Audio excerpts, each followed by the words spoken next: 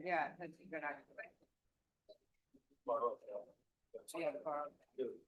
Yeah, and remember, when you hold it, so don't hold the bottom.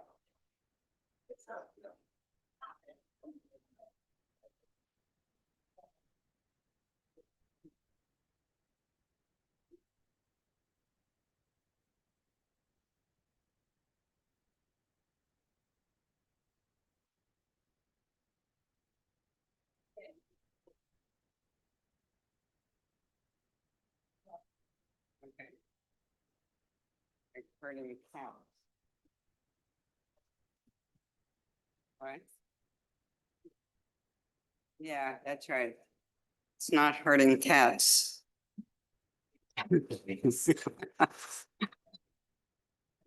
Okay.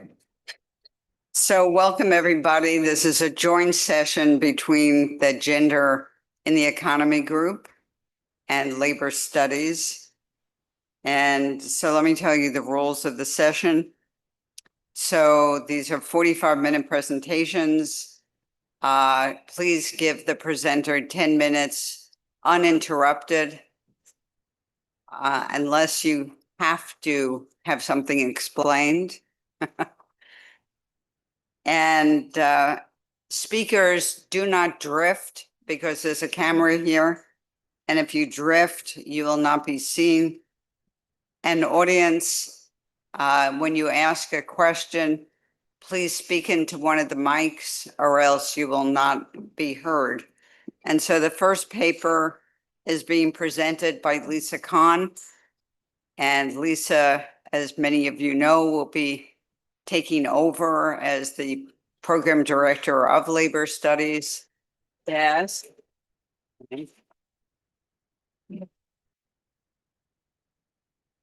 With Isaac Sorkin. And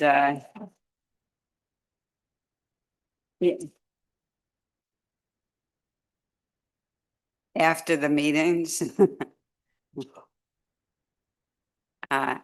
So I give her the floor and she's going to talk about gender targeting, newspapers, and lots of interesting things.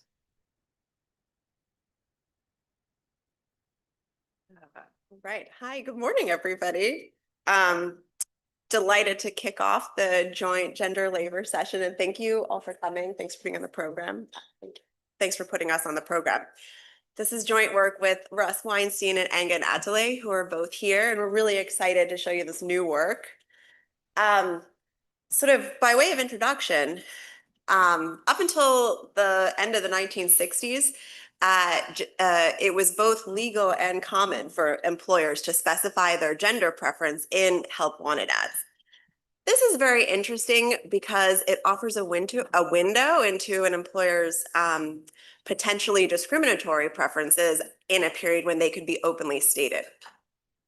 After the Civil Rights Act and about a decade of legislation and guidelines revisions, the practice eventually fell out.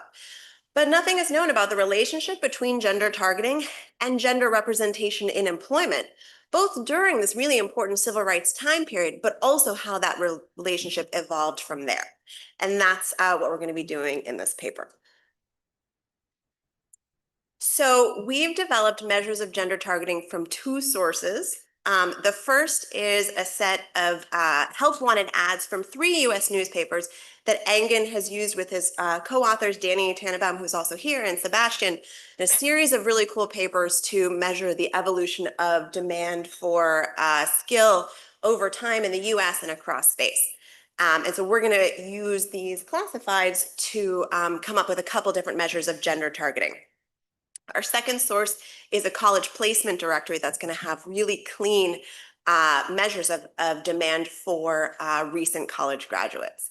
So with these two data sets, we're going to be able to offer a systematic characterization of gender targeting in the period of time when it was legal to do so, and show you, or I won't actually show you in the interest of time, but the paper has a lot on the relationship between gender targeting and job characteristics.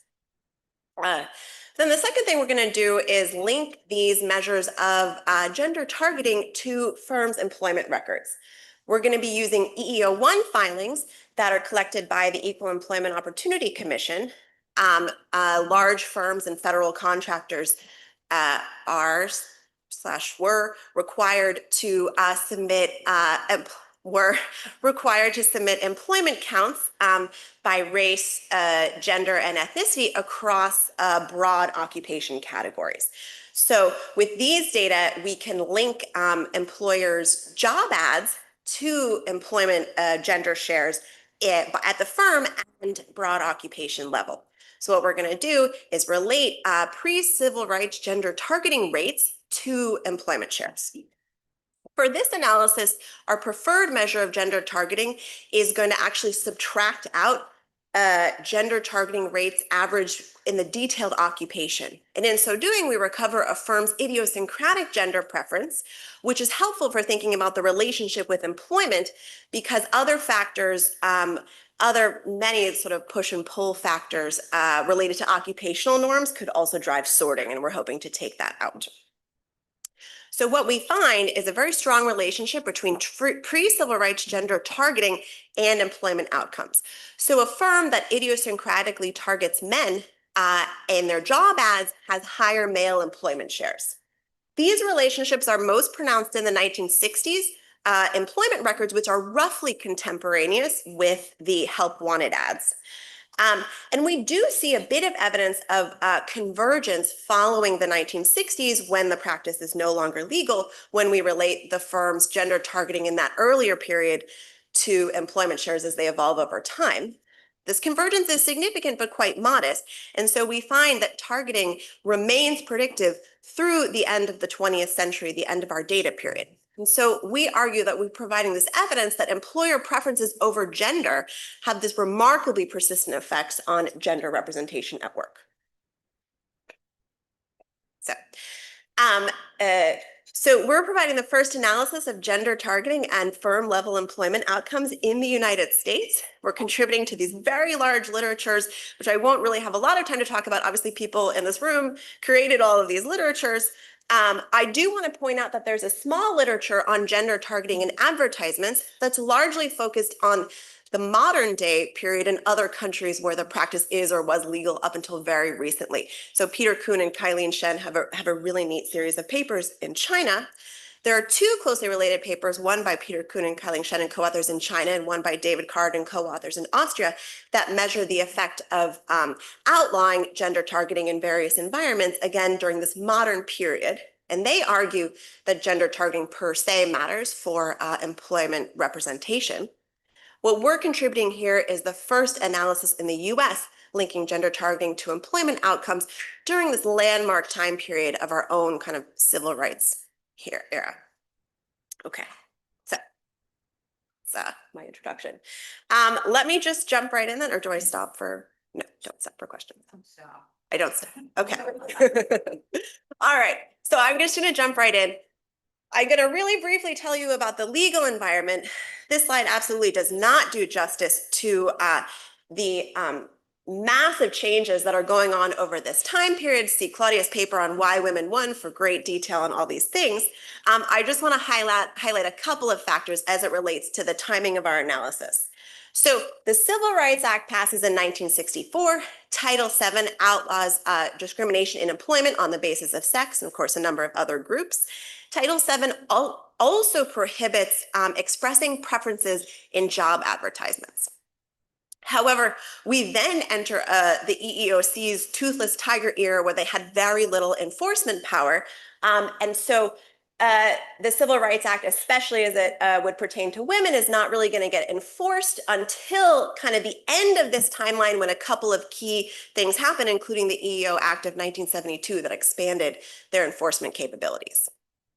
During this time period, there's also quite a bit of legal activity surrounding what employers could do in their job advertisements, and that especially centered on whether employers could place ads on segregated newspaper pages, where pages would have headers, help wanted male, help wanted female, and whether that's legal.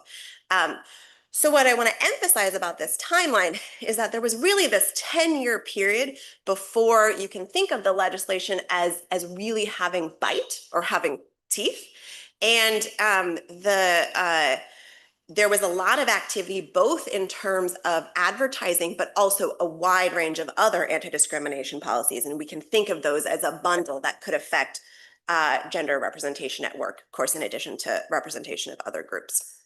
And so when we look to see whether there's effects of these legislation, we're going to be thinking of from the early 1970s onwards as kind of the after period here. Okay. So let me dive in and tell you about the data sets that we're using. So the first data set are these help wanted ads from 3 major US newspapers, the New York Times, the Wall Street Journal, and the Boston Globe. These data are used by Engen, our co-author, and his co-authors Danny Tannenbaum and Sebastian Sotelo and others. We're going to lean heavily on their previous work, which obtained raw ProQuest text files and cleaned the ads, assigning boundaries of the ads, finding the job title, imputing an occupation, measuring skill requirements. And they did all of this before AI. So it was really very impressive. So we're going to lean quite heavily on what they've done, and then we're going to add a couple measures of gender targeting. So the classifieds on the right show you the first measure of gender targeting are whether the ad is posted on a segregated male page or a segregated female page. The classified. Can you just say the month and the year of those ads?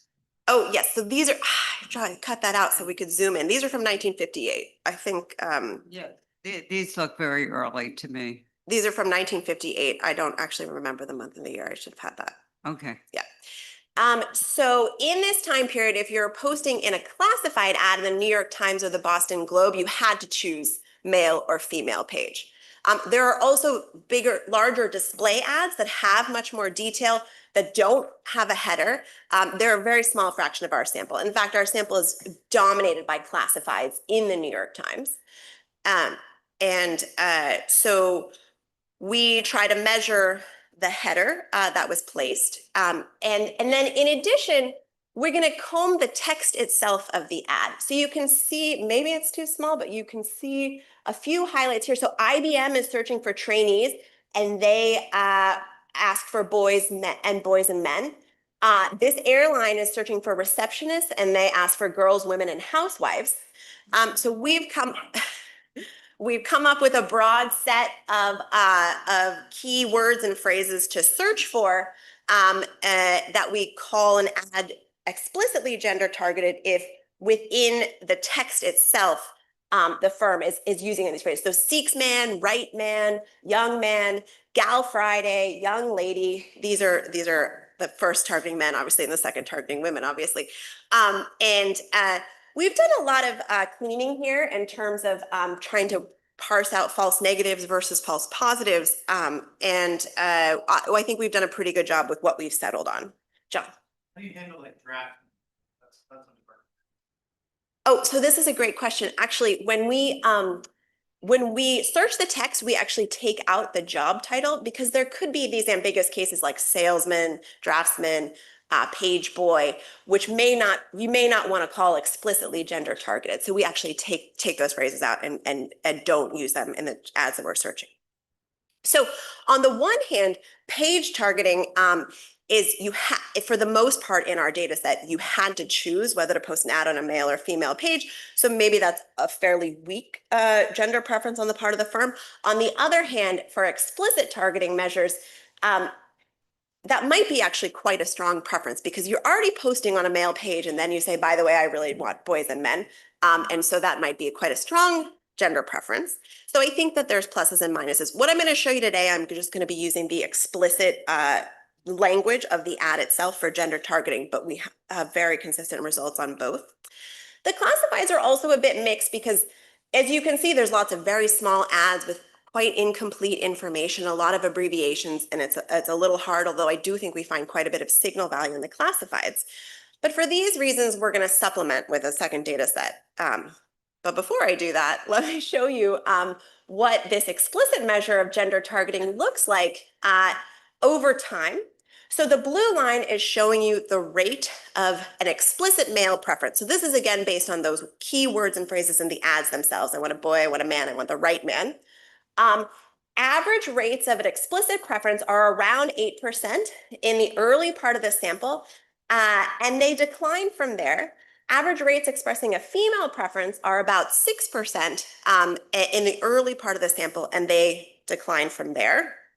I'm showing you some key pieces of legislation, including the Civil Rights Act, where you don't particularly see any dramatic change right around the Civil Rights Act.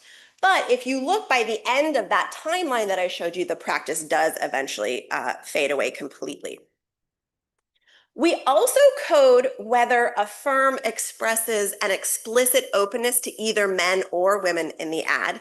This is not very common in the early part of the time period, and it really peaks in the 1980s, and it actually peaks because of the phrase equal opportunity employer M/F, and we pick that up as well. This peak in the 1980s is very interesting, but so far we're not doing anything with that. In fact, what I'm going to focus on for the rest of the talk is a broader measure of average gender targeting over this whole earlier period. We're going to start that average in 1946 and go to 1970. We begin in 1946 because World War II had a number of interesting in their own right gender dynamics that might not be representative of business as usual gender discrimination. And so we're going to clean out that period for now. And then we're going to go all the way till 1970 because there is significant gender targeting through that period.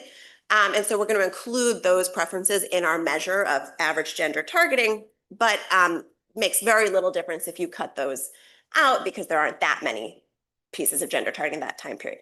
So for using these newspaper data sets, I'm going to be averaging this 1946 to 1970 time period. That's what we're doing for the classifieds. And then I mentioned that we have reasons why you might find these a little bit noisy or might find the gender targeting measures a little bit ambiguous in light of there being both page targeting and the language of the text itself. So our second measure is going to be these college placement directories. So the college placement directories, there are 4 editions. We're going to be using the 1958 edition. Yeah, Larry? I think another indicator would be, are you reducing it before, you were required to? So you could think of 2 parameters. What's the average of the period? You also might think you would distinguish from those who just held out and kept targeting until 1970 probably very different. This is a great comment. We should absolutely explore the dynamics further. Parameterizing that way could be really nice, especially in light of there's going to be quite a bit of noise here. That's a great suggestion.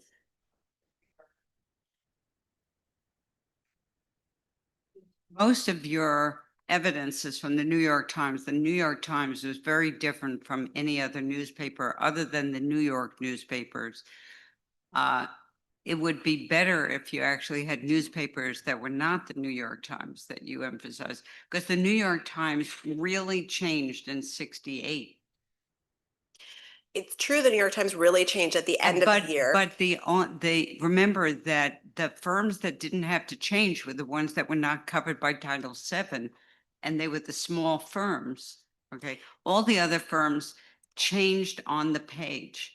So that's an interesting point. And just to this last point, when we do this time series, just restricting to firms that we're going to be able to match to the EEOC records, which are large firms, we see the same pattern. So there are still some holdout firms within the sample, which, as you mentioned, is largely dominated by the New York Times, even in this later period. The text of ad versus the page targeting, which went away entirely in the New York Times after 1968, the text of the ad itself is much harder to verify. Nobody's going through prior to natural language processing, and I went through.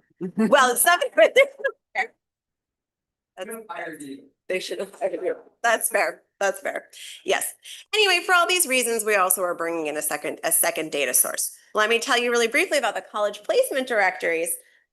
So we're going to be using the 1958 edition. From the preface of these directories, the authors found the 1953 edition was so successful that they wanted to continue to produce more. And so they surveyed firms. They asked firms, who are you hiring this year and what does that look like? And they did complete revisions in each of these periods. Interestingly, the 1965 edition does not include the gender preferences that I'm about to show you for the 1958 edition because it was officially illegal. The college placement directory from the preface was designed to serve several groups. So it was designed to help college graduates find firms, designed to help firms find good workers, and it will be of inestimable value to our busy professors and college placement officers who are constantly asked for answers to the questions, where can I get a job? So that's what this directory was designed for. It's going to be very clean. The entries in this directory is as if they knew we were going to scrape them one day. They're that clean. So here's an ad from Rochester's most famous company, Eastman Kodak.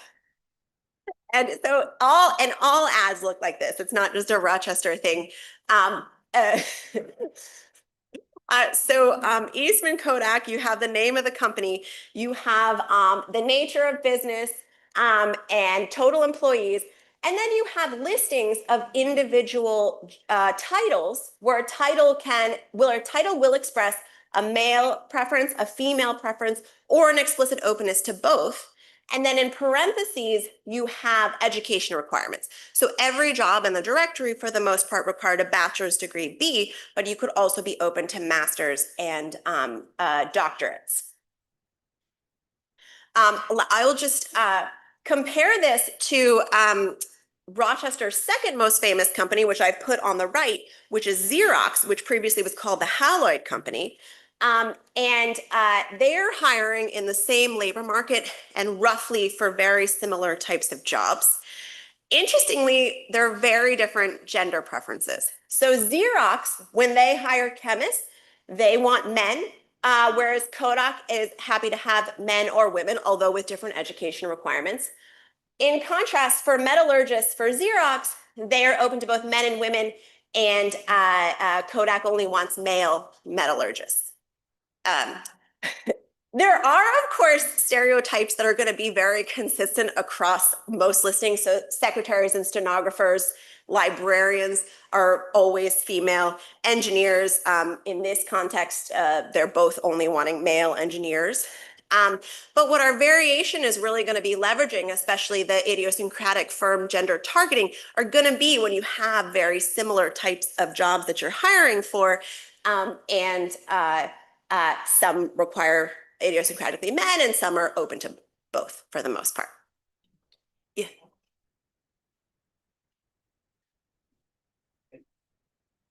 All right, try to speak into a mic.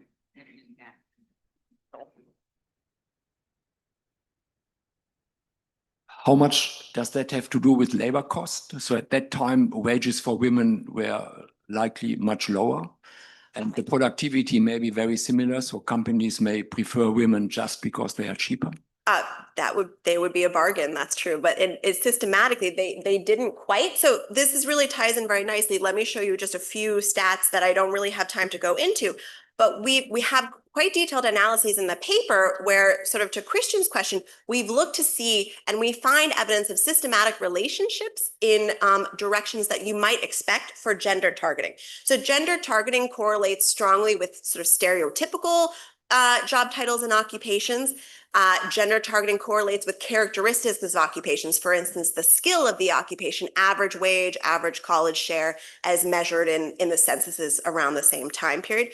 So there are these systematic relationships in the direction you might expect. In the classifieds, for instance, gender targeting is correlated with other attributes of ads that we can measure in, I think, intuitive ways. So for instance, ads that are more likely to specify a male preference are more likely to ask for a married person, also have details in the ad that indicate an irregular schedule, like weekend work, night work, long hours. Ads that specify a female preference are more likely to ask for an attractive candidate and more likely to have keywords that specify a regular schedule, like Monday through Friday, 9 to 5. And so there are these systematic relationships. In the directory, where every ad has gender targeting, the vast majority target only men. There are some that target only women, but they're very much the stereotypical secretaries, librarians, nurses. And then there is a big chunk that allow for both. So while there's this substantial variation in a systematic fashion that we should expect, we also look to see that there's substantial unobserved variation within these characteristics. So for instance, if you measure gender targeting and relate that to detailed occupation fixed effects, job title fixed effects, the R squared does not really account for much of the variation. And so there is a lot of variation underlying these systematic patterns, and that's what we're going to be using in our regression analysis later. Yeah. That required gender preferences, you couldn't just leave it blank, or That's a very good question. Empirically, there were 2 listings that left it blank, and there were 2 listings that left it blank. But we don't have the instructions that they gave to employers, I don't think. But empirically, everybody did.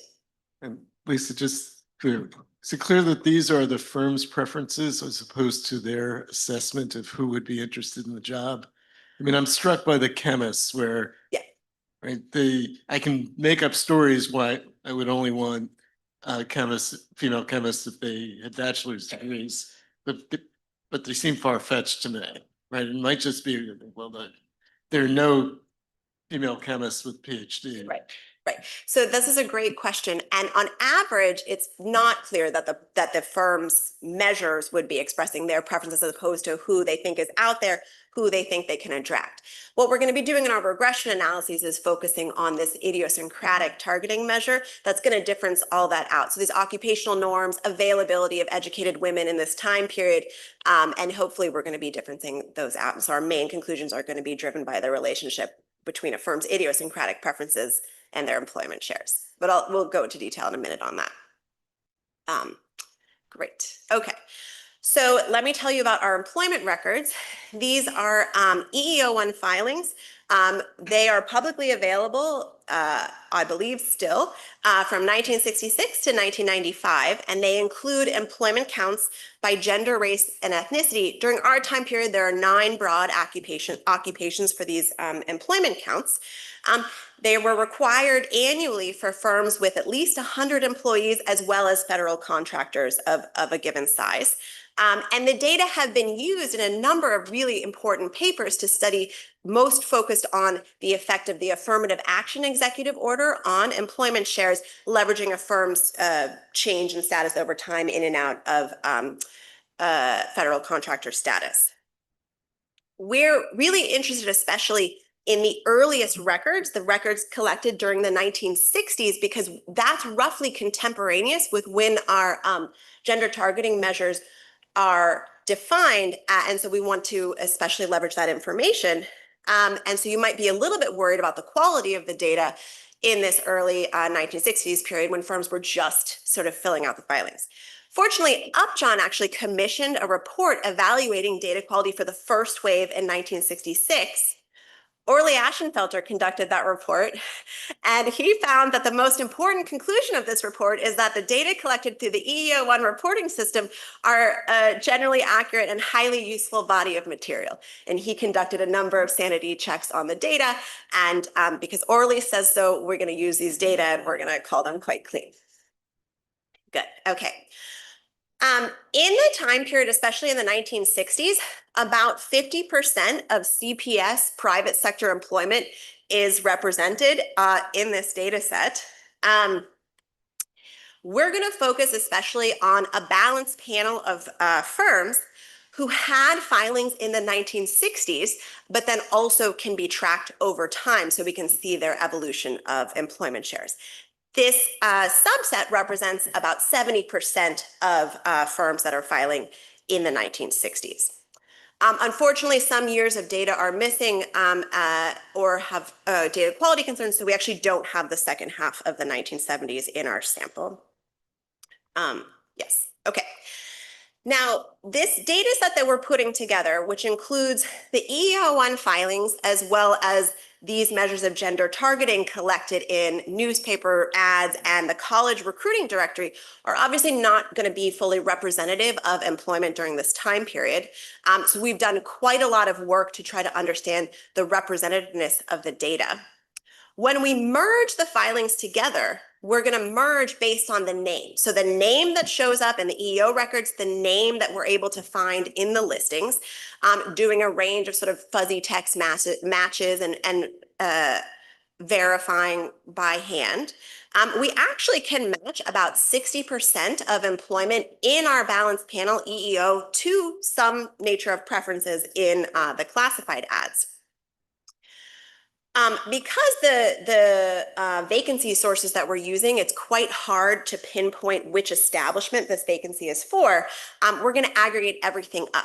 The EEO records consist of individual establishment filings, but they also include an employer identification number. So we're just going to average, we're going to sum up all employment within an EIN, and then we're going to average the gender targeting measures within the EIN as well. So we just sort of think of this as there's some ads that are out there that pertain to one of this firm's establishments, and they could be a noisy representation of generally what this firm is thinking regarding gender preferences.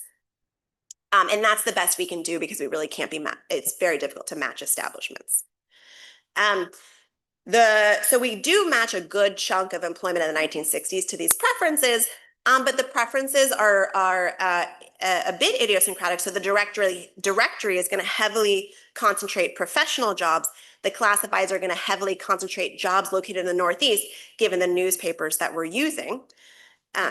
Just one other thing that you may want to point out, which is that the majority of those ads never had an employer because they were agencies.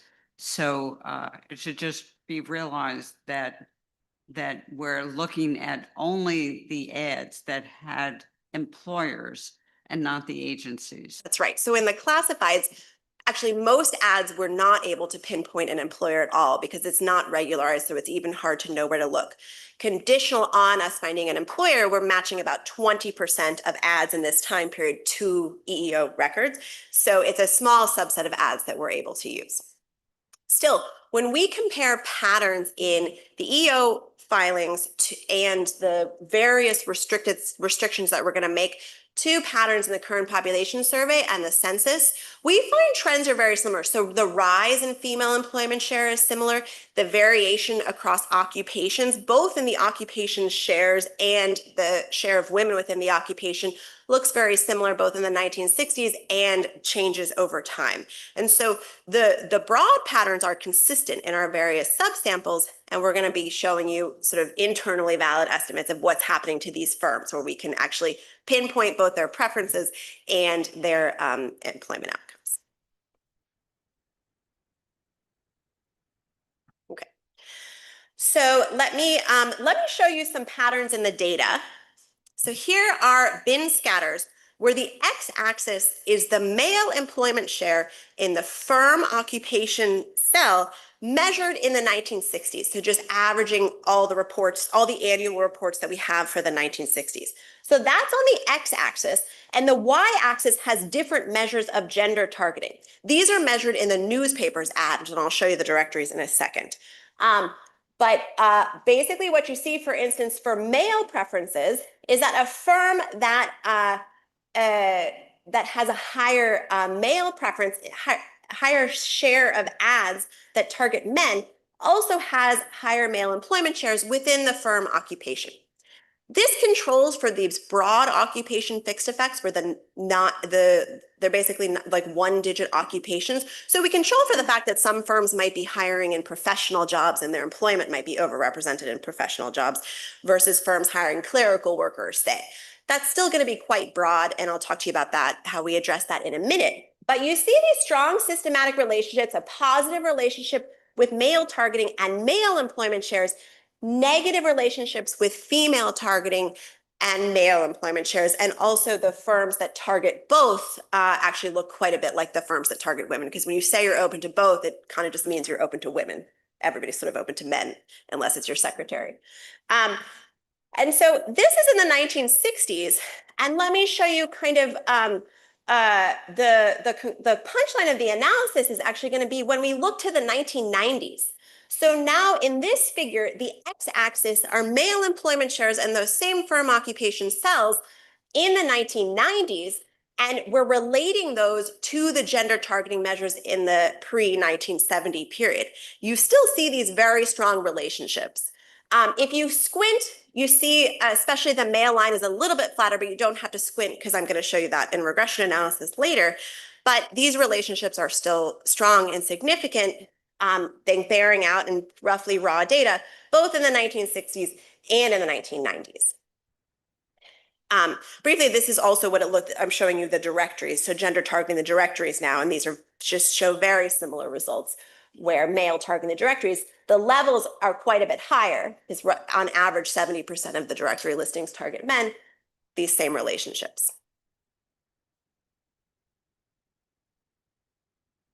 But as we've already discussed, as Kevin raised, there could be other factors driving these sorting patterns beyond the firm's preferences themselves, especially because by using these broad occupation employment shares, we could be masking quite a bit of heterogeneity.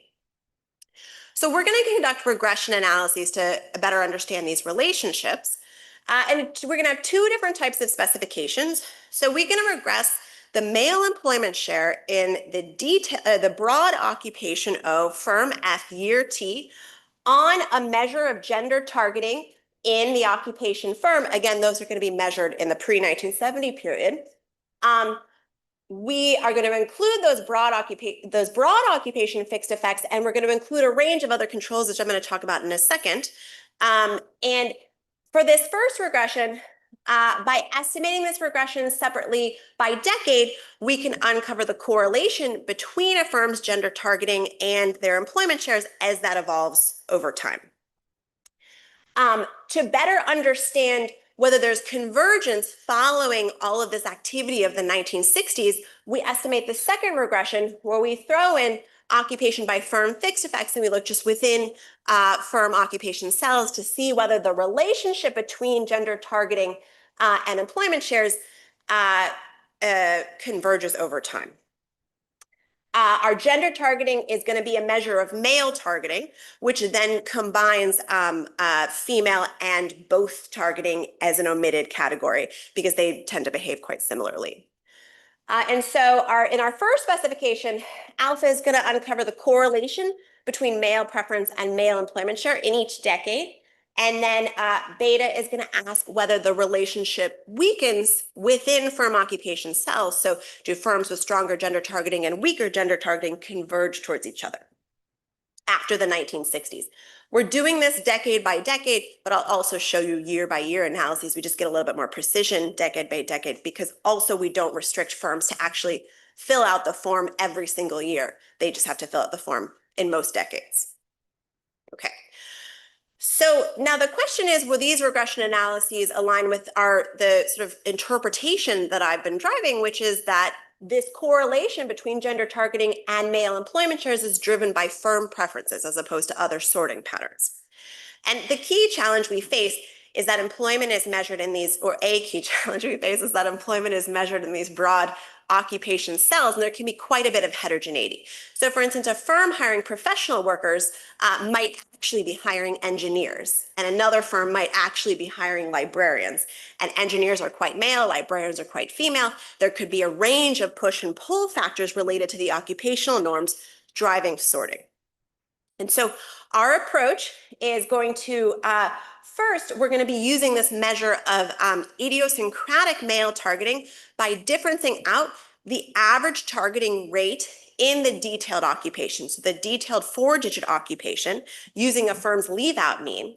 And then we're going to aggregate that up to the broad occupation title, to the broad occupation category, using the firm's ad distribution as weights. So using the firm's ad distribution within a broad title, a broad occupation as the weights.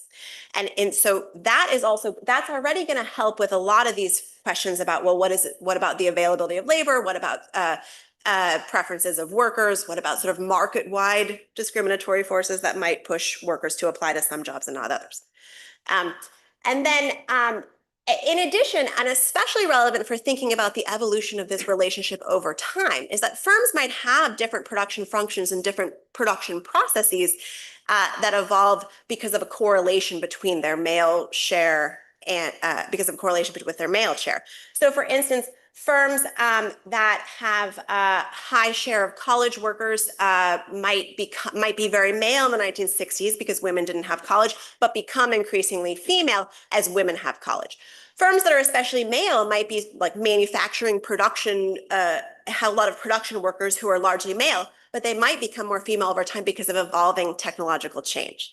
So we're also going to include a range of controls measured in the census, the male share in the 4-digit occupations, the average wage, the college share.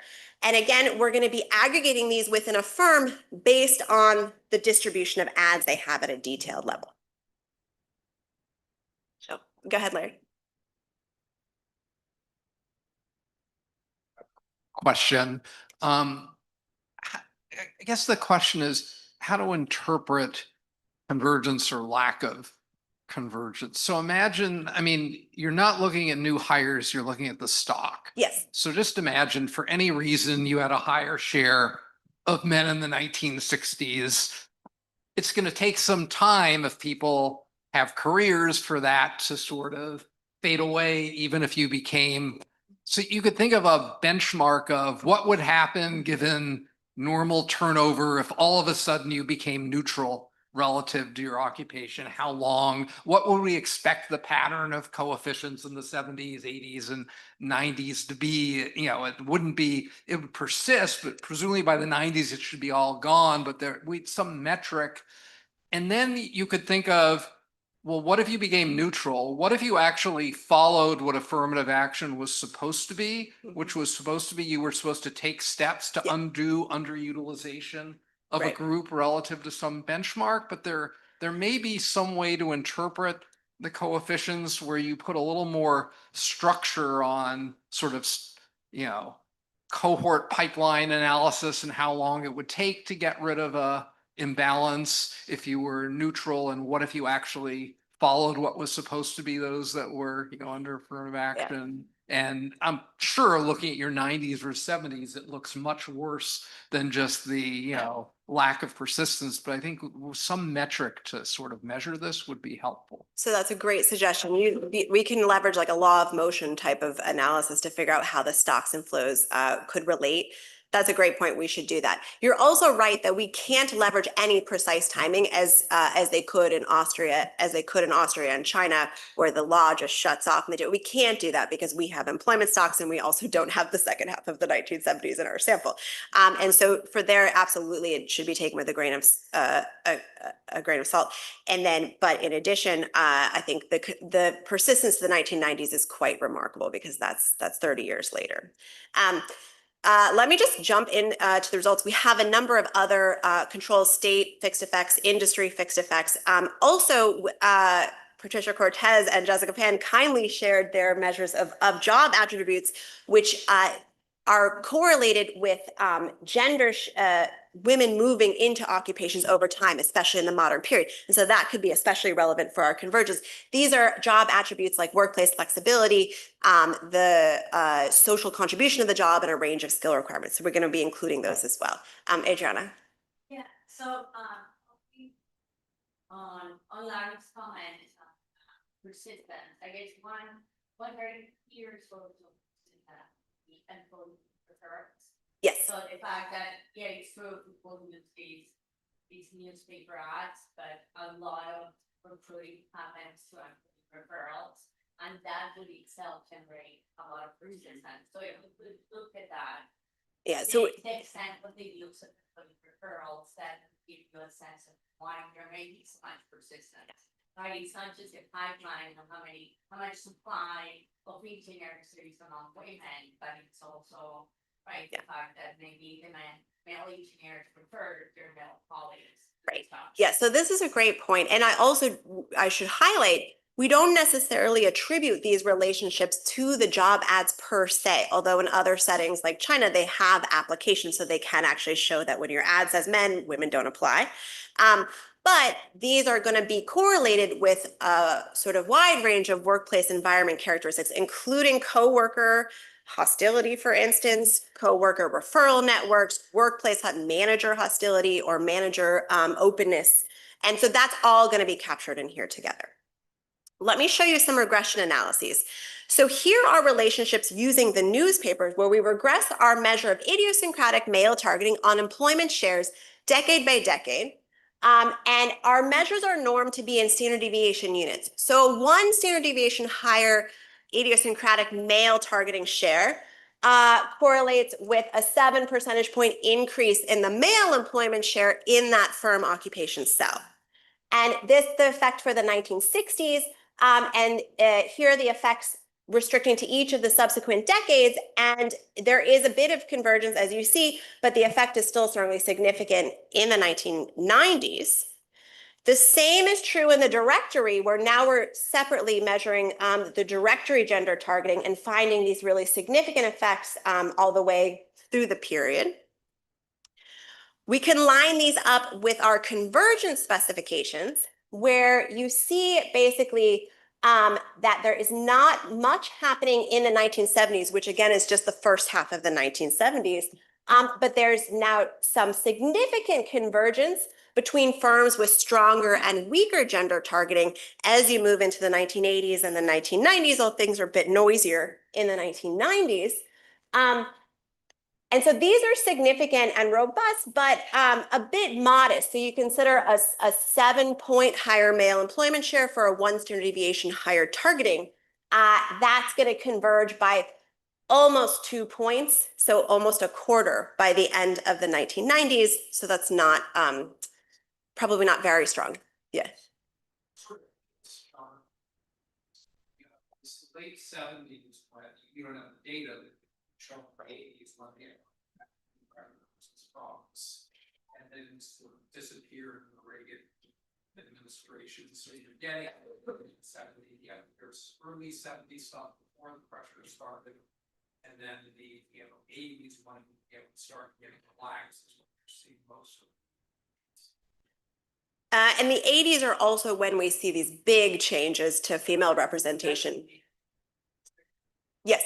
Oh, fair. Missing the late 70s, so I'm interpreting that. I see. There's a lot of convergence for the 70s that show up in the 80s. Yes, it should. Yeah. Oh, I see. And then it sort of persists. Oh, thank you. I see. Yeah. So then that's a good interpretation. That makes sense. Good. Okay. We also do this year by year, and you see the same thing, but it's quite noisy. And we've also targeted a range of robustness checks, including functional form, because actually in this time period, male employment shares are extremely high, and you might think they have nowhere to go but down, especially in discriminatory firms. Functional form is not an issue.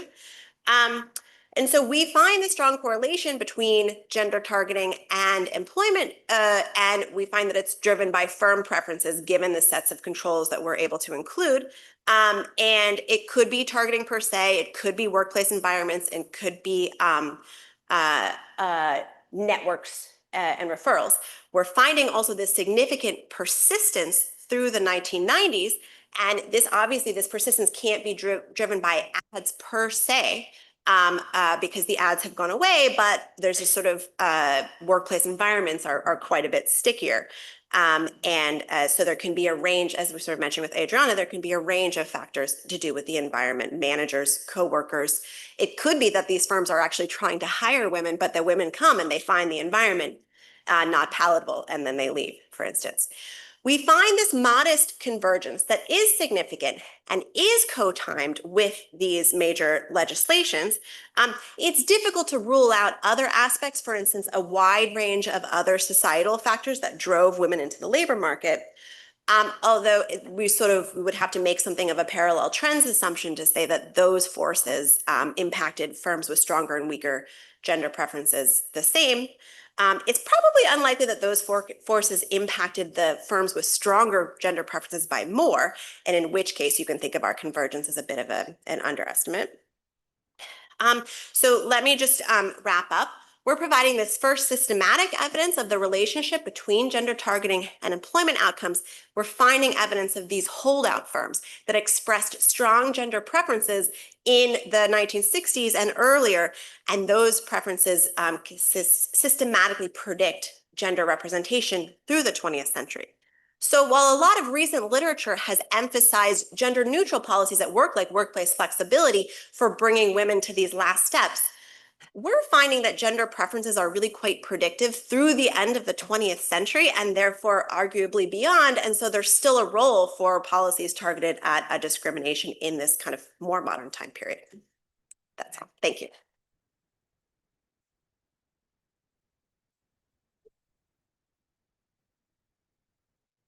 Okay. So the next paper is Tom here.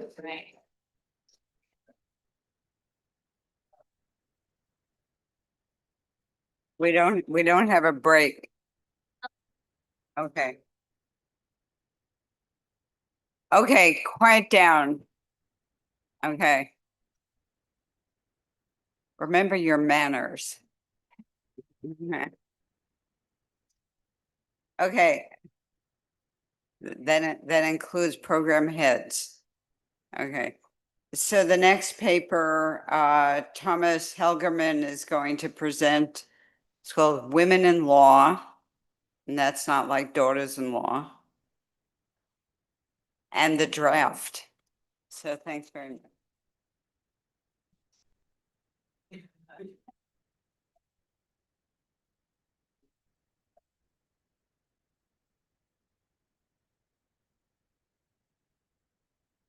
Thank you, Claudia, and thank you to the organizers for including our paper today. So this is joint work with Ben Pyle at BU Law. So to kick us off, what I want to do is start out by talking broadly about the relationship between women's enrollment in law schools and the military draft. So what I have here is the fraction of all law students that are women in the US between 1940 and 1967. So there's two pretty clear humps in this data series. You might be able to tell just from looking at it that those correspond with military conflict. So it turns out that if you just take national inductions, that predicts basically all of the variation in changes in women's representation in law schools over this entire period. So this relationship actually breaks around 1967, right? So if you kind of look around the Vietnam War, right, where the draft is even ramping up in the US, you see kind of a divergence of these two series, right? As inductions go down, we see a very, very rapid increase in women's representation in law schools. And so today, what I'm going to talk about is this period specifically. So we're going to try to understand what drove this divergence. Why did things change so abruptly around 1967? And so I think the best way to kind of illustrate why this might be happening is to split up enrollment into full and part-time programs. So what I have here in black is the full-time programs, gray is part-time programs. And so law schools, both today and also during this time period, were stratified. In particular, the prestigious programs all operated full-time, and part-times were generally thought of as less prestigious. And so as you can see, kind of for the 40s and 50s, women's representation was generally higher in part-time programs. So that relationship changes very abruptly starting in 1968 and then doesn't reverse for the rest of that time period. So what I'm going to talk about today is to give a direct policy reason why we might expect that reversal to change. And I'm also going to argue that this was really important for both women's access to law schools as well as access to jobs later on in their career. So we're not the first people to point this out. So the idea that something is happening around the time of the Vietnam draft was first argued by Donna Fossum in the early 1980s. Specifically, what she argues is that the military draft of men began to disrupt the enrollments of law schools. And so because there was a threat to tuition revenue, they then shifted to enrolling more women to stabilize their tuition bases. This corresponds roughly with the time series evidence. So there's a paper, a more recent paper, just kind of looking at patterns of women's enrollment from 1947 that kind of dates the break in this time series to the start of the Vietnam War in 1964. So the issue, I think, one, is that we don't really have any direct causal evidence about the connection between these two things, but also when law schools were asked in 1970 if they started to enroll more women in response to draft pressures, all but one of them said no, right? So we're going to hopefully add to this evidence here to provide some of the first causal evidence that these two things are related. I also want to talk very briefly about kind of the very, very vast literature on the Vietnam draft and position our paper within this. So there's a lot of papers that focus on how the draft impacted men's outcomes. There's also been attention on how it impacted fertility patterns in marriage. Enough time has passed now that we can look at intergenerational impacts of draft eligibility. What there hasn't been too much work on, at least as far as I'm aware, is impact on women's outcomes. So we're going to add to the one paper that we found in this area and start to kind of understand how the distortions created by the draft affected women as well. So specifically, we're going to focus on a 1968 change in deferment rules, and we're going to ask, did this improve women's access to law schools and the bar? And so the research design we're going to leverage is very simple. We're going to run a difference in differences design where we compare enrollment at full-time programs relative to part-time programs. So this is mirroring the variation that you saw in that previous graph. And this is going to be for a very specific reason. So I'll talk later in detail about the reason that we do this, but broadly, full-time programs are highly exposed to this change in deferment rules that happens in 1968, whereas part-time programs are broadly unaffected. And so we're going to leverage that variation to try to understand how this increased draft pressure for men led to changes in the behavior of law schools. So the first thing we're going to look at is the impact on legal education. So we're going to bring in digitized data on law school enrollment. Importantly, we're going to be able to measure enrollment within institution for both full-time programs and part-time programs separately. So we find around a 2 percentage point increase in the fraction of students that are women in the first year. This, I think, on face seems like kind of a small result. Women's baseline representation in 1967 was around 4.5%. So we're estimating approximately a 50% increase in 1 year in women's representation. We look at the heterogeneity of this response and find that these effects are concentrated at prestigious programs, right? So at the very top of the prestige distribution, we estimate almost a 4 percentage point increase. So women's representation is effectively doubling within 1 year as a response to this policy. We're also going to be able to speak to how this affects women who entered law in their career, how this affects them later on. So we're going to look at the impact on legal labor markets. And the way that we're going to do this is we're going to digitize the Martindale-Hubbell directories. I'm going to talk later a bit more about what these directories are and what they have, but broadly, they're essentially a near universe of lawyers that are practicing in every year. So we're going to find, kind of echoing our results for legal education, that there's an increase in representation of around 6 percentage points around 6 years after admission to the bar. But we're also going to document very large effects on a number of career outcomes. So in particular, we find a very substantial increase in the likelihood of women working as an associate 6 years later, working in a private firm 6 years later, and making partner 13 years after they're admitted to the bar. So to start, I want to give an overview of how the draft works. I know that for this audience, this might be a review for many, but just so we're all on the same page, I'm going to talk quickly through the basics. So I'm going to be talking about the draft that ran in the US between 1940 and 1973. So broadly, how did this work? It was all run by local draft boards. So broadly, men were required to report to their local draft board shortly after turning 18. They were then assessed to determine if they were fit for service. They were broadly classified in kind of one of 3 categories, right? Either they were fit for service, they were not fit for service, or they had some type of deferment that they could claim. And that was kind of set. At least guidelines for draft boards were set at the federal level. And so we're going to focus today on 2S deferments, which are going to be deferments provided for graduate students. So you go to the draft board and say, I'm in law school, and they'd say, okay, when you graduate, you'll then be eligible for the draft, but for the next couple of years while you're in school, you would retain that deferment. And so I have pictured here on the left side a guide from the University of Wisconsin for students on kind of navigating draft deferments. And so I think what this illustrates is that institutions were very much invested and aware of their students' draft eligibility status. So we're going to focus specifically on the 2S deferment. I'll talk briefly about kind of how that evolved. So this emerges in 1951 during the Korean War. It was initially, and for most of the time it was happening, was applied uniformly across graduate programs. So there weren't until later specific eligibilities for specific programs. But very importantly for our context, part-time students were not eligible, right? So this goes back to the very creation of the program in 1951. And this is kind of the key thing that we're going to leverage here when we're trying to evaluate the impact of this policy change. So in general, throughout the 1950s and early 1960s, the Selective Service generally avoided drafting students, but this was revisited under the Johnson administration in the 1960s. So there were several reasons for this, including increased wartime need for manpower as the Vietnam War ramped up, a protest over biases in the draft system. In particular, people thought it was unfair that students who tended to be wealthier than the average member of the population were able to avoid the draft because of these deferments. There was also just a very large increase in the number of people claiming 2S deferments due to the baby boom. So this represented a pretty large potential pool of manpower that the government could draw on. So the policy that we're going to look at very specifically is in February of 1968. 2S deferments for all graduate students with a couple of exceptions are removed. So law students in full-time programs who could claim deferments now can't. There are exceptions for medical and dental students and other health professional students who can continue to retain deferments. And so I'll talk here very specifically about kind of how this applies to students in different cohorts. So if you are an incoming student in the fall of 1968, we're going to use 1L, 2L, and 3L to refer to students in their first, second, and third year of law school. So if you're incoming in the fall of 1968, you won't be able to obtain a 2S deferment. There are rules for existing students that are provided. So if you're in your first year in 1967, right, so you're in your first year of law school when this policy change happens, you can retain your deferment through the end of that academic year, but then you're eligible at the start of the second academic year. And for second and third year students, they are able to retain their deferment until they graduate, but then they would be eligible after that point in time. So we looked at some of the evidence in terms of what law schools think is going to happen. So the president of Harvard University testified to Congress that there would be very adverse consequences for Harvard law. A congressman kind of notoriously claimed that law schools would adopt a policy of admitting women, the halt and the lame, if this deferment for law students was removed. Yeah.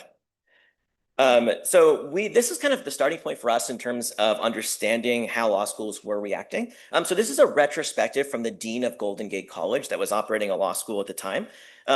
So they say, you can see here at the end, they say the new policy is going to hit the day division hard. Day division program simply means full-time program.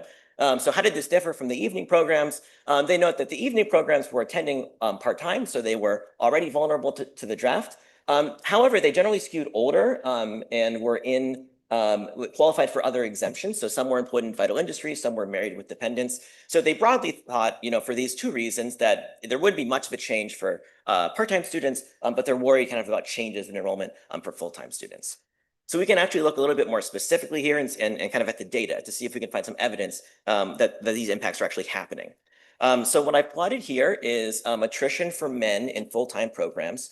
So this is a very simple definition of attrition. We're just looking at the fraction of people that we count in the first year that don't show up in the second year, and then the same thing for the second year to the third year. And so as you can see, right up top here with this black line, this is the share of the first year class missing from next year's second year class. We're kind of anchoring each year to the first part of that statement. So specifically, these are students in 1967 in their first year who are missing from the second year in 1968. And so you can see there's a very clear spike in attrition happening here. We think this is really helpful to understand the impact of the policy because there's no type of endogenous enrollment response, right? These are students that are already enrolled in law school when this policy change happens. And we think that probably these students are being pulled out of law school for the draft, and I'm going to provide some more evidence to that point on the next couple of slides. This cohort seems to be particularly affected. So you can see a spike here in attrition between the second and the third year, right? So this is students in their second year of law school who don't show up in the third year. So that cohort is affected. Importantly, so the students that are in their second year of law school in 1967, right? We know that they retain that deferment until they graduate, and we see no change in their attrition there. And so you can compare this to part-time attrition, right, which is generally higher, but broadly we see in the 2 years that we saw an increase, kind of a slight decrease here and here in part-time attrition. So we can also collect in a couple of years from the law school enrollment handbook that was provided to potential students, the percentage of students at each school that were dismissed for academic reasons. So if you kind of compare these to our measures of attrition across 1966, 67, and 68, you see that academic attrition remains roughly constant while there's this big spike in attrition that we see kind of unaccounted for by changes in academic attrition in 1967. So you can also actually see this in the labor market data. So we look at the Martindale-Hubbell biographies, specifically in 1981. This data is a little bit different than the data we use for labor markets later. But broadly, this is a selected set of biographies from lawyers at firms who chose to advertise. So this is selected, but broadly representative of lawyers at large firms. So we get a lot of really great data from this. So importantly, we can see your military service and when you served, as well as year of graduation, and then your birthday as well. So this is going to allow us to kind of look at if we can see evidence that there was some disruption to men in legal jobs as well. So this is just the count of all men that we see in every year. And so kind of, as you can see from this fitted line here, there seems to be men missing from these two cohorts, kind of roughly speaking. So this is the 1970 cohort. That's broadly students who are going to be entering law school in 1967. And then we see those impacts in the next year as well. Tom, Yeah. why don't you, maybe you're going to get to it. Why don't you just show the entering first year students? It's very, very clear that there are 600 women that increase from 67 to 68 that were not there before. I mean, that's like the clearest statement that there was a change. Just like the level change, you mean? Yeah, just the level change of the incoming first year students Yeah. to law school. Yeah. So I don't have the level results linked here. Why not? I mean, it's right there. So I can jump ahead to the diff results, which I think is the closest that we're going to get. This is going to look at the change in the fraction of students that are women. Yeah, but change in the fraction doesn't say, I mean, saying 2%, 4%, we're talking about fewer than 600 women. I know it made a very large change because they were a very, very small fraction before. Yeah. But it's 600 people. Yeah. So I do have results here in levels that I can show And you. another interesting question is how much this was anticipated so that schools actually went out and recruited. So how did we get 600 more women in law school? Yeah. So I can speak to that a little bit more later. So broadly, just in terms of the timing, you have this variation in the policy happening in February. Law school recruitment cycles tended to run through the end of the spring and often even into the summer. So we think there was a lot of scope, at least, for a response from law schools to change their enrollment strategies. We find very little evidence, however, that women are responding in terms of application behavior. So this seems like it's loading entirely on the change in law schools' enrollment strategies. In the levels, you see like a short decline in men's enrollment and a large increase in women's enrollment, just in terms of numbers. But again, I'll show the level results when I get to there. So the data that we're going to use to construct this panel data is from the Review of Legal Education. So this is all of the ABA approved law schools as well as non-ABA approved law schools that opt to report to the RLE. So we include these schools because a lot of them become ABA approved later. This is kind of one of the things that they do to try to obtain approval. So they're helpful to include. As I mentioned earlier, we're going to have enrollment separately by program type, so full and part-time program at the institution and sex level for women in every year.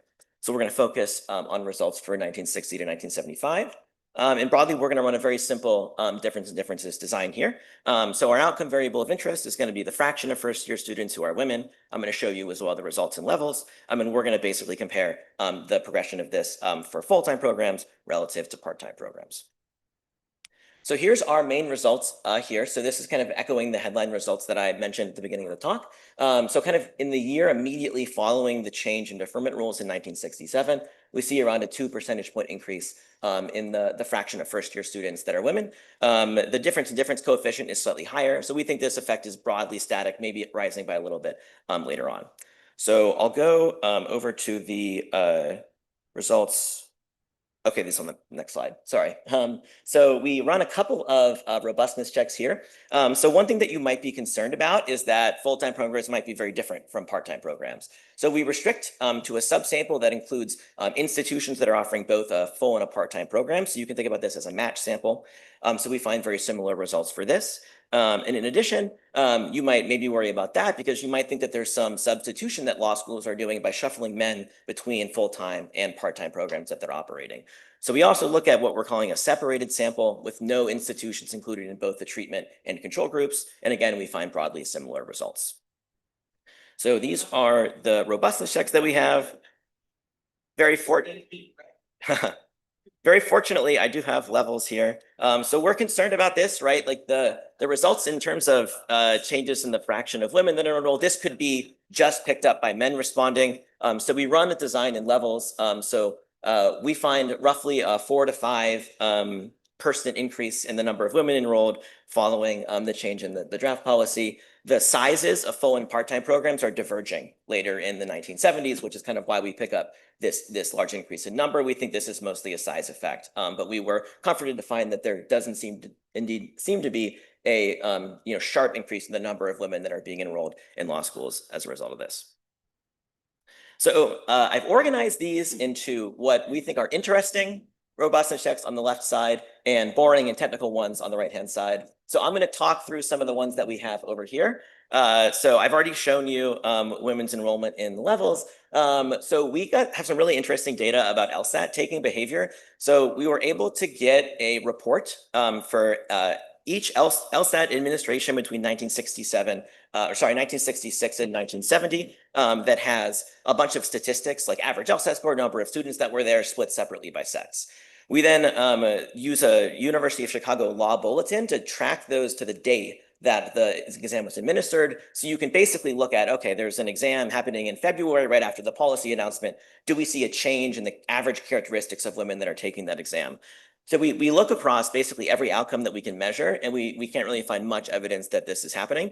I would say this is a bit of a surprise. You'd probably expect ex ante for there to be some type of response if there was an expectation to be easier to get into law school. We don't find much evidence of that. So we also look at doctors as a comparison group as well, because they're unaffected by this change in deferment rules. We find very similar results. We also look at cross-sectional variation across full-time programs in the amount of unanticipated attrition that they experienced between the first and second year of their program between 1967 and 1968. And so this is correlated, right, with the change in women's enrollment in the next year, and which I think suggests, maybe to Claudia's point, that law schools they have an understanding of what their attrition is going to look like and then are responding to that with their enrollment decisions in the next year. Yes? Subject to this rule, but there was a push where MDs went to NIH and did biomedical research. They couldn't get a department, so they're not totally outside of the scope. Yeah. Yes, I entirely agree. Our preferred comparison is definitely when we look at law students in full and part-time programs, but we were at least comforted that we see similar results, so that's a great point, yeah. All right, so we wanted to understand the heterogeneity of this response, right? And in particular, law schools care a lot about prestige, right? So understanding how this response varied across the prestige distribution. The problem is that in this time period, it's very difficult to measure this. So all the surveys that you might think of using initially, kind of most notably US News, are not published till the late 80s, early 90s. So what we do is we leverage a finding in a paper on this in the mid-70s that law school reputation is extremely highly correlated with the number of volumes in the law library. So this is something that we can measure. Libraries are surveyed in 1969. And we have counts of all the books in every law library. This is actually an input into the US News ranking today, though it was weighted higher before. You could imagine how this might be manipulated by law schools, but we're looking at variation that's happening basically 8 years before anybody pointed out this correlation. So we think this is plausibly not manipulated in a good proxy for law school prestige. So we're going to focus very specifically on the change in women's enrollment between 1967 and 1968. So to kind of explain what we're doing here, this is going to be a continuous difference in differences design, but what we're really looking is to characterize heterogeneity, not making any type of causal claims here. So for every full-time program, we're going to look at the change in the fraction of women they enroll in their first year between 1967 and 1968. That's this delta Y term here. We're going to subtract the average change in that same outcome for part-time programs. And so you can kind of think about this as like an individual school estimate of what their treatment effect is. And we're basically going to regress that on a flexible polynomial here on the right-hand side. And this is going to characterize basically how the responses of law school varied in the log volumes that they have in their library, which again is our measure of prestige here. So here's the results. And again, this is kind of echoing the result that I said earlier. So at kind of for schools at the top of the prestige distribution, we estimate a 4 percentage point increase in women's enrollment. And we can't reject that there's no response at the other end.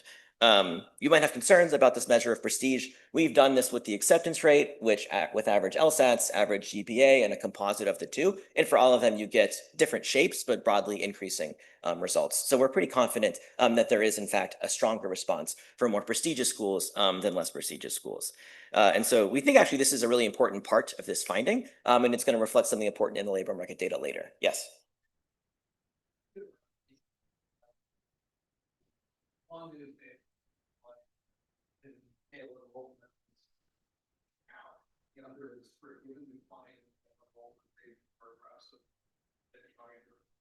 Yeah.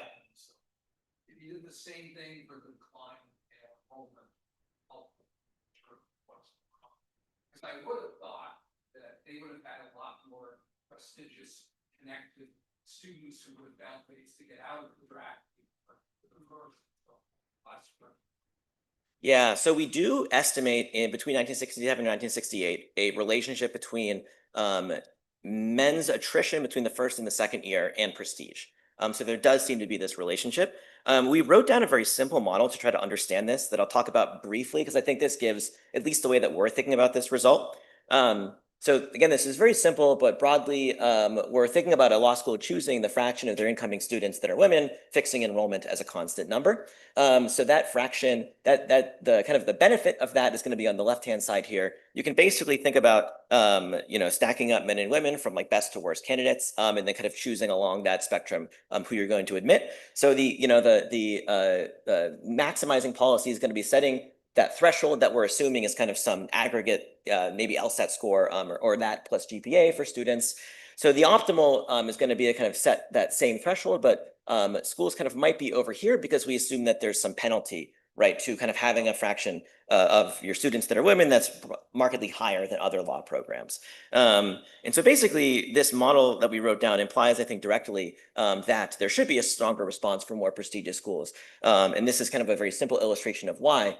So if you think about this change in deferment policy as kind of randomly taking a certain set of men out of law schools, that the kind of drop in average credentials is going to be higher for law schools that are pulling from the higher part of the distribution. To put it very simply, there are very few law students which have who have like a 180 on the LSAT. There's a lot more that have like a 160. So because of that, there's a larger incentive for those schools to try to recruit more talented women to avoid a larger drop in, say, LSAT score of their incoming class. So now I'm going to move on to the labor market data. So to kind of come back to this prestige point, it's clear that I think now, and it was also true back then, that going to a more prestigious law school kind of opens up career opportunities later on. So we're going to kind of see what the impact is on women's outcomes in the bar a couple of years after graduation. And so to do that, we're going to go back to the Martindale-Hubbell data. So we're going to use the geography section now. So this is a different section than the biographies that we looked at before. This is going to be a near universe. The estimates of the time put it at around 90% of all practicing lawyers in the US. And so we're going to get a couple of really good pieces of data here. So we have the name and the birth year of each individual, which we're going to use to impute gender. We see what law school they attended, and we see what year they were first admitted to the bar. So this is going to be our key proxy for graduation year. For most law students, the year that they're admitted to the bar is the year that they graduate law school. Some of them don't pass the bar and have to retake it, but we think this is probably a good proxy for when they're graduating. And we're also going to impute the type of work that they're doing from the text. So you can see that a little bit here. If you see this A symbol, that's symbolizing that they're an associate. So we're going to be able to see if they're an associate, what type of firm they're working for. You can see some firm information here. We have that kind of matched to individuals as well. And we're also going to be able to measure if they are a partner of the law firm that they're working at. So we're going to use a spattering of years here. There's really nothing special about these years. They're kind of a random assortment between 1965 and 2000. We are working right now on building a panel between 1965 and 2000 that's continuous to measure this better. But for now, I only have a handful of years. So these results might change as that fills in. So what we'd like to do is measure outcomes at a fixed follow-up period. Right, so for, say, women that are admitted to the bar in 1970, we want to look at their outcomes, say, 6 years later in 1976. And then for every cohort, look at their outcomes 6 years out to kind of look at this change over cohorts in legal career outcomes, kind of at a fixed 6-year mark. So we're going to do that kind of in maybe the short and then the medium to long run, 13 years after admission. So unfortunately, right, with the data that we have, we can't do this exactly. So what we're going to do essentially is for every cohort, match them to the year of data that we have that is closest to that point in time. So this is going to be approximate. And we have several years here, so we're hoping that we're going to kind of most of these cohort effects here are going to be a wash. So kind of fixing the year that we're measuring these outcomes is going to allow us to run a very similar event study to what we did before. So kind of the major change here is going to be that our outcome now is going to be some indicator of career status, and I mentioned a couple of those outcomes on the previous slide. So kind of the key empirical challenge here is that we don't in this data see full or part-time status, right? Regardless of whether or not you graduate from the full or part-time program, your legal degree just says a particular institution. So what we're going to do here is leverage the fact that there are many institutions that are operating in this time only a full-time program or only a part-time program, or broadly, most of their students are being pulled or graduated from the part-time program, so that we kind of can use that variation. We're going to throw out schools that are graduating a lot of full and part-time students. So just to give you a sense of the raw data here, this is just kind of using the Martindale-Hubbell data, graphing the fraction of people that are or lawyers that are women kind of by a graduation cohort. And so I have this 1971 cohort marked here. So if you're entering in 1968, you would then graduate from a full-time program at least in 1971. So that's kind of where we'd expect these differences to emerge. And so as you can see kind of here in the raw data, we see this gap open up between full and part-time programs in terms of representation. What I want to point out here too is that if you look, we also plot the figure for full-time and part-time programs. That looks broadly similar to full-time programs. So we think that there's probably broadly similar effects happening there, that we're not really able to say much about that. So this is our baseline event study and representation. So the outcome here is just going to be the probability that a given name, we're going to code that as female. So we find no evidence of changes in that probability between full and part-time programs in the late 1950s and 1960s. This is going to change pretty markedly starting with that 1971 cohort. And so our headline difference in differences result here is that we're estimating around a 6 percentage point increase in women's representation in the bar. This is 6 years after they graduate. We're also going to look at a couple of career outcomes that lawyers tend to care a lot about. The first is going to be the probability of being listed as an associate in the data. So we have a lot of noise in this at the moment. So I've kind of collapsed these into 2-year bins, but we find evidence of very strong effects. Again, starting with this 1971 cohort. So for women, this is around a 12 percentage point increase. Just to kind of set context here, the baseline is very low. So the kind of the rate in the population here in the 1960s for women is around 5%. So we're finding evidence of very, very large impacts on the probability of being listed as an associate. And we kind of think this is connected with the heterogeneity finding, right? Women are kind of getting in to prestigious programs they might not have had access to before. And it seems very plausible that being able to go to those programs could make it more likely that you become an associate later on. Yes? Question about levels.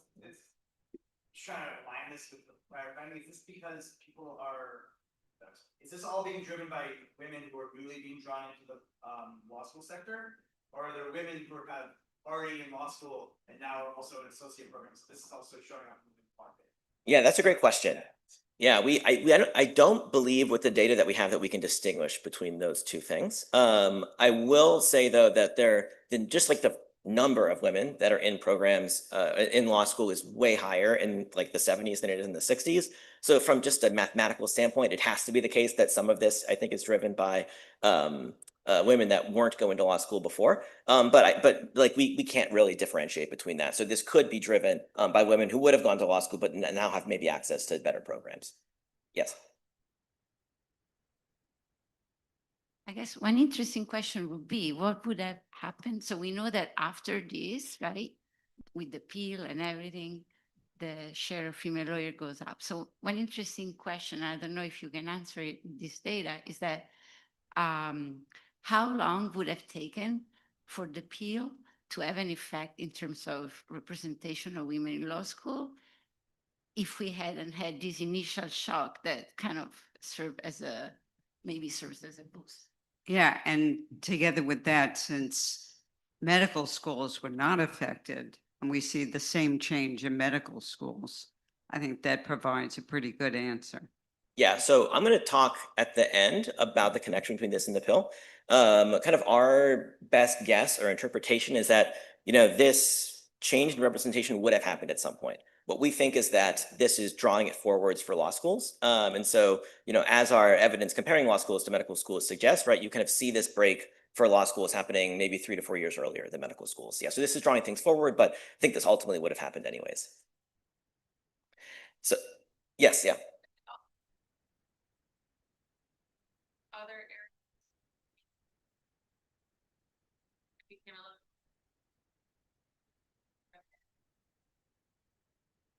Absolutely, yeah. To the extent to which, norms were changing across professional programs. Ultimately, there are a lot of things happening in the 1970s. Many of them seem to have influenced professional education. I don't think can speak to exact, one happening relative to the other. Our best guess is that a lot of these things matter, including that. But, we can't really differentiate that from many of the other explanations at the time. So another outcome that we look at here is the probability of working at a private firm. We find very similar results here. And so this kind of, I think, explains the results in the previous slide in that it seems that women are kind of moving into private firms, largely thought of as more prestigious in the law world, relative to, say, working for the federal government or state government. We also wanted to look at some type of long-term outcome, right? So what we kind of chose to look at is probability of making partner. So those are our estimates here. So we estimate a 7 percentage point increase that is statistically significant, but again, very noisy.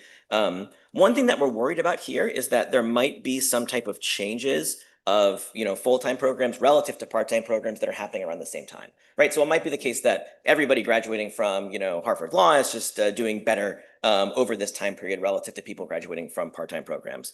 So for all 3 of these results, we have the results for men plotted as well. So it seems pretty clear from the results for associates as well as the results for private firms that there's really nothing changing for men.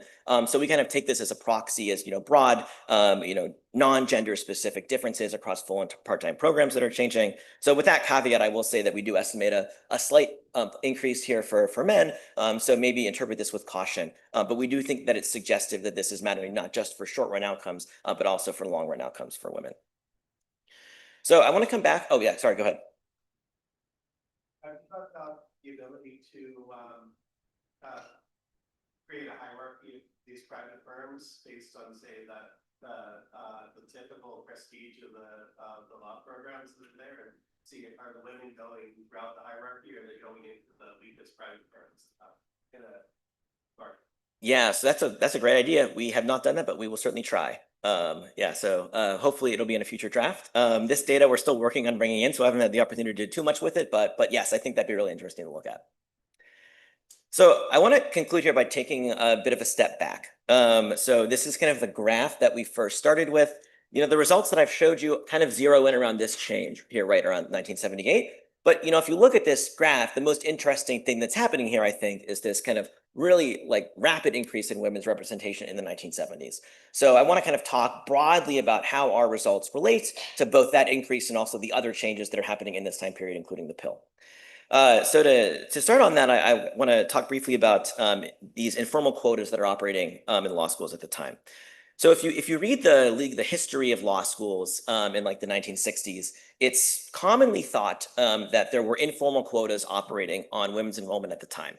The kind of issue in terms of an empirical perspective is that pretty much all of this evidence is coming from women who attended law schools in the 1960s and are reporting something that, say, an administrator said, or the dean said, or a faculty member said.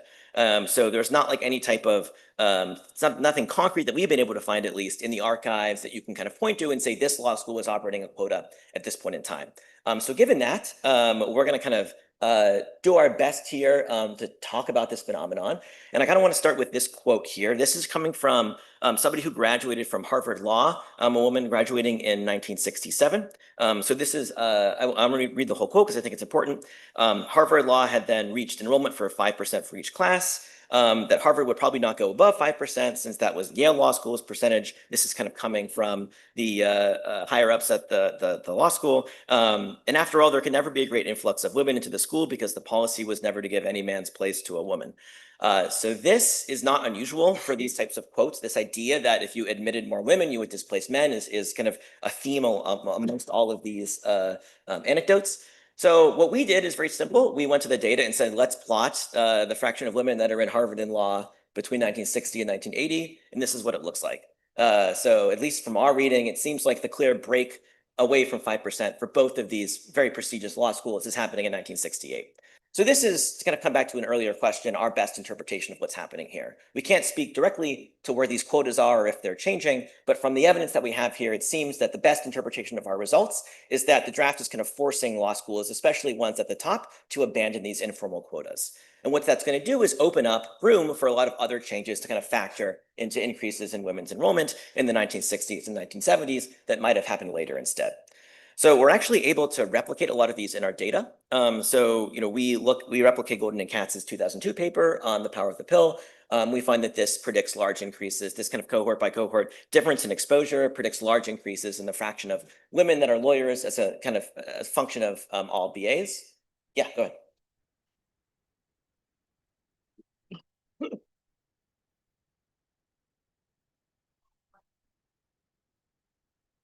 Yes, yeah.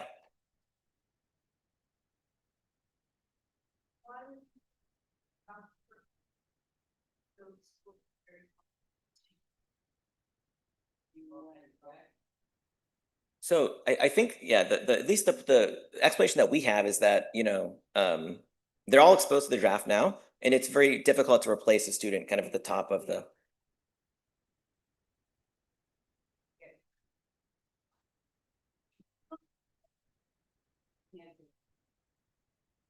Yeah, so there's limited room to get a different type of deferment. And yeah, these students are kind of hard to replace. It's not like there's a lot of students with kind of, like top LSAT scores that aren't already going to other institutions, right, at the time. Okay.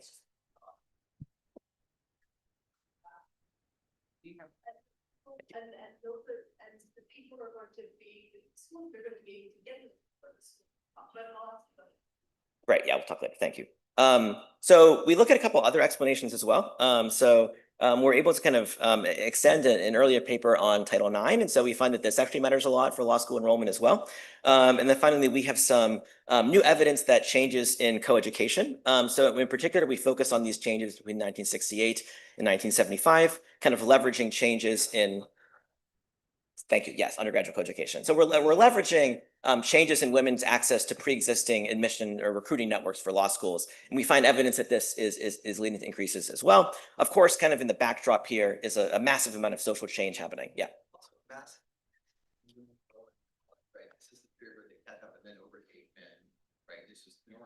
No, that's 82. They're increasing. Okay. Right, but I mean, the peak is 73, right? I think falls. So yeah, so there's a huge supply of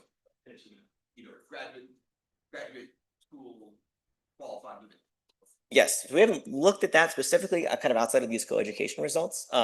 But yeah, so kind of our broad reading of the evidence is that there's a lot of reason to believe, within our very specific data on lawyers, that a lot of different things kind of matter for what we're observing here. None of these really are occurring quite as early as the change in the draft, right? So again, our preferred explanation here is that this is kind of breaking down some of these informal quotas and then being reinforced by a lot of things that are changing later on to kind of lead to this large increase and allow it to happen a bit earlier than it might otherwise have. Thank you.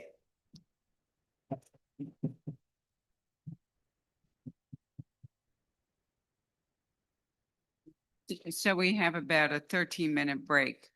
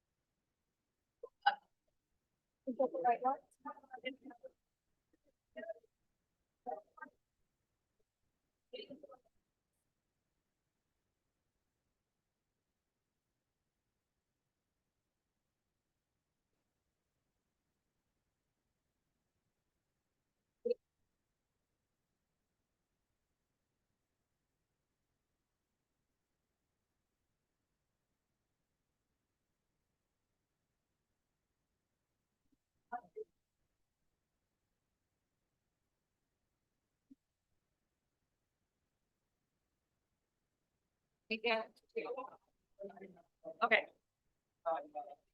Thanks. Oh. Yeah. It's nothing like seeing. Yeah. It's a dense, topic.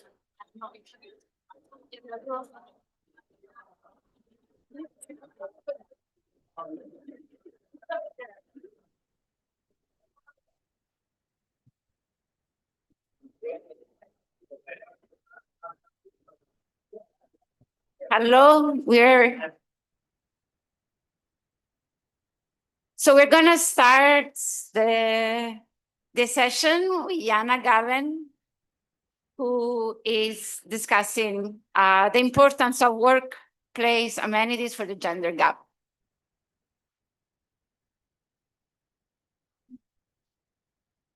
Okay, thank you all so much for having me. I'm excited to present this paper here. It's not the first, but one of the first times I'm presenting it. So comments are very much welcome.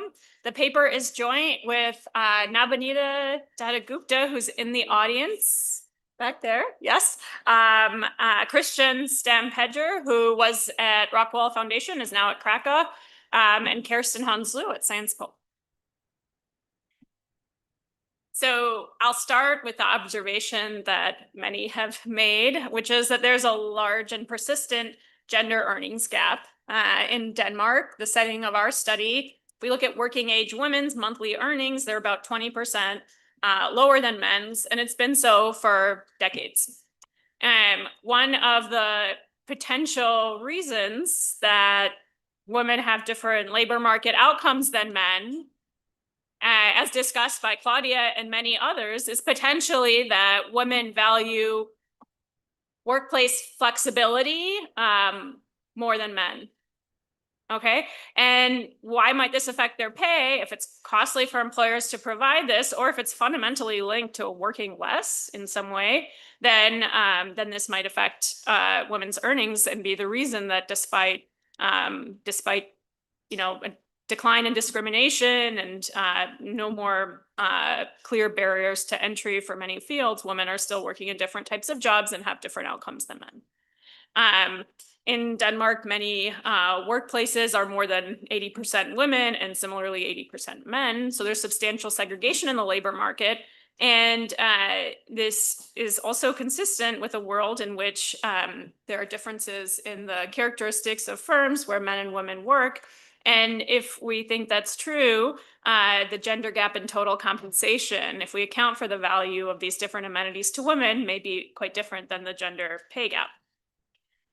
I'll show you in a few moments that there's some evidence consistent with this kind of within person. So when we think that this demand for flexibility is more important around the time that you become a mother, women shift to lower pay firms. Women also shift to firms that are relatively less preferred by men when they become mothers. So this isn't all about working fewer hours in the same firm. There's like something different happening about where you work within person. And we're going to ask, accounting for amenities related to temporal and spatial flexibility, what is kind of the gender compensation gap? And how does it relate to the gender pay gap? I'll say that there are many amenities that we don't measure. So we're focusing on temporal and spatial flexibility, and we're going to kind of really drill in on that. You might think that topic for another paper is other workplace culture related amenities, which are important, and we're just not going to touch on. So we're going to try and focus on this set of amenities that women might care about. Okay, and to do that, we're going to link a bunch of different data together.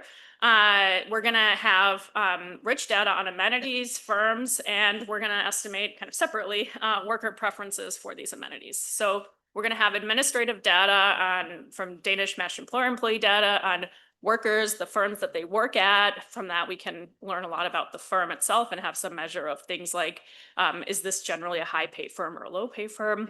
We're going to know when these workers had children. So we're going to be able to, look at people who will become mothers soon, but aren't mothers yet as a comparison for new mothers.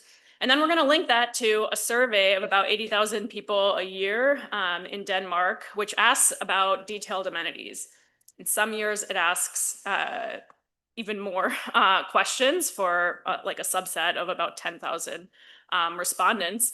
And so from this, we'll have measures of, whether you work in the evening, whether your usual hours are different from your hours this week. It's a measure of irregularity in hours and a lot of other stuff. And we're going to be able to link that at the person level to the administrative data.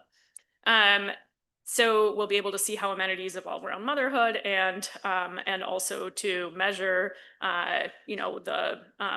the value of these amenities as a percent of your wage given where you work. We're going to supplement this with a discrete choice survey to estimate willingness to pay for particular amenities. And I'll hold my comments on discrete choice surveys in light of yesterday's presentation for a moment from now. So we're going to estimate which amenities matter and when in the life course. We're going to find that the kind of most valuable things for women are avoiding long hours, and that's important for both men and women, and avoiding evening work and a short commute. And there have been papers kind of on some of these topics separately, and we're kind of comparing them to other things. And we're finding that these are the three kind of most important factors. Women and men both like to avoid working under time pressure, women more so than men, and avoiding on-call work. But we find that above and beyond this, being able to choose your work hours, deciding the content of your tasks, and variability in working time per se, like different start and end times every day, are not the thing. So in particular, avoiding evening work seems to be, the reason that women would like to avoid variability in their schedules. So when we account for amenities, we find that the gender gap is about 16% as opposed to the 21% earnings gap. So it's a modest fraction of the total earnings gap, a little bit under 25% reduction. And like I said, there are many amenities that we aren't focusing on that might be important. So we wouldn't expect this to completely explain the gender earnings gap. Okay. The data that we're going to use in more detail are the labor force survey, which is going to be a representative sample, about 80,000 workers, a year for 2008 to 2019, and matched to their main employer in the reference month. They're asking direct questions about schedule control, flexibility, and where you work, like whether you work from home. We're also going to link in matched employer-employee data, which will include distance to workplace or your commute length. And we're going to use that data primarily to estimate firm fixed effects and revealed preference measures of firm rankings. And then we're going to conduct a discrete choice experiment, a survey experiment, in a sample of 1,000 representative Danes. And that'll give us some kind of causal estimates of the value of amenities. And we can't necessarily do that from the choices of workers because you might be worried that there are discrimination hurdles, firm constraints on what they're able to offer and the bundles that they're able to offer to workers. And so you really want to estimate this willingness to pay from something other than observational data. And we showed in the paper that if you tried to estimate it with observational data, you would not come to the same conclusions. So in particular, the amenities that we're going to look at, and I'll talk about these kind of in broad groups. The top group here is the variables that we measure every year. So they're going to be the most populated, and in some restrictions, we're only going to focus on those. And that's going to basically be, can you work from home? Or do you work from home?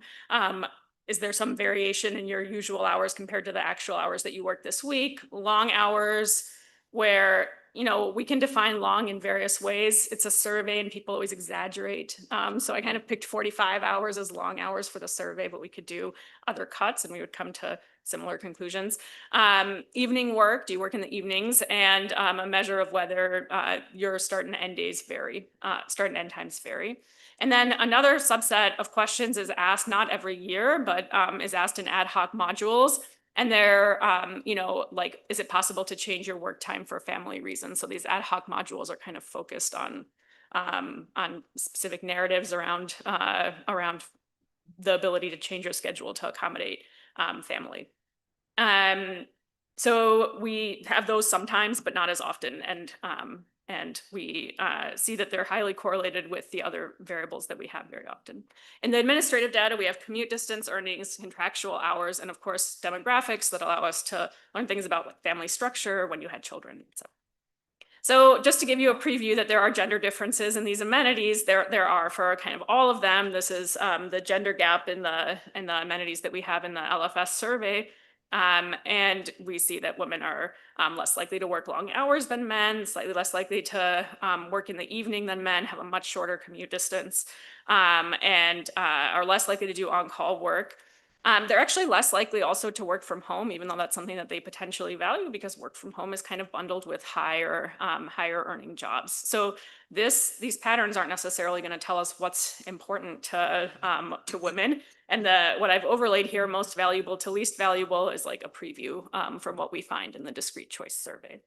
So there are gender differences in all of, you know, in all of these amenities that we measure, but they come bundled, and it's hard to know what particularly workers value from these observational data.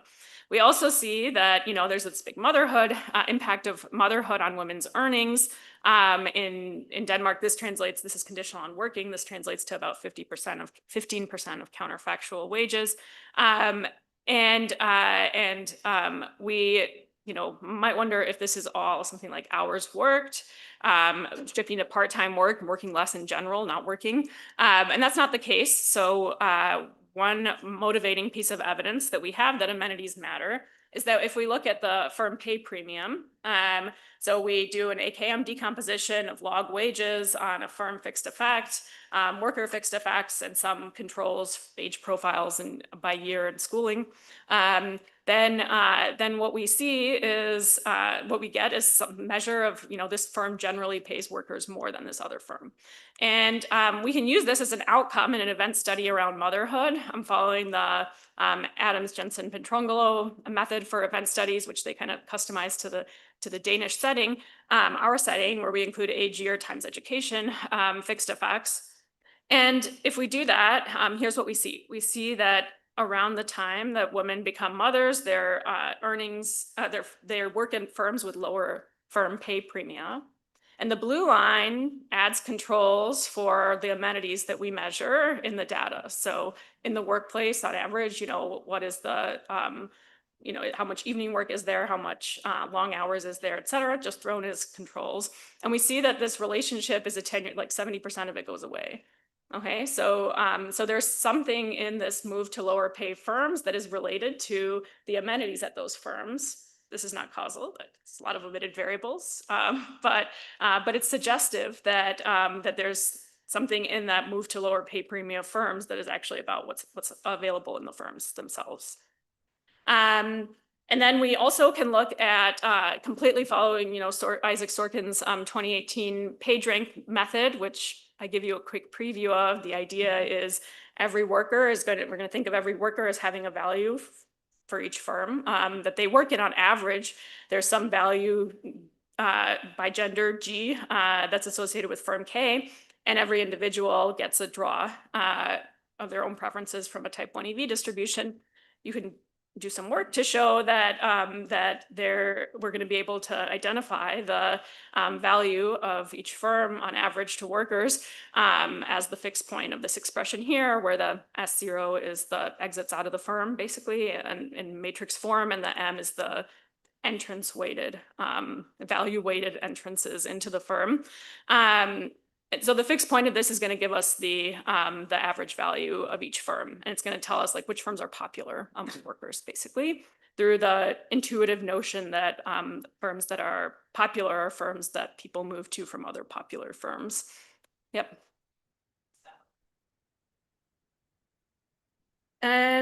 Yes, so we could do that. I mean, there is I have to think about whether we can really do that, because we do require there to be this like strongly connected set, and we have 10 years of data.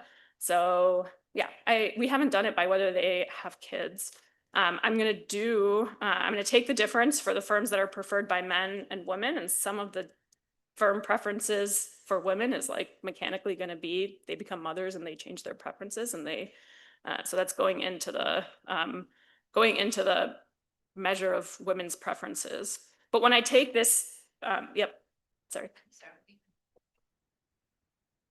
Yeah, this is all, in this graph, it's all women that are eventually going to have kids. And here, this is not women who are eventually going to have kids. So I could do it by women who are eventually going to have kids. But yeah, so I think we should do that. I haven't actually tried to do separately by mothers versus non-mothers and to see, you know, is there mother valuation? We're just taking women versus men here as what I mean to say mother valuation. Yeah. This Sorkin approach is great. It does make strong assumptions about sort of everyone's in contact with everyone all over, Yeah. you know. So this is for a subset of firms. It's like this strongly connected set of firms. Well, but the connected is a realization of who's made Yes. whom offers, right? So Yes. even then, I'm not sure how that, but you know, if firms had preferences by gender, for example, that would also. Yeah, so we're taking out, for example, here, we need firms that both men and women work in and that, you know, men and women flow into and out of. Sure, but like a firm that preferred women would have more of them, but still have some men, and they would be in your set, but that wouldn't be that wouldn't reflect exclusively women's preferences. Yeah, so I think of this as like totally suggestive. What we're gonna see is that this measure, as a measure of revealed preference, suggests that, you know, women are moving away from firms that men seem to like on average in the economy. If we do something like the poaching rate, so that's not in this slide, sorry, I don't have a click button for it, but in the paper, we look at the another measure of like which firms are good firms. According to men, it's like firms that tend to hire from employment rather than unemployment. And we see a similar pattern. We also see a similar attenuation. I mean, it's also a different part of the labor market, like that's for more low-wage jobs. So I think there are, this is motivating evidence that's like, there are these trends across firms, and they seem consistently to tell the story that, that there is some change in where women work around the time that they become mothers. It seems like it's lower pay firms, but not necessarily bad firms, in terms of their own preferences, bad firms according to men. And all of that is explained by differences in amenities at these firms. So there's some correlates that are important and predictive of this relationship. But all of that was motivating evidence. So next, to understand which amenities matter to women and how much, we're going to implement a discrete choice survey experiment. I mean, if anybody has questions about this motivating evidence, I'm happy to take it. Okay, so next we're gonna try and understand, you know, in this bundle of amenities that are measured in this LFS, we're gonna try to estimate which parts of that bundle actually matter to women and and men, and we're gonna do this by showing participants on Belendi, which is similar to Prolific, but the European version.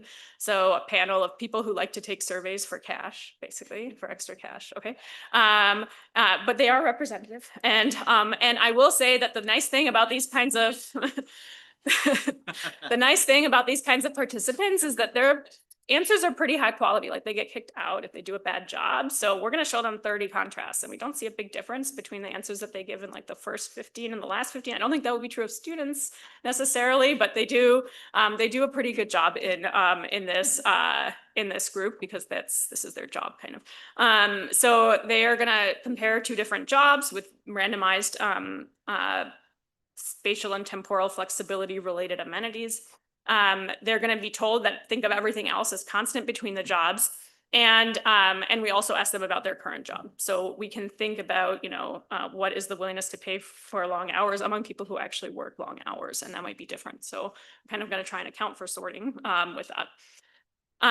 We're gonna focus on people who are employed only, because we're interested, again, in this value to people who actually have amenities versus not in their job, and also because we're always asking about a wage relative to your current wage. Yep. Do you also know whether they have? So we do, and I am not pushing, I can tell you about it, but I'm not pushing that difference between women who have children and women who don't, because for grad students, I think it would be great to have done this in a panel or to somehow know the subset of these women who will have children soon. Unfortunately, we can't link this to the administrative data. And among those who don't have children, there's like a large literature that suggests that they're kind of negatively selected on average. So there's a subset of them who will have children in the future who are potentially comparable to women who do have children now, but not everybody in that set is. And, try and do something with observables, but we're cutting it pretty thin. So I think that would be it's something I can look at. I take it all with a grain of salt. And I think that it would be great to innovate on this. Actually, it would be important. Yep. To answer the question you set out to answer, I wanted to ask, do you need to know something about prices or something about willingness to pay? And sort of to give an example, you might be able to estimate very well that men and women have different willingness to pay for amenities, or even for the color of the shirt that they're wearing. Men might prefer blue shirts, women might prefer pink shirts.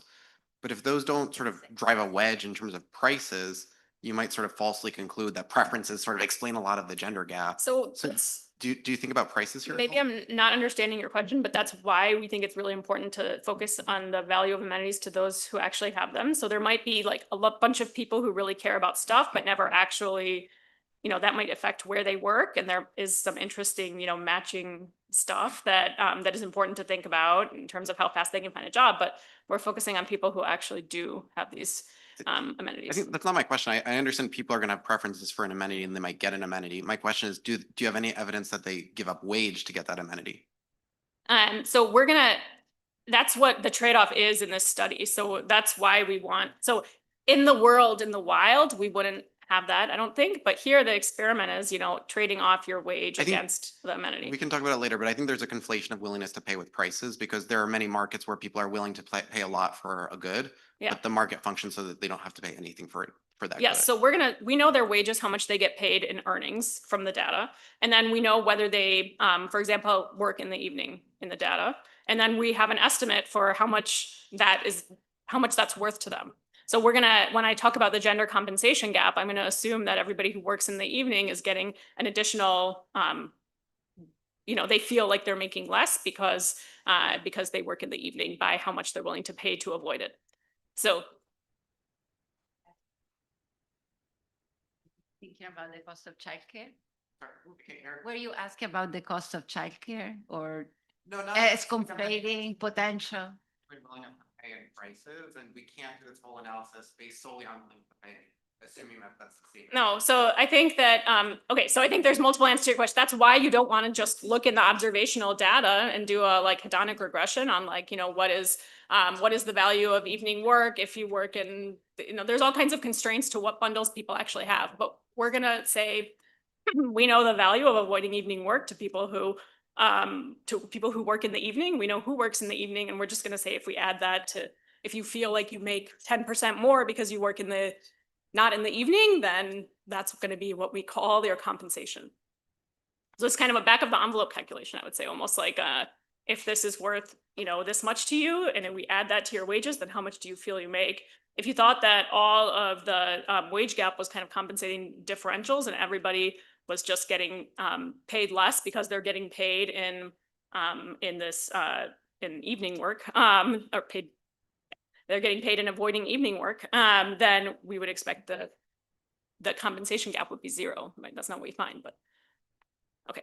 So hope that's clear. But we am happy to follow up afterwards if I'm not understanding the question. So we're gonna think of these as causal estimates of how much this stuff is worth to people in the current job. I'm gonna add in here, based on yesterday's great presentation by Simon, that there are concerns with the ability of this kind of survey to actually give us these causal estimates. If people are kind of statistically discriminating and they're bundling in a bunch of stuff in their mind, with what we put in the survey. We ask you to hold everything else fixed, but maybe that's like kind of impossible and people just don't do it. That was the point of their paper, but there's some evidence that that's true. What I think is nice about our setting is that we're going to be looking at all of these amenities that are related to workplace time and spatial flexibility together.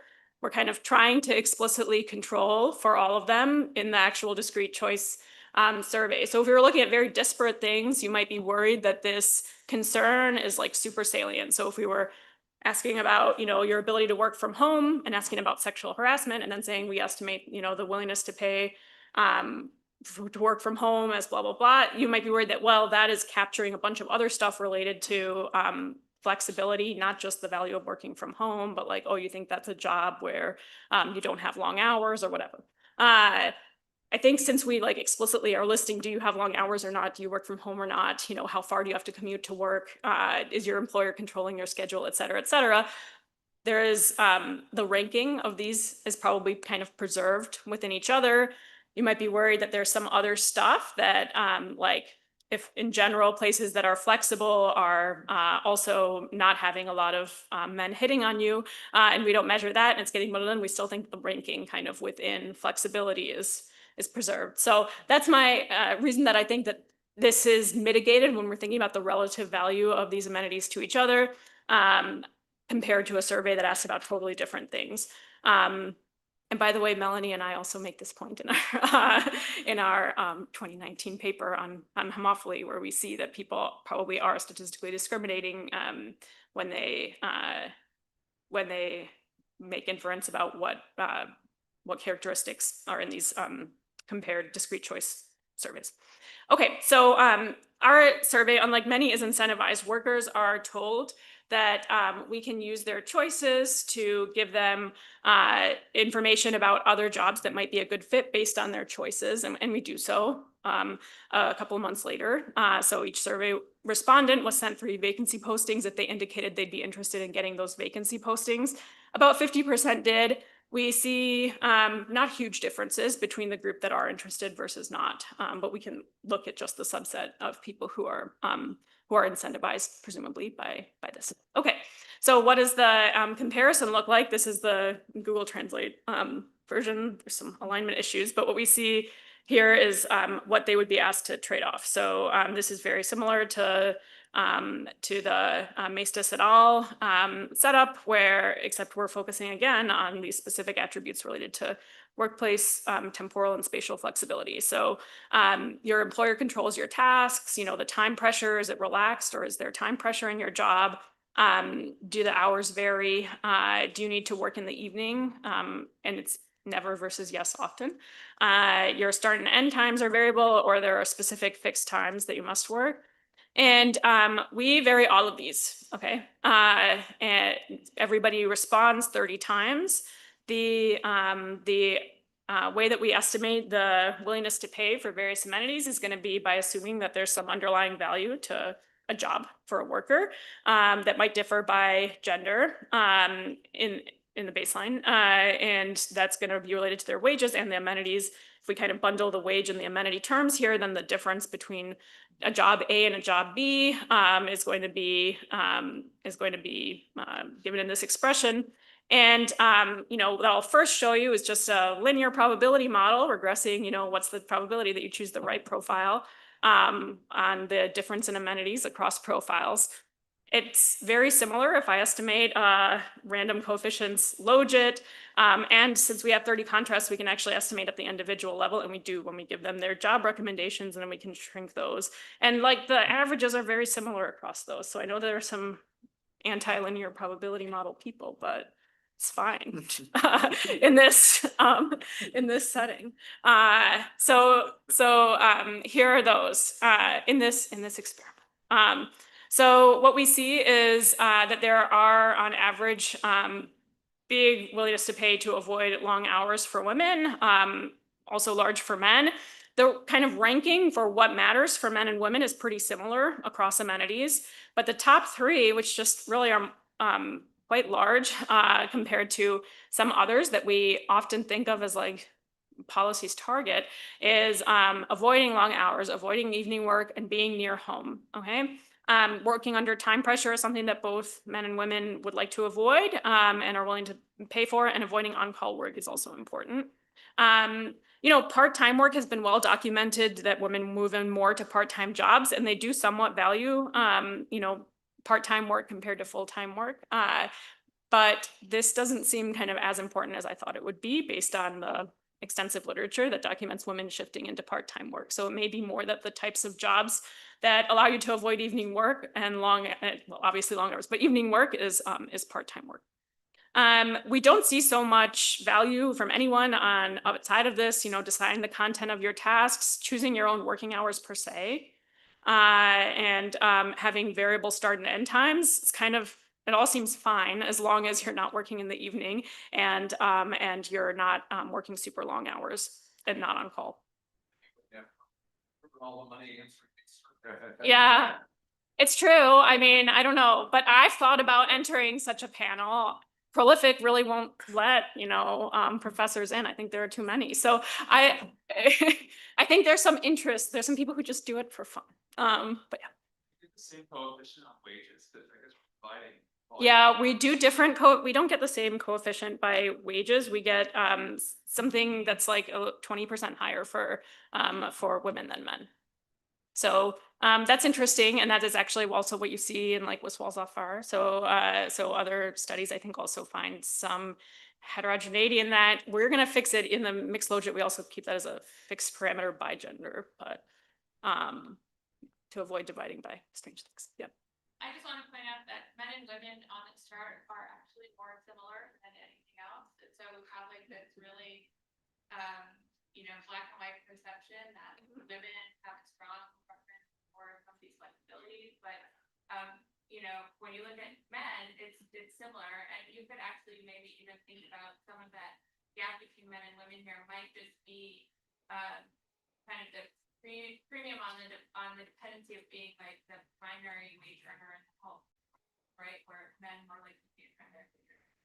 Yeah, maybe. I mean, so let me show you what the individual estimates look like, and they look a little bit less similar, I would say, in some of these characteristics, especially in terms of dispersion. So, so this is for willingness to pay to avoid long hours. We see, you know, that it looks kind of like what you would conclude based on that coefficient plot that women are kind of men shifted over. They're more interested in avoiding long hours, but there is also a reduction in dispersion. What I'll say about this graph is that it's Denmark. Few Danes work long hours. So if we think about the marginal as you know, the 1 minus p part of this distribution, then, you know, there's almost no willingness to pay for long hours among those people who actually work them. So there's enough people who don't care about this amenity that it's potentially not that possible. Just, can you explain exactly what this graph is? Is this from the random coefficient version? Yes. Okay. So this is the random coefficient version this is the long hours individual estimates. The individual ones that best fit given So this is just given normal. Given the Why doesn't it look exactly like a normal distribution if they're normally distributed? Yeah, so this is the individual draws that best fit given the population parameters that we estimate. So if the It's the individual distribution of estimates your are, posterior means. yes, and if the individuals are super noisy, then they just shrink to the average. But, yep. Can you clarify how many of them work as a salary or how it's So the long hours is more than full-time hours, which, like I said, is pretty uncommon. So this is the fraction. How many actually work long hours is like 7% or something like that in the sample, and also overall by our measures. Yeah, so this is a great question. I am very paranoid about this. And in retrospect, one thing I would change about the survey is the clarity about this, whether they're thinking about earnings or wages. But I think based on the responses, it's pretty clear that they were thinking about wages, because when we look at part-time, we're talking about 20 hours versus 40 hours a week, 37 hours a week, and they do not have like 50% willingness to pay for that. So they have 5%. So I think they're thinking about wages. But it's true that we could have been more purposeful in that. And I have robustness here.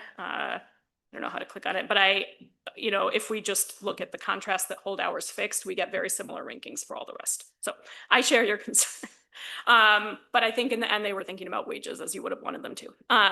When we look at an event study around parenthood, following this like modified Klevin style specification of Adams, Jensen, Matrogle, we see that the rate of working long hours for women is very low initially, but it declines substantially, like it halves around the time that they become mothers. That's the black line. So this is kind of consistent with this being an important attribute that we actually see women are avoiding around the time that they become mothers. For men, if you take pre versus post, there's really no change. There's some making hay when the sun shines, maybe before you have children for men, but on average, they're not very responsive. Okay. When we look at evening work, here are the individual, the distribution of individual willingness to pays. We see here a lot of people, it seems in Denmark, do evening work actually, so work in the evening. So the marginals and averages are much closer together than for long hours. And we see that that still both for marginals and averages, women are have a much higher willingness to pay than men. And for this attribute, we also see that women reduce evening work around the time that they become mothers. So in the administrative data, this amenity also seems to be important. Yep. It's not clear to me exactly what people are thinking about in evening work. I mean, there's clear you can have a night shift, but I think, does it mean like some days you have to stay to 5:30? Does it mean you answer emails at night? I just really don't know what it means. It's true. So what we say is that you often are required to work in the evening. It doesn't say at night. There's a separate LFS survey about like night work, which we're not even looking at. This is like, do you work in the evening? In administrative data, do you report that you did work in the evening? It's true that they didn't say specific times. So it's whatever people think of when they mean evening. To me, it means something like dinner time, like time that you would be spending with your family, but I don't know. So I agree with you that it's not clear what they mean. We're trying to adopt the same kind of wording as in the survey that we have administrative data on. It's just they use the word evening. So evening as opposed to night, and yeah, it's too vague. Vague in the sense that you have to keep thinking. Is it that you have to keep thinking about the evening? Is it there? Yeah. Yeah, so we kind of control for the physically there by contrasting with like, can you work from home? But this is separate from that, the premium on evening work. Okay, and then another amenity that people have actually studied extensively because it's available in administrative data is whether your job is close to home or not. So close, less than 15 kilometers from home. And here we see that there are hugely different gender preferences, actually. Men kind of uniformly don't like to be far from home, but there's not a lot of dispersion. And, the mean willingness to pay for women to be close to home is like almost outside of the male distribution. So this is an amenity where there are, I would say, big gender differences. And we also see, and this is documented in other papers as well that I list here, maybe there's some others, that this is something that changes around the time that women become mothers and differently for men versus women. So those are our kind of top three. In the paper, we have all of the additional attributes. What I'll say in terms of those without going through each one independently is that in general, there's not much happening in event studies around motherhood for the other amenities. So that could be because of some kind of bundling that's counterintuitive, but also maybe because these aren't actually in and of themselves worth it too much to women compared to the main amenities that we studied. We do see that they're less likely to work irregular hours after motherhood. Interestingly, women and men both become less likely to work from home, after parenthood, although both value it more potentially. And this might be a pre-COVID versus post-COVID thing. So unfortunately, our LFS data is all remote work revolution. And this preference solicitation is post. So, is it something about employment selection. The trends that we see are generally not explained by the fact that like we do condition on working to measure what the characteristics of your work are. But the people who select out of the labor force around the time that they have children, generally like the selection predicts the opposite pattern of what we're showing in the event studies. So we don't think that this is like a composition story. And because of time, I'll kind of skip that. We also emphasize that those with the amenity value it substantially more in our survey, and that this is probably important to account for when we're estimating the value of the job bundle to individuals. So some very disliked amenities like long hours have very little impact on wages because outside of search model considerations, which we don't have in the paper, because those who really want to avoid long hours just do. And so we have here, split sample kind of estimates for the average willingness to pay to avoid long hours relative to those who don't have long hours. And it's similar to those marginal kind of pictures that I showed you before. So it does seem like people are kind of sorting into the jobs that the attributes that are least costly to them. So last question is kind of, does this reflect preferences versus constraints when I say that people really want to avoid evening work? Is that because they're, and especially around the time that they become mothers, is that because they don't like to, their preferences for how they spend their time change around the time that they become mothers, and now they have children and it's like nice to have dinner with your children, it's enjoyable. So therefore I don't want to have to do work at that time? Or is it that, I'm on average the lower earner in the household, somebody has to watch the children, there's no childcare in the evening, and it's like all reflecting constraints. This is a really big question, I think, still in the literature. There's like some interesting evidence that constraints matter from Laura G. and co-authors and some other papers, but this is like a big question. So I'm going to give some suggestive evidence that it really seems to be preferences more than constraints. When we look at the interaction by whether your grandparent lives closer to you than the median grandparent. So if you don't have a grandparent in the data, or they've died, then you get grouped with the far away people. So this is just observationally, what's the interaction between grandparental availability and whether your grandmother is close in this case, and what the motherhood impact on these amenities is. And we see that there's just no difference in like this important amenity evening work. Distance, this goes in the opposite direction kind of than you would expect. Those who have their grandmother live closest to them have even larger declines in their commute distance.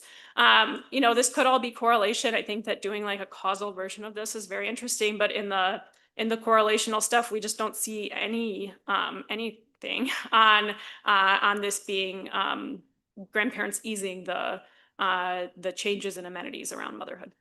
Okay. And so as the last exercise, we're going to estimate what is the, your compensation if we give you the value of the amenities that you actually have.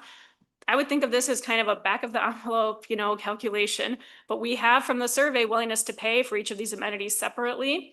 We're going to take those linear probability model kind of average estimates among those who actually have the job. And we're going to compare. It matters what the baseline is, actually. So what the baseline job that you can think of is the one that gets 0 additional amenities is the employer sets a fixed schedule. There's no evening work, no long hours, no time pressure, and it's not close to home. Okay. And when we give everybody the value of the amenities according to this willingness to pay exercise that they have in the administrative data, we see that the gender earnings gap shrinks by, like 23%. Okay, so it goes from 21% in just wages to 16% if we account for the value of amenities and allow people to have different values depending on whether they actually have the amenity or not.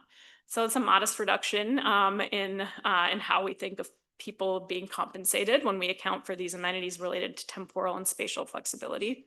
And in the paper, we discuss the calculation for the motherhood penalty, which I'm just very cautious of because we don't have a panel on mothers. Okay. So the conclusions kind of are the firm pay premium falls with motherhood, but 69% of this decline is explained in a statistical sense by amenities at the firm level that we can measure. Women seem to move to firms less preferred by men, and all of this is explained by amenities that that we measure at the firm level. When we kind of try to get a handle on, what is the willingness to pay for these factors separately, we see that, evening work, avoiding long hours and a short commute are by far kind of the most important. Avoiding on-call work and time pressure is important too. And the compensation gap, including all of the amenities, is about 25% smaller than the gender pay gap. And so overall, the estimates suggest that that this high willingness to pay for some amenities and the changes in where you work that's associated with that desire to avoid certain types of jobs is probably not all about childcare related constraints and is maybe changes in preferences. But that's the most suggestive part. And so I hope that other people can continue working on that. Okay, thanks.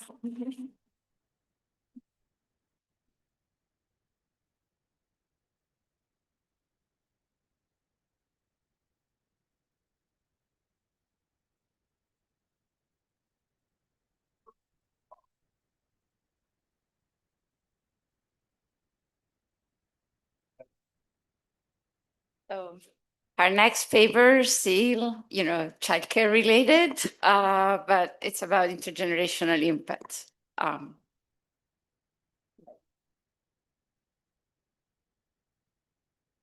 Good morning.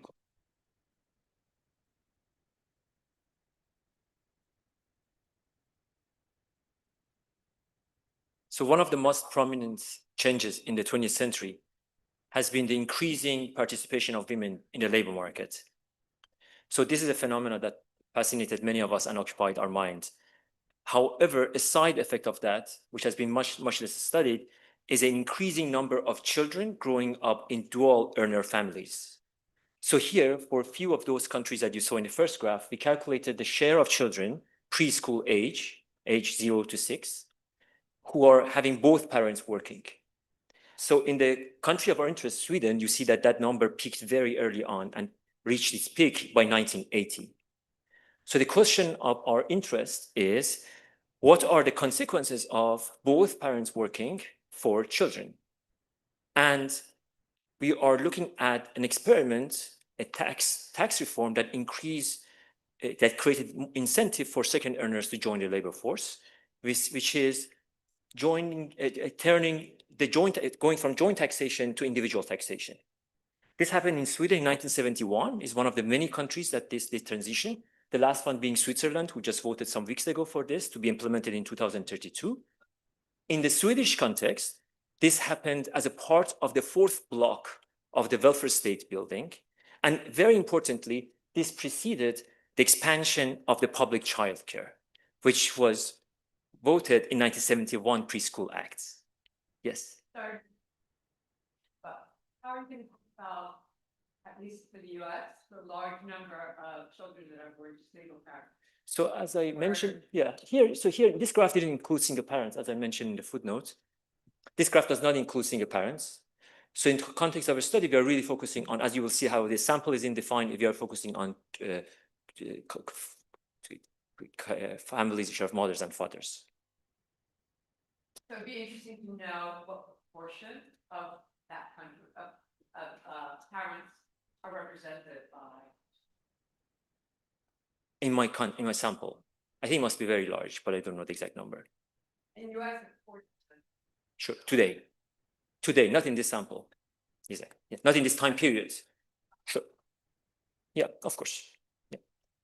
Okay, so to give you the context, let me show you the share of children, of the preschool age children, who are attending either public or private childcare in Sweden around this period.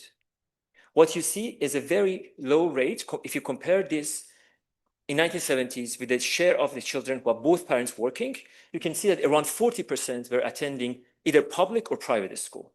So the question is, what were these kids doing when their parents were at work? And we can answer that question with the one survey that we found from 1966 that shows that, in fact, 40% of these kids, they are attending either public or private daycare. For the rest, if I, in simple language, 1/5 of them are with a nanny at home. Another 1/5 are with a grandmother. That's how it was, the grandfather of that generation didn't do much. And for the rest, it seems that they are relatives or they're staying alone at home. So talking about quality, the public daycare, I want that you think about it as 16% of staff, they have a training of 90 hours training. Both public and private daycares are at home with a pupil to staff ratio of between 5 and 10. So think about it as an auntie in the neighborhood taking care of 8 kids while the parents are working. So this is very important for our counterfactual when we think about this setting. Now, what's our result? The first thing is we find a large and persistent increase in labor supply of mothers, the second earners in that time period, which is echoing the previous finding in this literature. We find a significant and multifaceted impact on the children, which perpetuates to the grandchildren of this generation. I will use the last minutes of my talk also to draw some policy lessons, maybe for countries, the few countries that are left with a joint taxation, which includes major economies of US, Germany, and France. So let me jump into explaining you the data. What's important is that talking about the data is that here, even our context is Sweden, the glorious Swedish data doesn't go back so much in time. So I have income tax record that going only 3 years before the reform. And when I want to look at hours, for example, I need to use censuses. So I will use 1970 census for before the reform and 1975 censuses for after the reform. Other than that, I should mention that the lifetime income, when I mentioned lifetime income, this is an average income of children between age 30 and 50. Okay, so first let's look at, yes. Okay, so it's very good. So our sample, no, that's actually, in the Swedish context, that's a very good question. In the Swedish context, actually, that's a very good question. So what we do, when I say couple, what I mean is that people who jointly form field taxes in 1970. So either they're married, it's not about they're married or not, they're just jointly filed the tax in 1970, and they have 2 kids at the time. They must be cohabiting in order to join the tax jointly. Yeah. No. Yeah. So you don't need to, okay, after the reform of 1961, to be exact, you don't need to be married to join fixed taxes jointly. You can be cohabiting, and under some certain condition, you can join the taxes jointly. Okay. I just realized that, I don't know how it's related to your comments, but that I forgot to mention that this is joint work with Ehsan Saburi-Kenari and Joseph Sigurdsson, who's here, and will help me to answer hard questions. So if you ask me a very hard question, I have backup. Okay, so let us do a very simple, or not simple, very, let's say standard measurement of elasticity of labor supply of the mothers in this context. So what we do is that we do a simulated tax approach following Gruber and Sayers. So we build a tax calculator, which is a function of time. And what we calculate is a simulated change in marginal net of tax due to the reform. So which is the first part of that is just the tax that the family is paying, or the tax that the mother is facing, which is pre-reform a function of the sum of the earning of the 2 spouses, because there was a joint taxation. After that, after the reform, the tax function is only a function of the mother's income. However, we are using the mother's income from pre-reform to isolate this from behavioral responses following Gruber and Sayers. So this gives us simulated changes in the marginal net of tax, which in this plot, we show it against the father's income. So what you see is that due to progressivity of income taxes, higher the income of the father, higher is the tax cut that the mother is facing.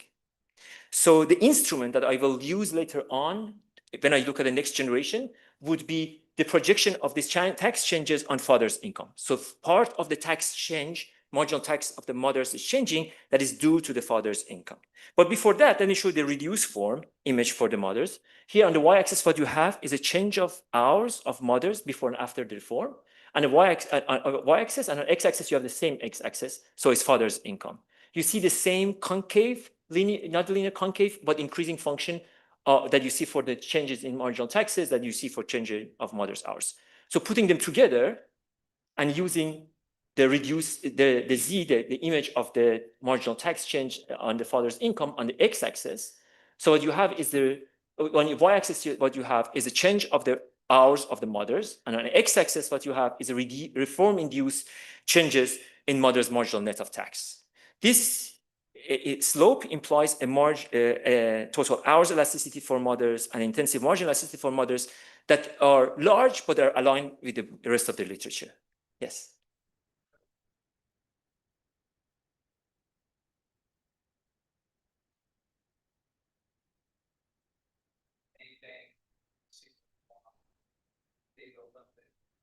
Okay, exactly. So in this graph, I can address that question a little, and then when I go to the children, we will have different way of understanding that question.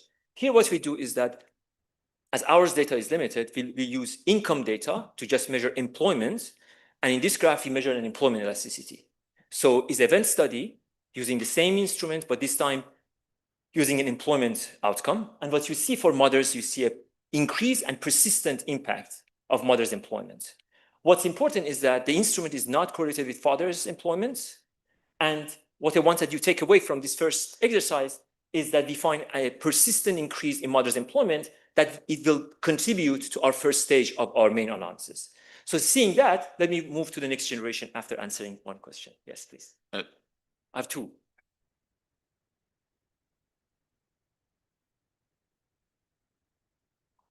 Perfect question. So I looked the number, this is one of those numbers I should remember exactly, is below 5% of this generation. The breadwinners is a mother. They're included here. But we don't have enough power to separate them to answer the useful question I was asked before, which is how much of this is really mothers and how much of this is secondary. We cannot do that, unfortunately. We can do that, exactly. Yeah, that I agree. Yeah. Pat, sorry. Uncompensated elasticity of 0.6 is pretty big. It's for employment. Yeah. Yeah, I would like to see what Larry said, some kind of check on whether there were different trends by parental income to begin with. It's not that large for the second earners, for mothers, employment elasticity is not that large relative to the literature. For uncompensated, it's uncompensated, for sure. Yeah. Maybe we can discuss about what we can do in this context. That's a good comparison, yeah.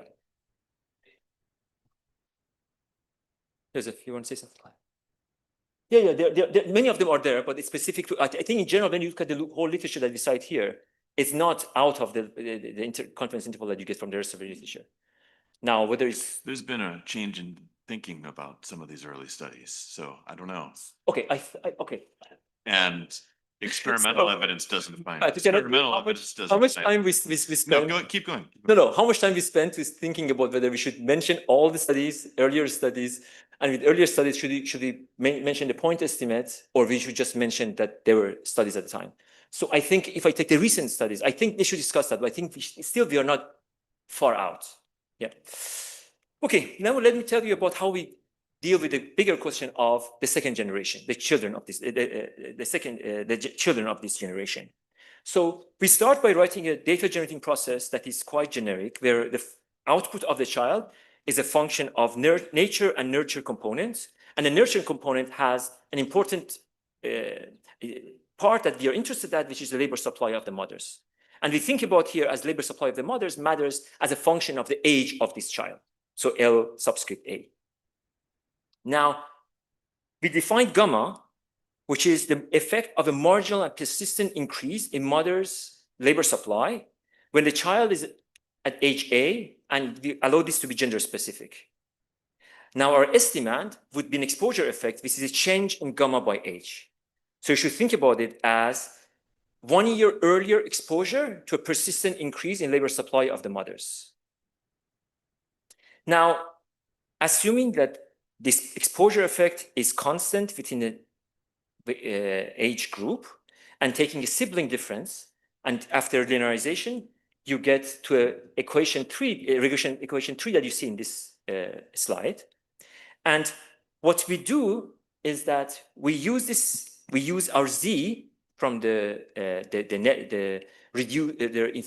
reform-induced changes in the marginal net of taxes as an instrument in this regression. So let me explain to you why this allows you to us to do that and which kind of source of variation we are using. So the idea here is that we are looking at families with 2 children. The 2 children have different ages. So at the time of the reform, they have different ages, so they're exposed differently to the reform. So when we do a within family comparisons between the 2 siblings, we have different dose of different timing of exposure. But then we compare across families, so the variation of y-axis coming from Z, the variation of y-axis allows us to have different families with different dosage of treatments. So the total comparison allows us to have siblings with different exposure with families with different tax cuts. So let me show you the first stage. And before showing you that, let me just mention that building on the intergenerational mobility literature, what we know is that the difference between siblings outcomes between sons and daughters is correlated with socioeconomic backgrounds. So we only focus on same-sex siblings, and the placebo test repeat the same exercise for the period where there's no reform. Sorry. Could you just remind us really quickly what year the childcare reform was and what that entailed?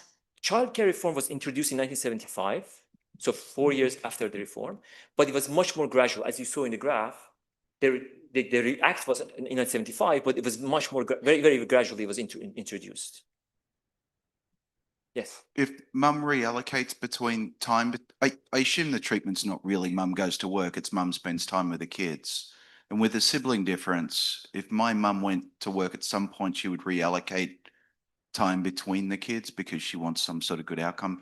How does that work with the identification? Are you assuming there's no maternal reallocation of time? Or is the second difference getting you there despite that?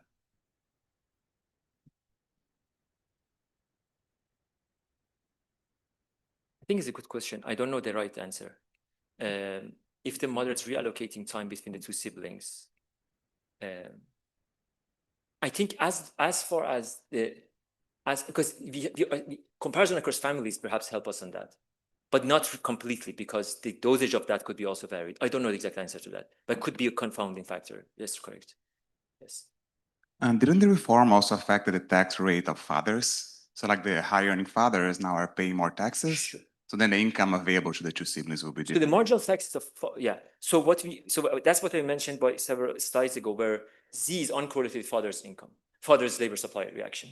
So the variation that you're using does not correlate with the father's labor supply reaction. But it still can be correlated with the father's disposable income, right? Because they are paying higher taxes, so they have lower disposable income. Okay, so part of treatment is a disposable income of the family, but think of that as a part of the treatment. Yeah. Okay, so this graph shows you the first stage by gender and by age. So I need to run, actually I'm quite late in time, so let me go a little faster. So on the left you have sons, on the right you have daughters, and what you have is the first stage for the both by age. I want to observe 2 things. First is that no matter what's the age of the children, we have a first stage. It seems that mothers are responding to the tax reform. Secondly, that the reaction is not a function of the gender of the child. Now, seeing that, let me move on to showing you the IV estimates. These are IV estimates on the lifetime income of the sons as a function of their age. So what you see is that for sons who are at school, we find no effect, but the sons who are in the preschool age, we find 4% drop in their lifetime income as a function of being 1 year earlier being exposed to 10 hours of increase in the weekly hours of the working hours of the mothers. Now, for daughters, we find no effect on the preschool and small effect when they're at school age. So from here onward, I will only focus on preschool age children. Let me show you the distributional impact instead of average impact. So for sons, this showing you the PDF of the income of the sons, and this is the impact of IV on belonging to each bin of this PDF. What you see is a drop at the top of the income distribution for the sons, and an increase in belonging to the middle class of the income distribution for sons. Now, interestingly, for daughters, the image is very similar. The distribution is shifted to the left, but it's exactly the same percentiles. You have that impact, with a caveat, or the difference, or maybe the good news that the likelihood of belonging to the top decile of income distribution is also increased for daughters. And that makes it that on average, we find no effect on the daughters, or about an effect for the sons.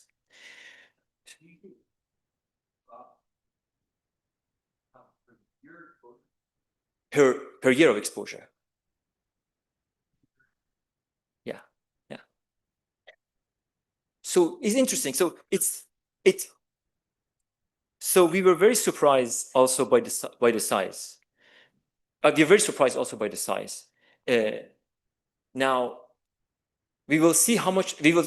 Let's discuss that later. But I want to just mention one thing, that if you put this in the kindergarten Chettiental experiment scale, it corresponds to 1.5 standard deviation of better teacher at the kindergarten.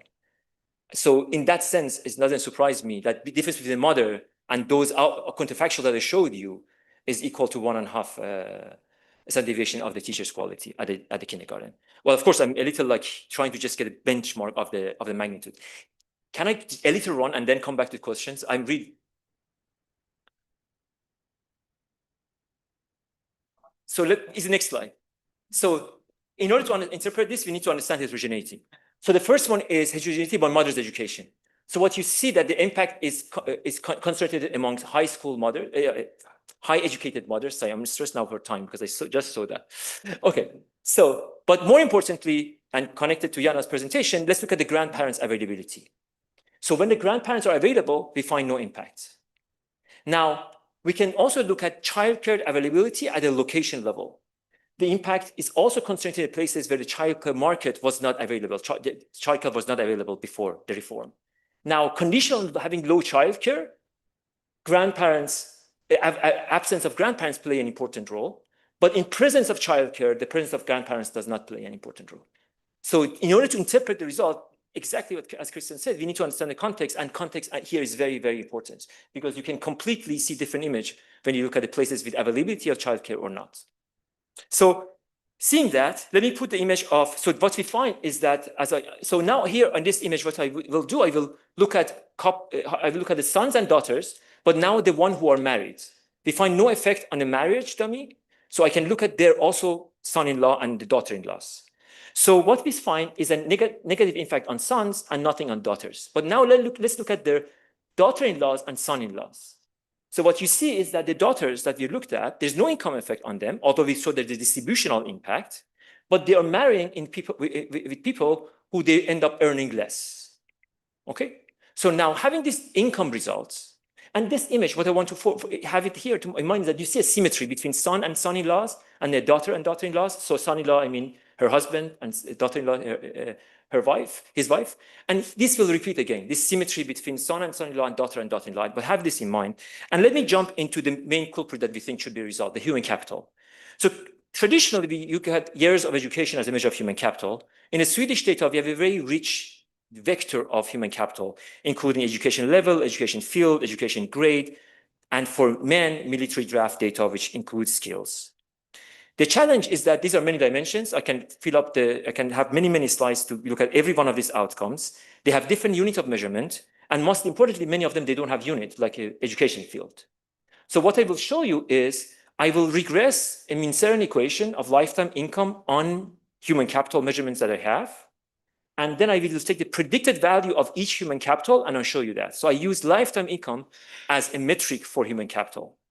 So the first graph for daughters, what it shows is that although we find a non-significant impact on their income, but if you look at their education, they are less educated, which means that if you have only guessed their income observing their education, they should have 0.5% lower income. Now, they're earning more than they should have conditioned on their human capital, and that's what he's telling us later. The story that I will repeat again is that they're underperforming in the education market, but they're overperforming in the labor market. And we will see that later. Larry, please.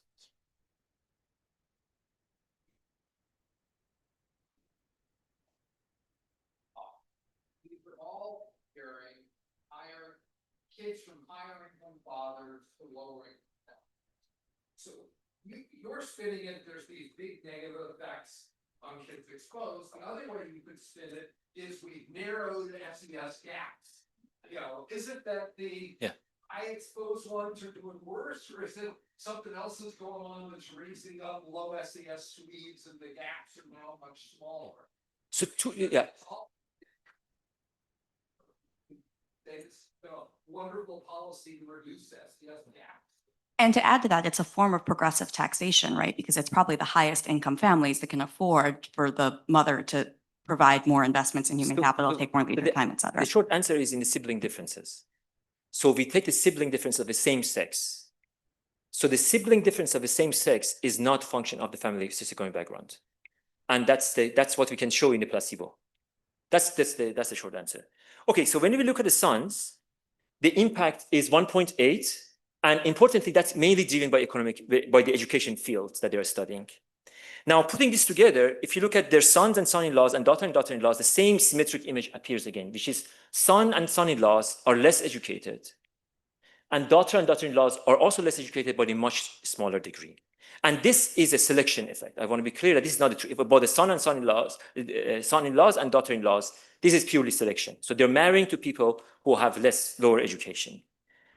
Now, for sons, we can do more. We can look at the military draft and we can see their skills. So what you see is that they have much lower non-cognitive skills and also lower cognitive skills, but it's much more stronger for non-cognitive skills. And in interest of time, let me jump over this. So for sons, what we can do, we can put the skills and education together and we can explain 2/3 of the income loss by human capital. So 2/3 of the income loss that you're observing for sons can be explained purely with the human capital that you're observing. The rest of it could be unobserved human capital or it could be hours. So the next graph, look at the effect of hours of these people. And what you see is that sons of the treated group are 2.5% have a lower labor supply. When we look at the daughter, the impact is positive. So going back, for example, Larry, if here, for example, it's not something that we're closing a gap, the impact actually is completely different for the two gender. A cohort trend on outcomes for kids, do you actually see these more exposed ranking looking worse in the trend for kids' outcomes? You know, on average, or do you see it's accelerating for the less advantaged and it's slowing down? I'm just saying that in the raw data, I just like to see is there any story here that looks like things are getting worse? Sure. We have not done the raw data. What we had done, the placebo, is the sibling differences. So run the same experiment in 80s instead of 70s. We find zero effect. But your suggestion is even more basic. Yeah.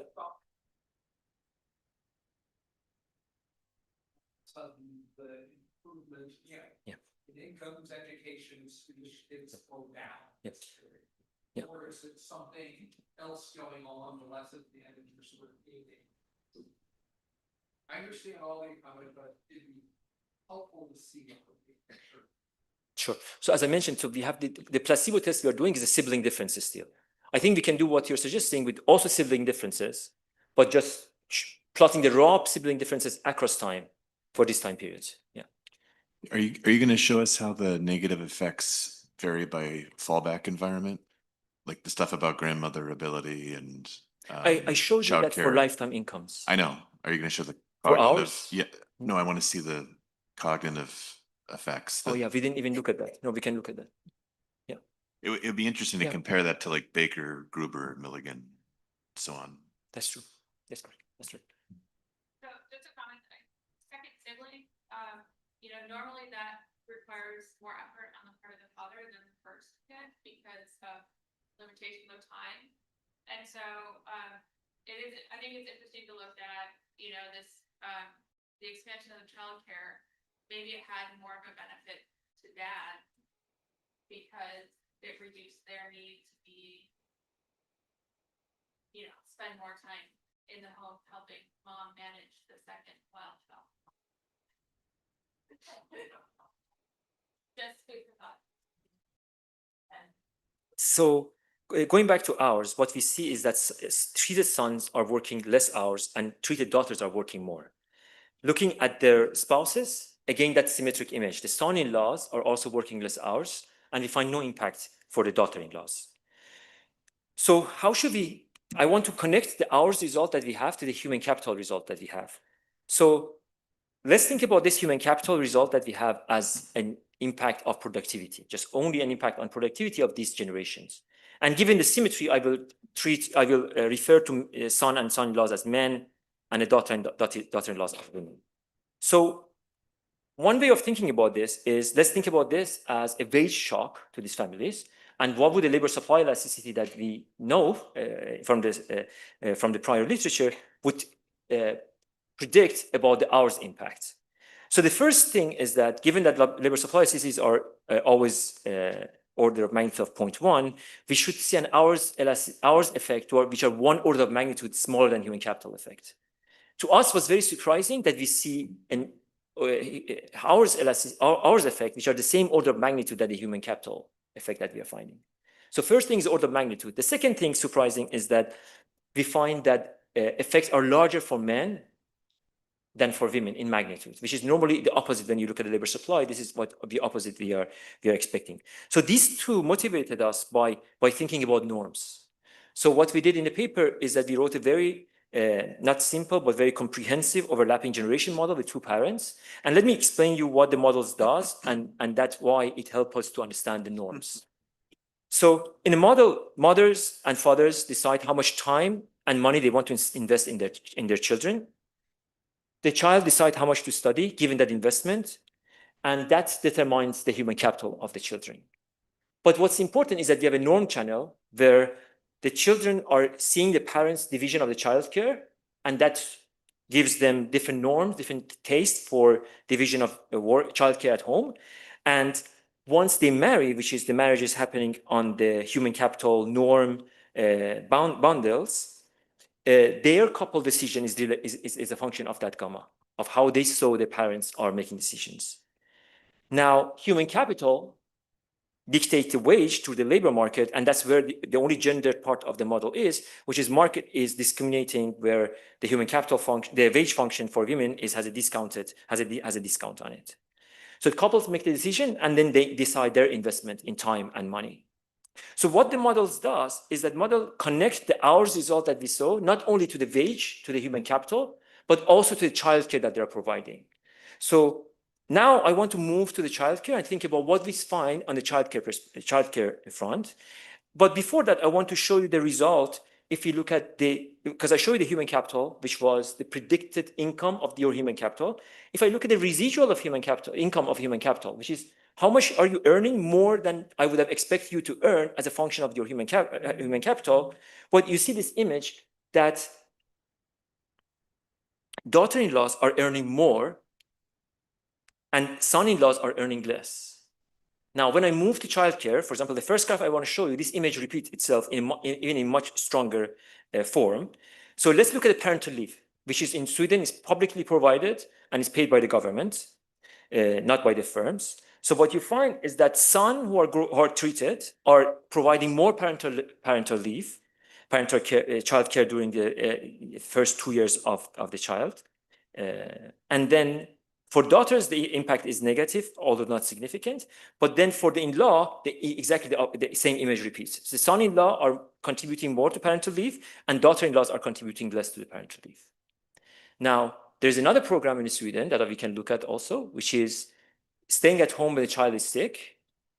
And you see the same image there. So here we should calculate the share of the time that the couple, or each of the member of the couple are spending of staying home with a sick child. What you see is that sons are more likely to stay home to take care of a sick child, and the daughters are, and the daughter-in-laws are less likely to stay home when the child is sick.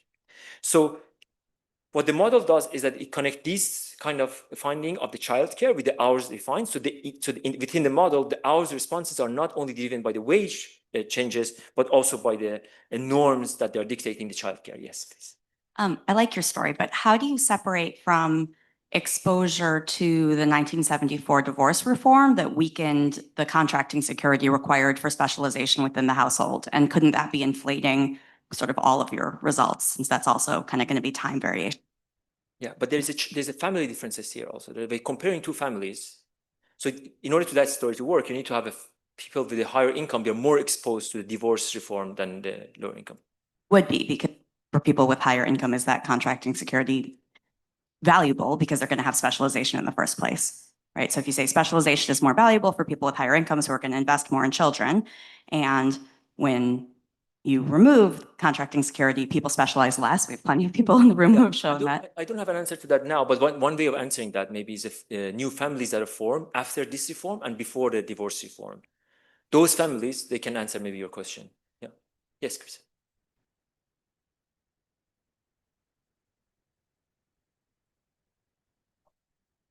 Very important for me here is the type of childcare which is provided when the mother is working. And that may have changed dramatically over time. May affect boys very differently from girls. So can you say something about that? Yeah, so maybe that's important. I didn't spend enough time on the initial. I'm going now, please close your eyes. I will go to the first slides.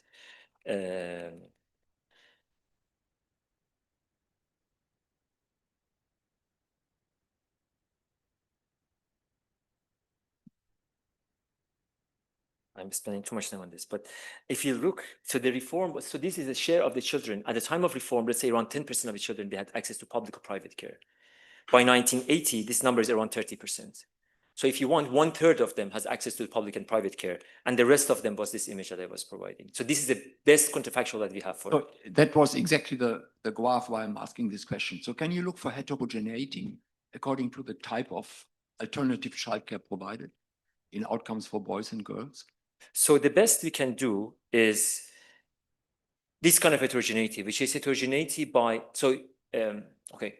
So the difficulty is to find location variation in childcare availability. So this is the best we have, which is availability of grandparents from one side, and from the other side, availability of a childcare at the location level. But we cannot distinguish by the quality of childcare if that's what you're Yes, exactly. So if you look at, for instance, mothers from disadvantaged backgrounds in the parental leave literature, so children are actually doing better when they have public childcare. Yeah. So it's surprising that you find still a negative effect here. That's why I'm asking whether you find a zero effect. When the childcare is available, one. Right? It's quite a zero. No, for the low educated mothers. Oh yeah, for non-educated. Sorry, I thought you were talking about childcare. Yeah. But okay, we can do non-educated conditional childcare. Yeah. That's what I think what you're after, right? We don't have that. Yeah. Yes. Can I just give you a different way? They're still very clever, but I just wanted to give you a different way of talking about it. You know, because at the moment it says there's a reform that pulled mothers into the workforce, then they neglected their poor sons who grew up to be losers. And like, I know lots of working mums, they have enough guilt. A different story is we have a reform that pulls mums into the workforce at a time when we lack the infrastructure. That's our story. And that's our story. Here you've got a big sort of like, that's our story. Put the infrastructure in place and everything's going to work. Yeah. The title is dual earners without childcare. Yeah. Okay. Yeah. So no one in the room should feel guilty. I mean, most importantly, my wife should not feel guilty. That's. Well, the guilt here is the grandmother guilt, not the mother guilt. Okay, this says grandmothers suck. Yeah. Okay, sorry if I missed to emphasize that aspect, but that's a very important aspect to us, as you mentioned. You emphasized it enough. Okay, I did. That's good. So the sons are staying. So there is a impact on how they divide the childcare in the family. And let's look at now not a program that's provided by Swedish government, but child penalty. So here we look at the child penalty for this generation and how child penalty is different than the control group.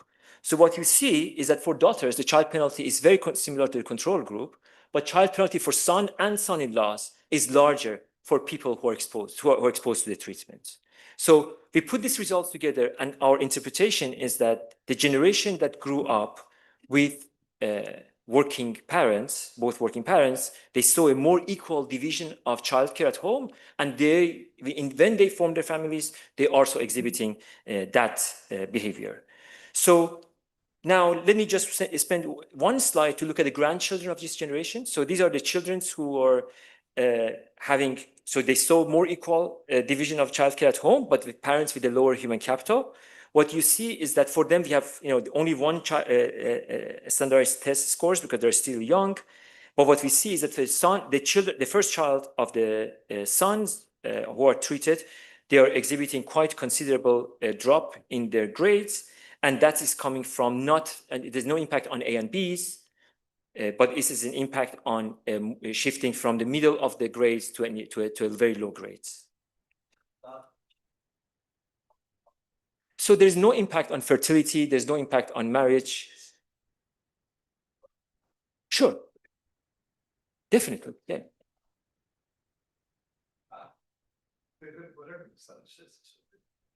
Yeah. No. That's a fair point, David. That's a fair point. Point taken. So we can say that they have a lower human capital. But you can do the impact on grandchildren unconditionally. Unconditionally, you can do the you can do the reduced form on all grandchildren. That's true. You don't know how to interpret it, but you can. Yeah, exactly. You don't know the mediating mechanism, but you have a valid intent to treat on Econometrically, all you can do children. it. Yeah. I mean, going back to your macro kind of consequences, it's a macro consequence, even though it's not. Yeah. Okay. So now let me spend a few minutes to talk about the policy implication of what we see here. As I mentioned, there are major economies: US, Germany, and France. Before we had Switzerland also, but I mean, it's not major economy, but it's a country that also, but already transitioned to individual taxation. But in US, Germany, and France, we discuss movement transitioning to the individual taxation. What are we learning here from our experience? So I think the first lesson is about the reform by itself. We think that it creates higher couple equity for generations to come through its own design of equalizing marginal taxes of the both couples, but also through this norm channel that we saw. However, as it was emphasized, in absence of quality childcare, this can have productivity losses for the next generation, impact for next generation. But another aspect of our finding is that what we really showed is a complementarity between two types of policies.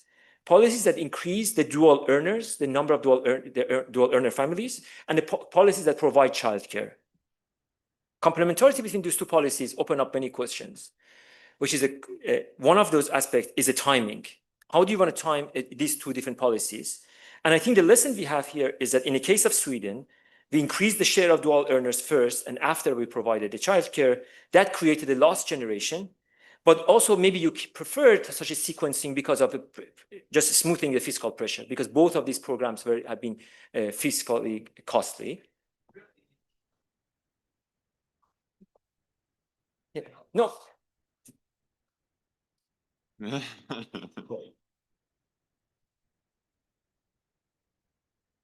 So finally, I want to point out also the political economy aspect of these reforms.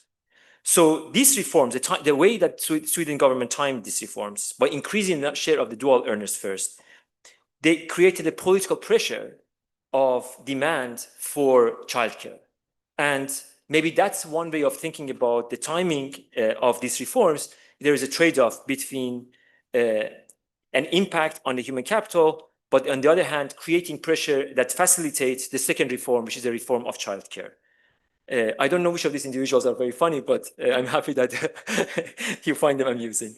So let me use the time to conclude. So what we used here as experiment is a Swedish tax reform of 1971, where Sweden moved from joint taxation to an individual taxation. We saw that we saw a persistent increase in the labor supply of second earners, which were mothers at the time. Exposed children experienced a loss of human capital, which was specifically concentrated in places where the grandparents were not available and the childcare was not available. And we saw also a change in norms of that generation, where when they themselves formed their couples, they shared childcare differently. we also saw that the grandchildren of this generation has lower human capital. Now, there are different grandchildren, so I will not mention state more on that. And the policy lesson, I think, is that such a reform creates couple equity through equalizing the tax system, and also creating a learning over time across generation. However, one should be careful with the human capital loss when there is no childcare available. Although you can argue that absence of childcare and increasing of number of dual earners create a political pressure that facilitates the expensive reform of childcare provision. Yes. So presumably these women were not working for free. So bringing more income into the home, there's a lot of work, including many people in this room telling us that more income, especially for low socioeconomic status children, is very beneficial. Is the issue here that the late is focusing primarily on relatively well-off children, and so we're missing out all those income effects, or what's happening to household income over this time, and how do you interpret it? Yeah, so you can think about it as very good question. And in my defense, I have all the papers cited here. I hope yours is one of them. But I want to go back to the question. I want to go back to why. Okay, first we can look at the income effect. What was the income effect of the reform? They think of the income effect of the reform of something around 20% income increase. Post-tax is a little less. The reason we don't, first of all, I think we think about it as a part of treatment. So we don't want to distinguish that. So it's part of our treatment. So mothers starting to work, there is different childcare availability at home, but there's also more income. The reason we don't emphasize it much is that in Swedish context, the income effect is, we have no evidence of income effect. All the lottery results, they show no impact of money on education of the next generations or outcome of the next generations. Okay. Thank you, David. So it means that, let's say, they all benefit. You're just getting a relative exposure to. Exactly. Depend on when you think, when income matters. If you, I think depend on whether you think the total income matters or the timing of the income matters. Yeah. So we are, David, to your point, I think we are taking out the total income, lifetime income, but not the timing of the income. I don't think there's not a conflict anyway, because what has been documented in Sweden is there are income effects in labor supply, as there are in every developed country. And if the family has more income, then there's actually more time that the mother usually retracts her labor supply a bit, and there's more time with the children. So I don't think that there's an essential conflict between the income effects. You should conclude. So one more question.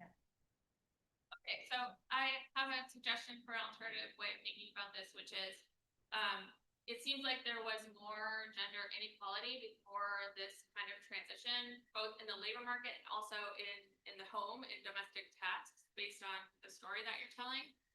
And so in that context, you can imagine a situation where young boys, or when men in general, had an advantage. Maybe they didn't meet a certain requirement of quality, but just because they were men, they were offered that spot, and that might be changing as well. And if that's sorry. Oh, sorry, Claudia, I thought you were responding to that. And if that's the case, is the decrease on the negative effect on sons necessarily a bad thing if it's a readjustment aligning skill with opportunity? That's a good story. Thank you.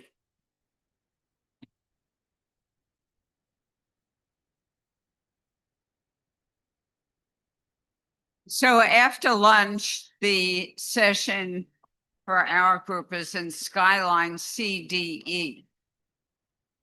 Thanks a lot for.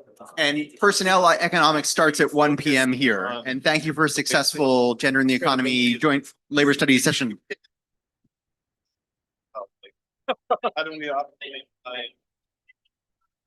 Yeah, that shouldn't, yeah, I agree. Yeah. Great mix, whether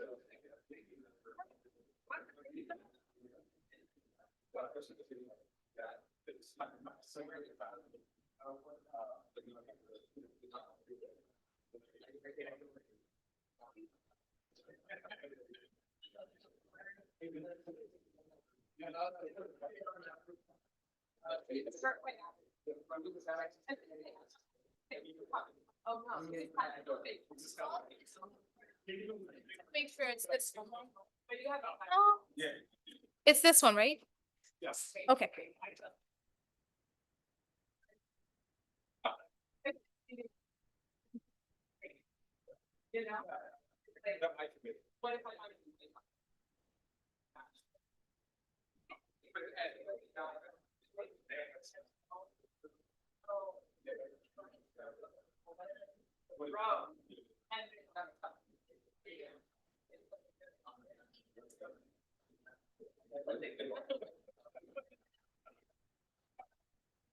The risks.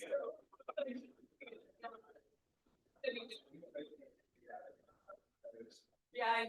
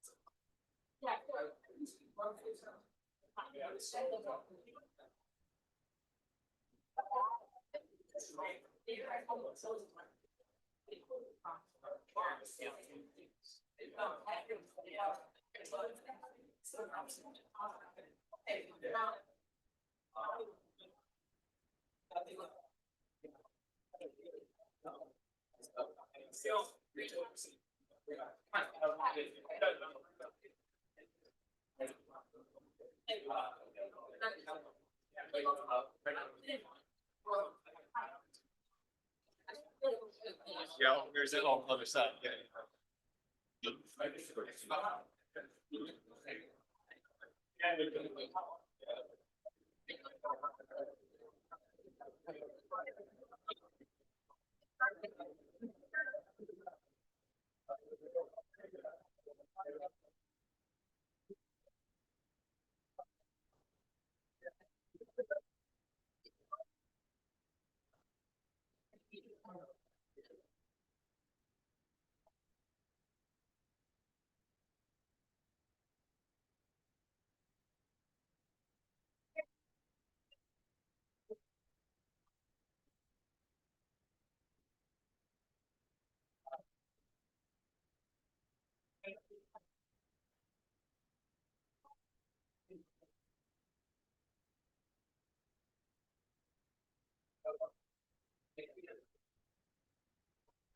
Thank you so much for coming. Alan is going to make a few announcements.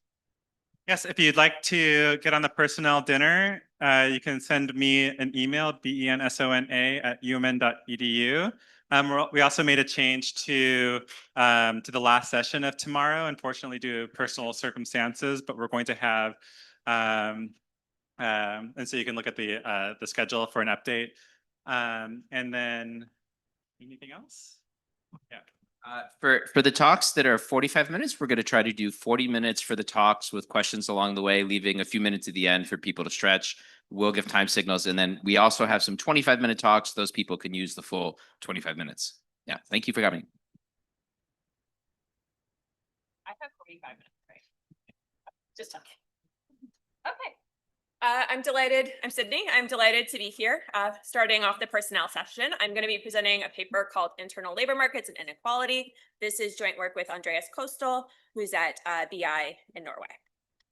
So as we have been seeing for the past several years in labor studies, firms are central to labor market inequality. They differ in the wages they pay to the identical workers. They sometimes share rents. Some firms seem to have monopsony power over their workers. We also know that a lot of wage growth that occurs within a worker's career happens within firms. And so it might be interesting to think about how firms are sort of filling positions or how workers' careers are evolving within firms. Firms may differ in how they choose to fill positions above the entry level. So you can imagine two different extremes. So on one extreme, whenever I want to fill a position, I have like a pure spot market. So I consider internal and external candidates equally, and I don't give any sort of preference to insiders. It's an open application process and it's fully competitive. Another extreme you might imagine is that when I'm looking for someone to fill some role, maybe they're managing a team or something like that, I just consider people who are already at the firm. I consider applications of insiders. There might be sort of a in between these two extremes. I might just have a preference for insiders. And this idea is not like my idea, of course. There's a long history in labor and personnel economics thinking about internal labor markets. And one way these have sometimes been framed in the literature as scenarios in which jobs inside the firm are shielded from the competitive forces outside it. So you might have some jobs where there's a preference for promoting from within for whatever reason, maybe to provide incentives to early career workers due to information asymmetries or whatever. It's really difficult to study this outside the context of a single firm because we don't typically know like what a firm's policies are. This is not something that's observed in administrative data.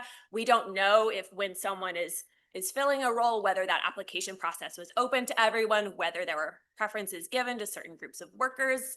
And even if you were to just use register data and focus on positions like clearly above entry level, it would be sort of like hard to understand where there are preferences given to internal candidates because, you know, even if it's a purely competitive process, I might promote from within because like that's the best candidate for the role.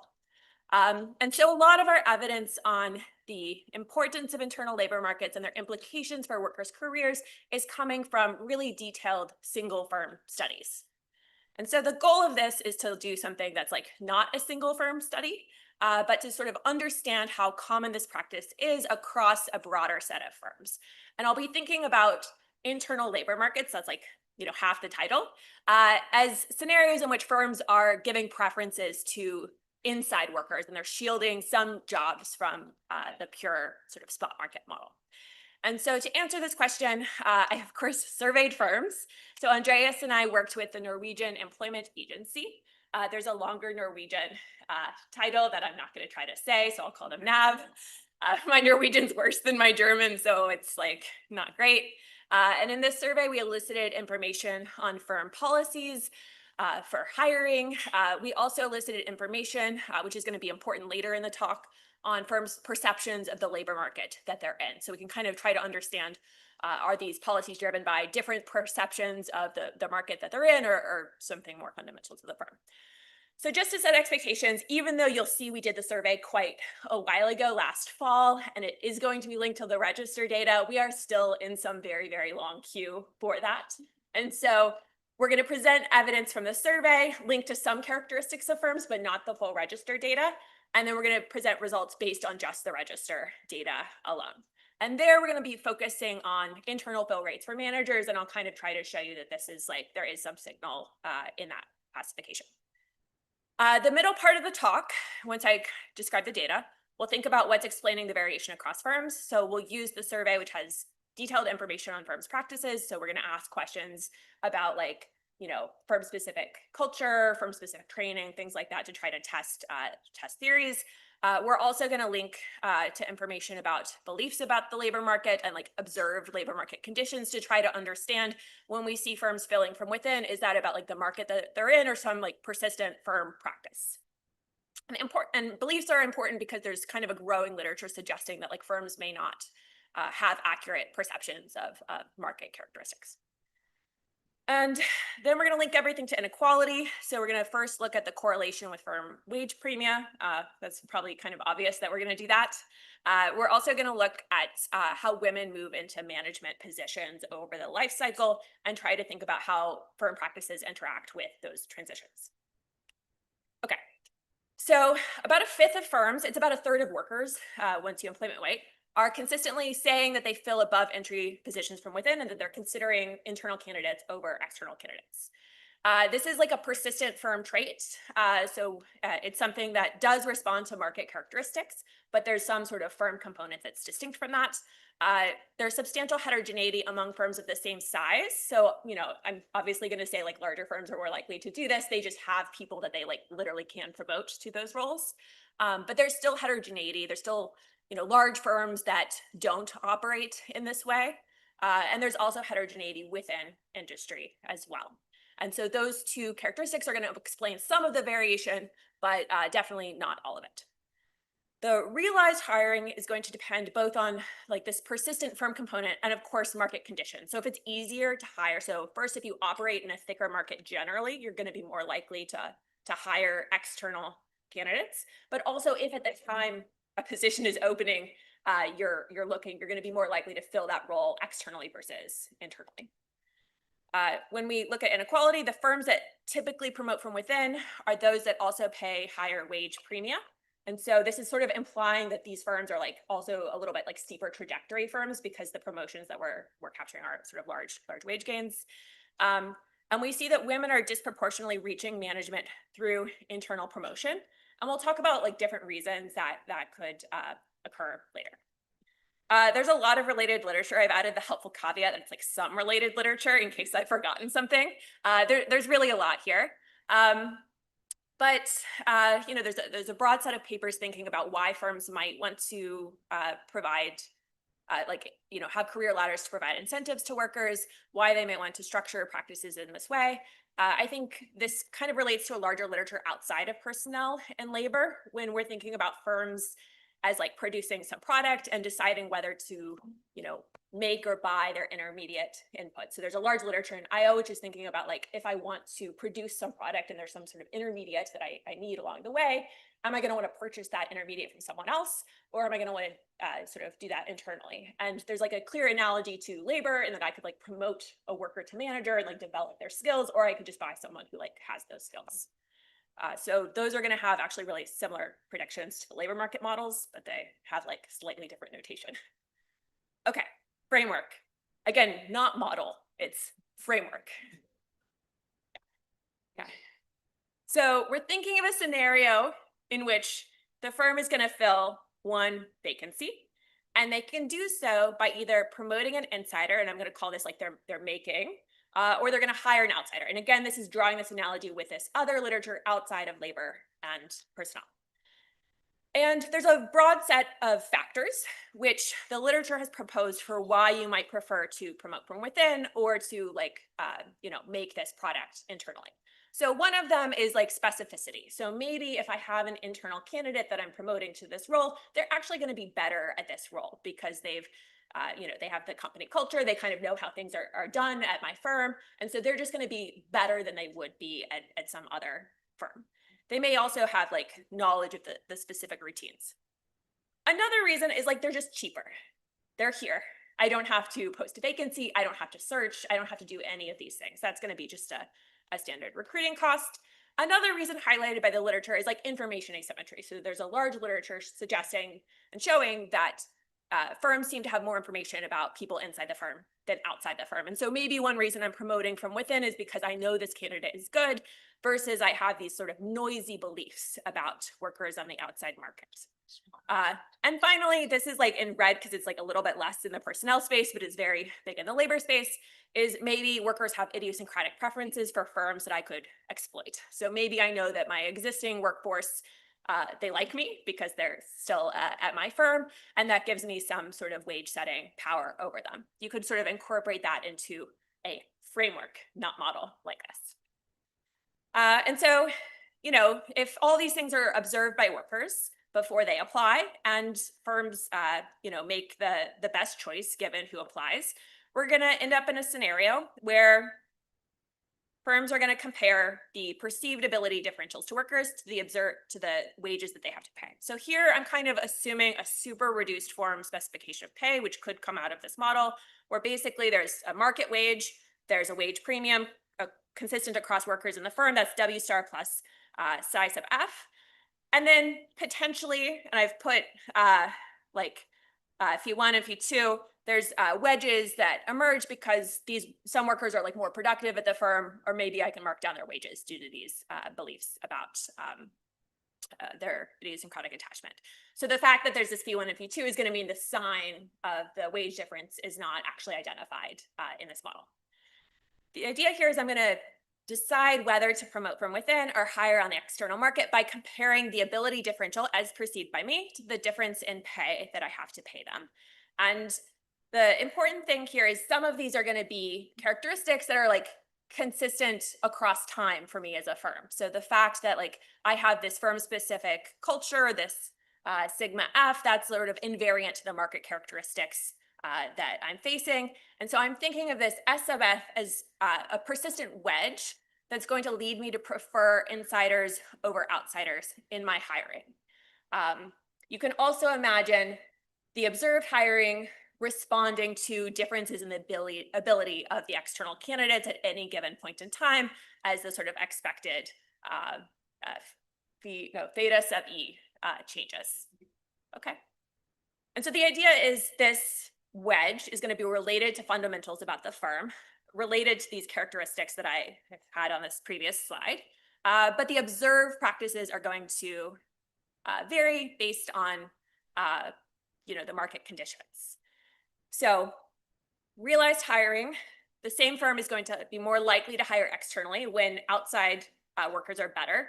This also kind of means when they're just more plentiful in the sense that like the best candidate that I'm more like going to be able to access is going to be better ability there.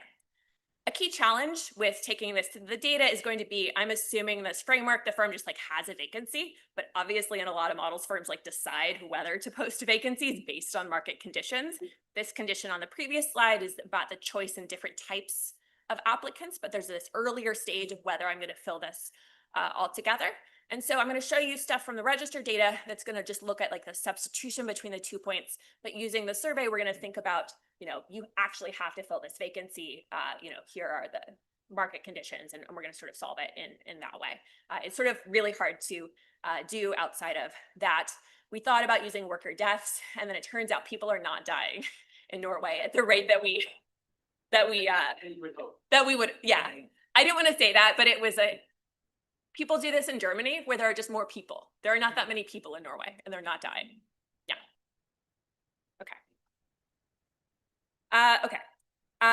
Also, information and moving costs are going to shape who is promoted versus who's kind of moving across firms during these transitions. So I'll talk about this when we get to gender, because I'm going to say that most of women who become managers first do so within their firm. And this could be explained by either the fact that they're like super attached to their firm. In this framework, you're going to be less likely to apply on the outside market if you have a really high idiosyncratic value of your firm, regardless of what outside firms pay.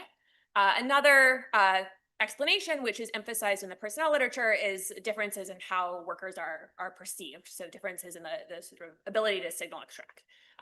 And so that would also explain why you might see some groups of workers more likely to, progress up the career ladder internally versus moving across firms. And we'll try to disentangle these two explanations later. Okay. Yeah? On the last point about there's a recent great paper on like perfect movie concert, so high, the firm knows they don't have to promote them to put it. So. It's Yeah. obvious that those are the high movie concert companies. Well, I think I'd still see, okay, so there's like a difference between like promotion in terms of like giving you a raise and like you might still move into like a different role if the firm needs like a manager. And so in that case, I might expect not to see big wage differences like associated with the promotion. I'm kind of being really loose when I'm saying promotion, but I'm like actually meaning a transition into a different role. And so we can sort of disentangle that way. We didn't see, for a lot of the results here, I also did robustness thinking about firms where there's a pretty large jump when you become a manager and things look pretty similar. So yeah. Okay. That's using your registered in. It's not linked. So the other stuff is not, yeah. So both the asymmetry as well as the firm-specific human capital leads to rents of the incumbent firm, right? So you don't have to pay the specificity of training. You don't have to, if information is asymmetric, you can extract that from the worker. That's something you will be looking at, or? Yeah, we're not going to do any tests specifically on that. You'll see when we're testing between these, we're actually primarily going to be looking at the selection of workers based on their wage before they switched and thinking about, are there gender differences in like your wage at this outside firm before you moved? And so that's like not going to be a subject to those concerns. I would say a lot of our predictions are not about wages. It's a lot harder to come up with a specific wage equation for these two things once you've incorporated, as I have, like moving costs and if you incorporate firm-specific human capital. And so we're not going to be as specific about pinning that down. Yeah. Can I just, I'm just drinking following on, coffee, so this is great. yeah, following on Matt's question, I think what he's getting at is that like in personnel, there's a long literature about career concerns and like using promotion as a motivator. Yeah. And so your model that you've written is kind of ex post. Is about saying, okay, we've got this person that we've hired, who's going to be more productive at what cost. But if you're thinking about people writing ex ante contracts, saying like, okay, we can actually hire you at a lower cost up front to get more effort out of you. Are you going to think about that? It kind of gets at a different set of questions. Are you going to be thinking about that as well in your survey? So there are some questions a little bit related to whether there's incentive provision in the survey. I would say this paper is not really going to be a grand theory of why firms do this, because, we're just going to show some that, things go in the way that you would expect, but we're not sort of going to be able to say, 30% of the firms that behave this way are doing so for career concerns, 20% are doing so because of firm-specific human capital or anything like that. Do you ask anything like to recruit workers, like we recruit them by promising them movement up the job ladder or something like that? I mean, like firms probably have some. Really. No, I mean, and that's kind of like another reason, I think I sort of said that on an earlier slide, that's another reason firms may have these policies. We're not really going to think about the recruitment of like early career workers. We can sort of say something about like, are there differences in the wage gains when you get promoted across firms? But as I sort of said to Christian, that's like part of that could be, backloaded compensation or a variety of factors. So that's impossible to decompose to the specific channel. Totally. Cool. So instead, I'm going to think of like career concerns and incentive provision in firms as like another firm specific wedge that's going to lead you to want to do this, and not like something that I'm going to specifically be able to like say. So it's more about the productivity advantage. Okay. Like, so you're kind of like putting down the productivity advantage of incumbents potentially from like firm specific knowledge or whatever. Yeah. So, well, I also had questions about like whether. Sure. Yeah. But in the framework. Yeah. Okay. Good. I had some coffee, answered some questions. Okay. Data. 2 sets of data. Again, setting expectations. They're supposed to be linked. They're not quite linked yet. We're in some very long queue and everyone's on summer holidays. So we did a survey with NAB, which, as I said, is the Norwegian employment agency. And so they run like the job board in Norway. They have data on vacancies. They do a whole bunch of stuff. They also survey firms each year. And so they are kind of like known to the population of firms in Norway. And so We fielded this survey through them. We're focusing on establishments with 10 or more employees. We cut out really small firms because it's really obvious that if you have 2 people, it's kind of unclear what the internal labor market is. We could have been more aggressive about the 10 threshold, but we weren't. And so we have a little bit more than 2,000 firms. This survey is going to have information on the stated hiring policy. It's also going to have questions a little bit related to like things that Andy was interested in about like the firm practices. The questions are not going to be specific to the questions that I'm using currently are not specific to any particular position within the firm. They're sort of general firm practices. We also do have some questions about specific positions in the firm, which correlate strongly with this overall measure. The reason I'm not using them is because we included them so we could link those positions to the admin data. It's like somewhat less exciting for me to do that when that's not there. The data come from a single cross-section in November and December of last year. Again, a key thing here is going to be we're going to have questions where we're going to elicit firms' beliefs about market conditions. And so we can think about, you know, firms not just facing the same conditions in reality, but thinking they face the same conditions and seeing that they behave differently despite that. In the administrative registers, we see realized hiring behavior. We have to, like, there aren't really detailed ladders in administrative registers as anyone, we're trying to construct them with the survey, but like, you know, they're not there. And so we're going to focus on managerial positions. The reason for that, and this is probably actually 2 slides from now. The reason for that is management's like an absorbing state in many workers' careers. It's something you move into over the life cycle. Once you're there, you tend to stay there. It's associated with a lot of people are like nodding about that. That was not about like academic management.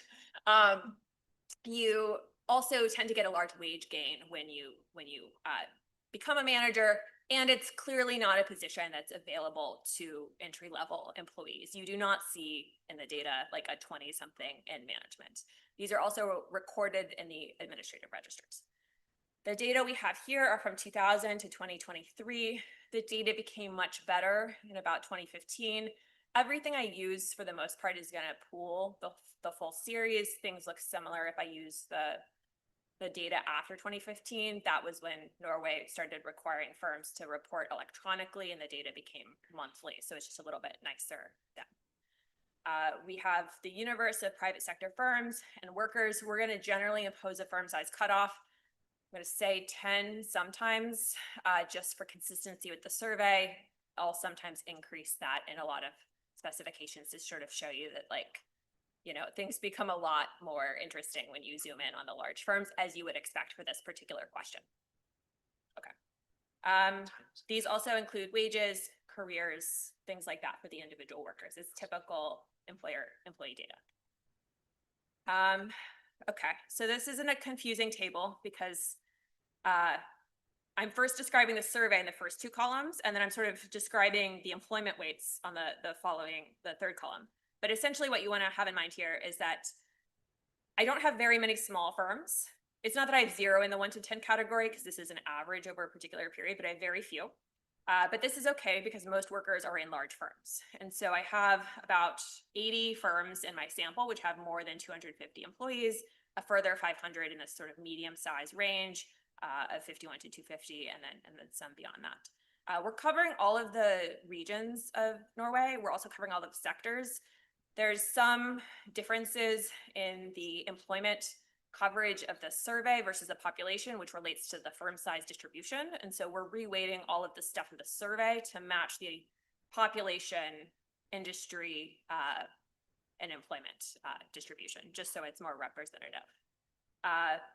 The survey was fielded by NAV, so it looked like a NAV survey, and it was fielded through these official inboxes that people have. The people that did it are typically CEOs, HR managers, things like that. It's an official, each firm has an official box. And so someone at the firm is assigned to do it, and we asked who it was, and it's typically someone high up in the firm. As you also might expect for larger firms, it typically is someone in HR. It's smaller firms, it's like the CEO, because they may not have, you know, as many HR demands. Yeah. Okay, the survey has a whole bunch of questions. To make things kind of easy for today, I'm going to use first a binary question and then this index. So the binary question is very simple. It's just how often are positions above entry level filled by employees already working in the organization? The more continuous thing is going to have this. It's also going to use questions. We ask firms, when you have an available position, do you advertise it to employees first before it's open to external candidates? And like, how long is the window that you allow? And so some firms are, advertising positions to internal candidates for a week, 2 weeks, a month before it's open to the general public. We also ask them whether internal mobility was common, and whether, so the length of time, whether it's an exclusive internal application period, and whether internal mobility is common. And so we're going to use the first principal component of these. This correlates strongly with this main question. And then there's other questions we could use. These are the ones we decided to focus on as the index because they're kind of about like what typically goes on in the firm. There are other questions we asked, like, do you have formal job ladders? Do you believe firm-specific human capital is important? That wasn't the wording. There was like a HR wording that worked. And those are correlated with this, but they're not really about the firm policy. So those aren't going to be the key things. The survey is also going to elicit beliefs about market conditions. Sorry. As I've said, it's pretty obvious that in a lot of models, whether you open a position depends on the conditions that you expect to face, when you're hiring. And like in our framework, that's also going to shift whether you fill internally or externally. If the conditions are good, maybe you'll find a good external candidate. And because there's growing evidence that firms like misperceive this from like Ben Friedrich's work and others, we wanted to have a control that wasn't just kind of controlling for objective conditions as perceived by the researcher, but we wanted something that we could say was plausibly the conditions that the firm thought they were in. So we're going to have measures of the expected, the other vacancies that are posted by other firms and the applicants per vacancy. And I'm going to use those as various controls. We also had, for a separate paper, like an information intervention where we were trying to teach people about the markets, and we can sort of show things related to that. Okay, yes. Do you give preference to internal candidates? So when we were talking to people, so we thought about doing that. We instead focused on these objective measures of like, is the position only available to internal candidates rather than the specific preference, thinking that that was more like a objective policy that everyone in the firm would know. We sort of thought about like, would you prefer to hire internally versus externally? But we decided in the end to focus more on like the specific practices that were like objective, I guess. And there obviously should be a mapping between the two of them. But this was sort of more like reliable in our view, even if it's like not exactly the specific measure. Yeah. So I realize you're quite focusing on demand for the sort of managerial level workers, but I would think that your demand for the workers below them also matters a lot. Within you have one fewer associate. For sure. Than you have. So like, how do you think demand for like associates interacts with the decision? Yeah. So, I mean, here we're going to have, this one, the beliefs are going to be about general conditions, I'll say, and we're not sort of specifying anything specific. When we think about the register data, I'm going to have measures based on like the managerial availability, but I can also control for like other factors that sort of, they're obviously correlated, so it's helpful to control. Okay.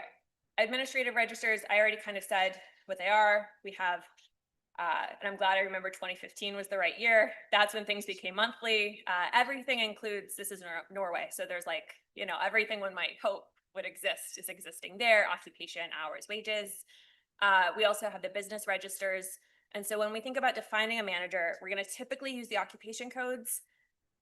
We're also going to use the business register. I should say this doesn't really hugely matter. The business registers give us the upper level managers in the company, but most managers are like middle managers. And so this contributes a very little to the data in the end, but we thought it was useful also for identifying internal versus external candidates, we wanted to make sure you weren't sort of, miscoded in any way. So managers make sense to focus on in the register data because they're above entry level. That's, I think, non-controversial.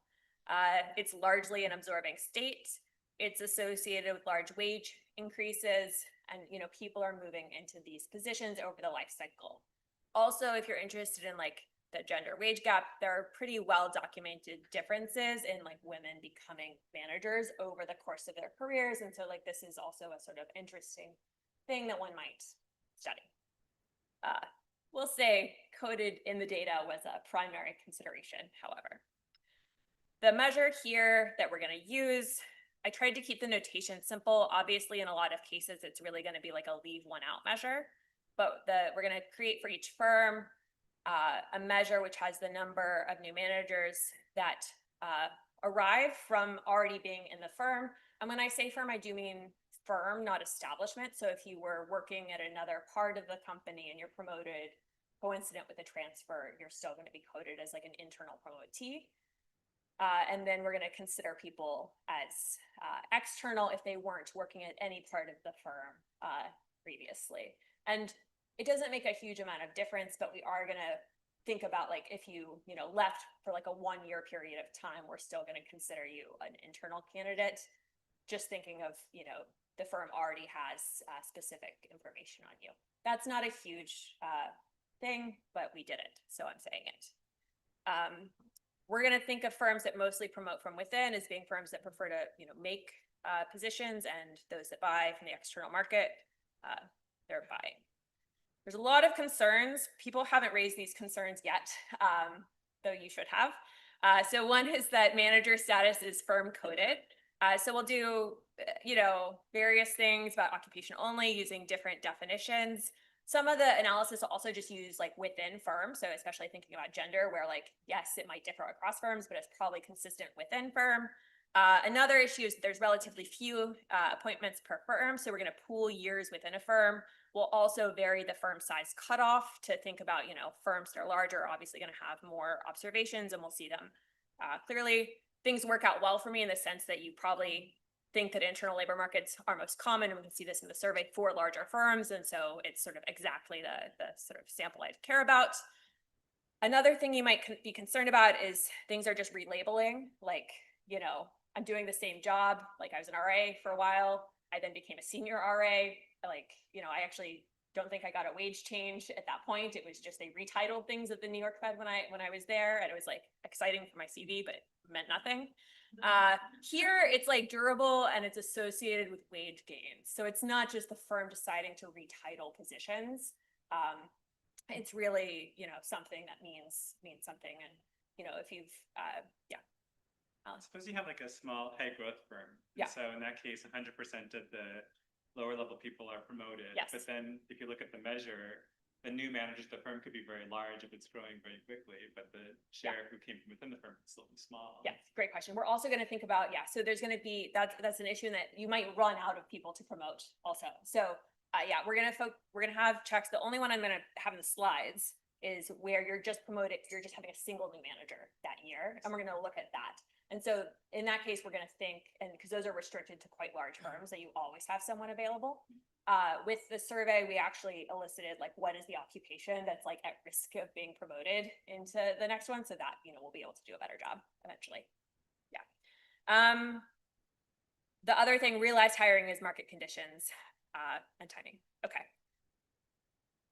I'm like not doing as well as I thought in time, but the first thing I want to show you is that there's some signal in this estimated internal hire rate, but it's not one, which one would make sense if the actual hire rates depend on both firm and market characteristics. And so the first exercise is just comparing across two halves of the data, so the early period versus the later period. And so this is showing like across my data, there's some sort of signal. If I use the leave one out measure, you can see that there's sort of more signal. And in particular, when I think about like larger and larger firms, the coefficients get larger and larger, as one would expect, because things are getting less noisy. Okay. So the prevalence. So I'm only going to classify about a fifth of firms as being firms that prefer to fill positions internally. Only about a fifth of firms are saying that that's what they like to do. These tend to be larger firms, so the employment weighted statistic, which I should have on this slide, is about a third. And a pretty large share of firms are saying that they're not typically filling positions internally. Firms that say that they fill internally are more likely to say that they have clear career paths or defined job levels. Not super surprising. About a third of firms say that they advertise internally first, and of those firms, and this is not conditional on this statistic on the left, many of these firms are actually giving internal candidates a head start. So they're not even opening it to the outside market before they review the internal candidates. And so it may be that they never actually open it if they found a qualified candidate inside the firm. About a third of managers, when I look in the register data, are coming from non-managerial positions within their firm. About a third are coming from non-managerial positions from other firms, and about a third are coming from management positions at other firms. And to be clear, these are firms, not establishments. The internal fill rates vary quite a lot across firms. So these are kind of shrunk to the industry mean, but you see there's quite a lot of variation in what share of managers we're seeing coming from inside the firm versus externally.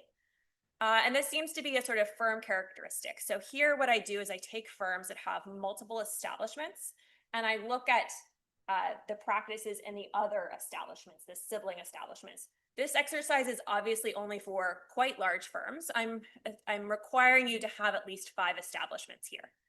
And so here you can see that the promotion rate, so the share, this is the pi F, the share of your new managers that came from inside the firm is strongly related to what's happening in your sibling establishments, which is what you would expect if this is like genuinely a firm specific policy. It's not an artifact of firm size, though it's clearly very related to firm size. So among small firms, you tend to see that they're not filling most of their positions via internal promotions. That makes sense. They don't have many people to choose from. And these are sort of the shrunk estimates. So if anything, is sort of pulling things up. But even among the large firms, so the line I want you to look at, is the red line. So these are firms with more than 250 workers, and I could do this for a higher cutoff. You see there's quite a lot of dispersion across firms in these internal bill rates. And sorry, Christian, I cut you off. Yeah, so another very important aspect for small firms to hire externally is the human capital they can actually buy in. Yeah. And you don't have that with larger firms to the same extent. So yes, so I haven't tested whether you sort of believe there's firm specific human capital that you care about differentially by firm size. But it's true that for small firms, they may really care about getting knowledge from other firms and things like that. So here, the point that I'm trying to make here is among the large firms, there's quite a bit of dispersion. So it's not just large firms do this, small firms don't, but feels like among the large firms, people are making different choices. So that's supposed to be the takeaway from this.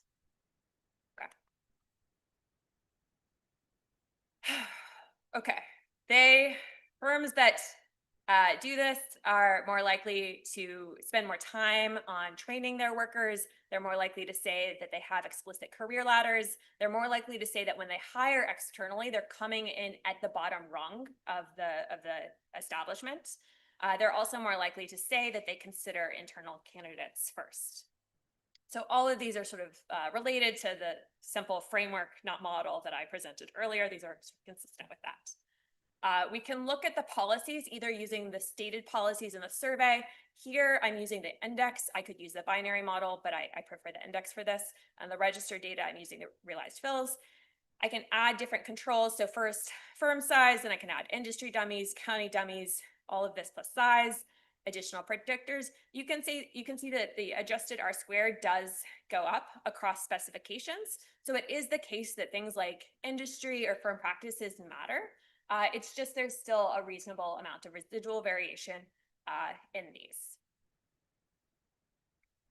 Okay, and so in the framework, the idea is that there might be persistent differences within firms or across firms. So given the same market conditions, I might behave differently than Christian, but there also might be market differences that matter. So I might behave differently based on the conditions in the external market.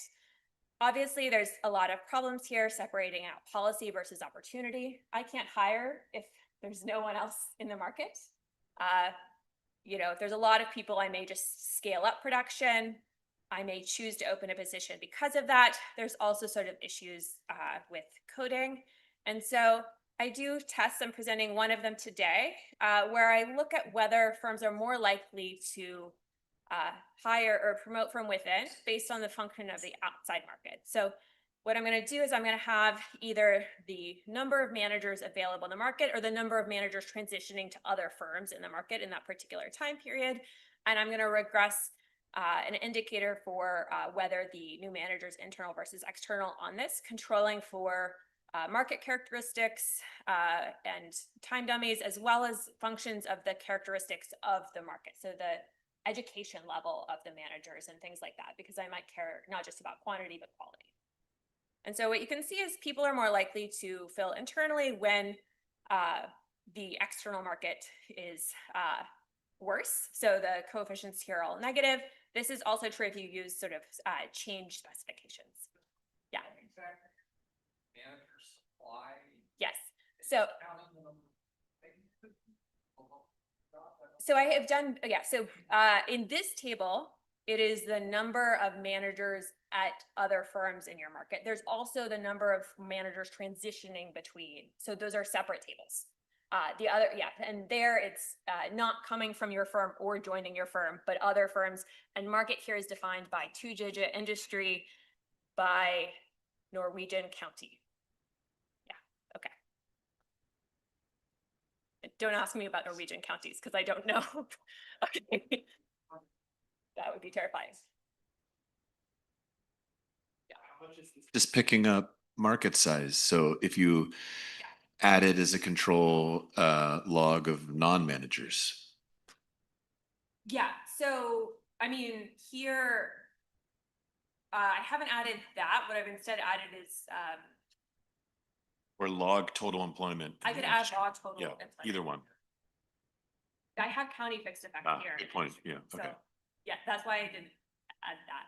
Okay. Yeah, and industry fixed effects are all specifications. The concern that Alan actually brought up earlier, I think is really relevant, and that like at some point I may hire externally because I've exhausted the internal pool. But a lot of firms are like actually promoting like a single manager or hiring a single manager per year. And so it's sort of comforting that you see similar results when you focus on this sample. You also see similar results when you just exploit time variation. So focusing on the same firm, that alleviates concerns about like, what does it mean to be a manager? Because manager coding is potentially different across firms, but very likely consistent within firm over a short period of time. Okay. The firms in our survey who, you know, we asked them basically, if you wanted to hire in the coming months, how likely is it that you would fill the position with an internal candidate versus an external candidate, or just not fill it whatsoever? And then I split the sample. Here I decided to go with the bar graphs. Looks very similar in the bin scatters, but essentially here the point is the firms that say they prefer to hire on the market are more likely to say that they would fill the position with an external hire relative to the firms that say they prefer to hire internally. This is not driven by differences in the perception of their market. So here we have the believed number of applicants per vacancy elicited in the same survey from the firms. And so it's not the case that firms that prefer to promote from within just think they face a worse market or that it's going to be harder for them to hire.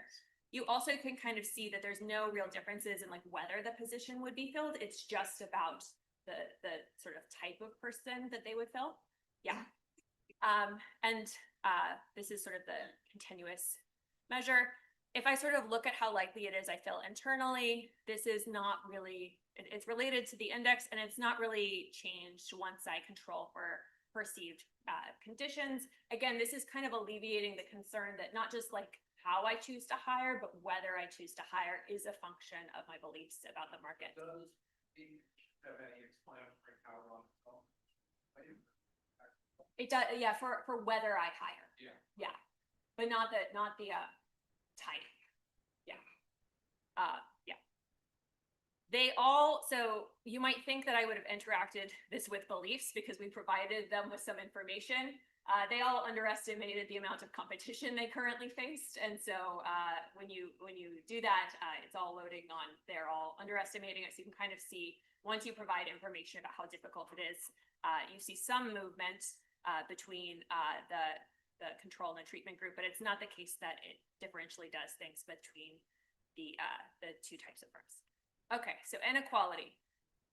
We probably wouldn't care so much about firms having different practices if they didn't have implications for workers' careers. Here, what I'm showing you is that it seems like the higher wage firms are more likely to promote from within.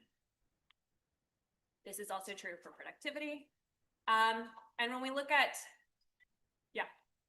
Yeah, AKM premiums are only identified off cost firms, external hires. Yeah.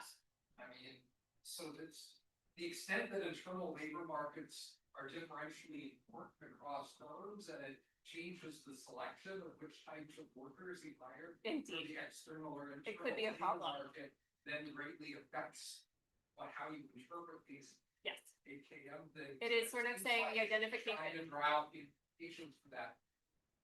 Thing. Indeed, we have not done that, but we did realize that this was a potentially interesting avenue to think about because we sort of are going to be able to say something about the differential selection across types. So, related to that, I mean, one might be concerned that to some extent that relationship is mechanical because the wages are higher when the people are promoted and it loads into the effect. So one thing you could do is you could try to fit an AKM model just using the starting wage.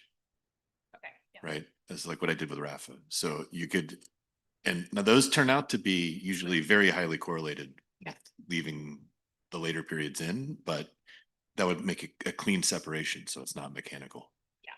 These firms are also more productive. So here I'm using the value added measures. So it's also the case that like, there's a lot of problems with AKM, potentially also met problems with value added per worker, but you also see that the higher, like, you know, if you want to be a manager at a highly productive firm, you're more likely to have achieved that status by promotion relative to hire externally.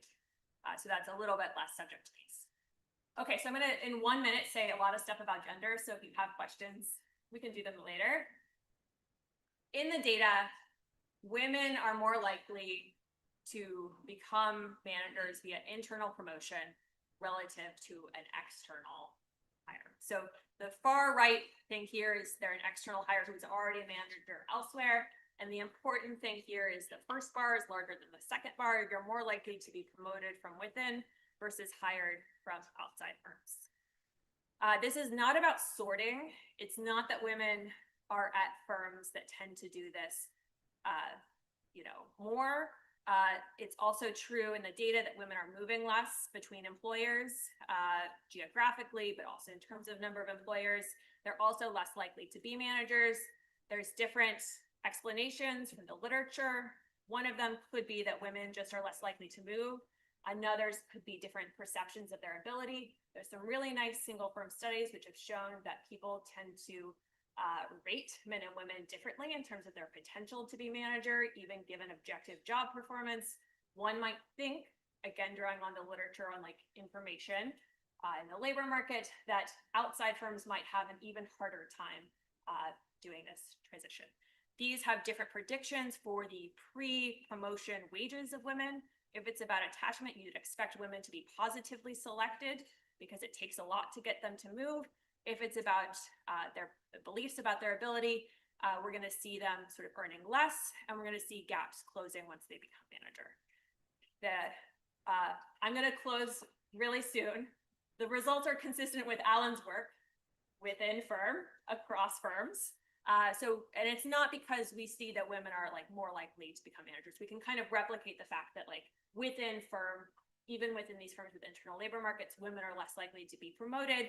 But this seems to also be a thing across firms where, the women who are moving across firms seem to be negatively selected on wages. And once they're sort of within firm, the gap closes. So I'm aggressively over on time. So thank you. The goal of this was to extend a lot of single firm studies to think about how important firm promotion policies are at the economy level. About a third of workers seem to be in firms that say that they tend to promote from within. This seems to be a persistent firm trait that's kind of interesting, but it's also something that responds to market conditions. So firms are not just like only promoting from within, they are responsive to the market. This seems to have implications for inequality and the gender gap, and I'm done. Alan can ring the bell.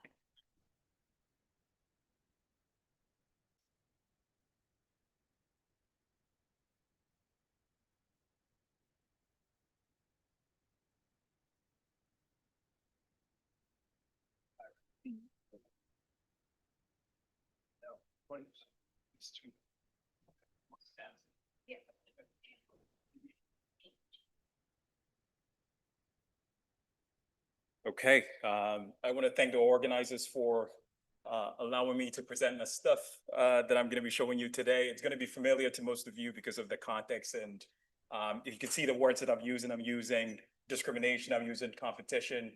The next word that you're going to hear me say is taxis. And so what you're not going to see me do is try to cite different papers here because there's just too much for me to actually show you here. Okay, so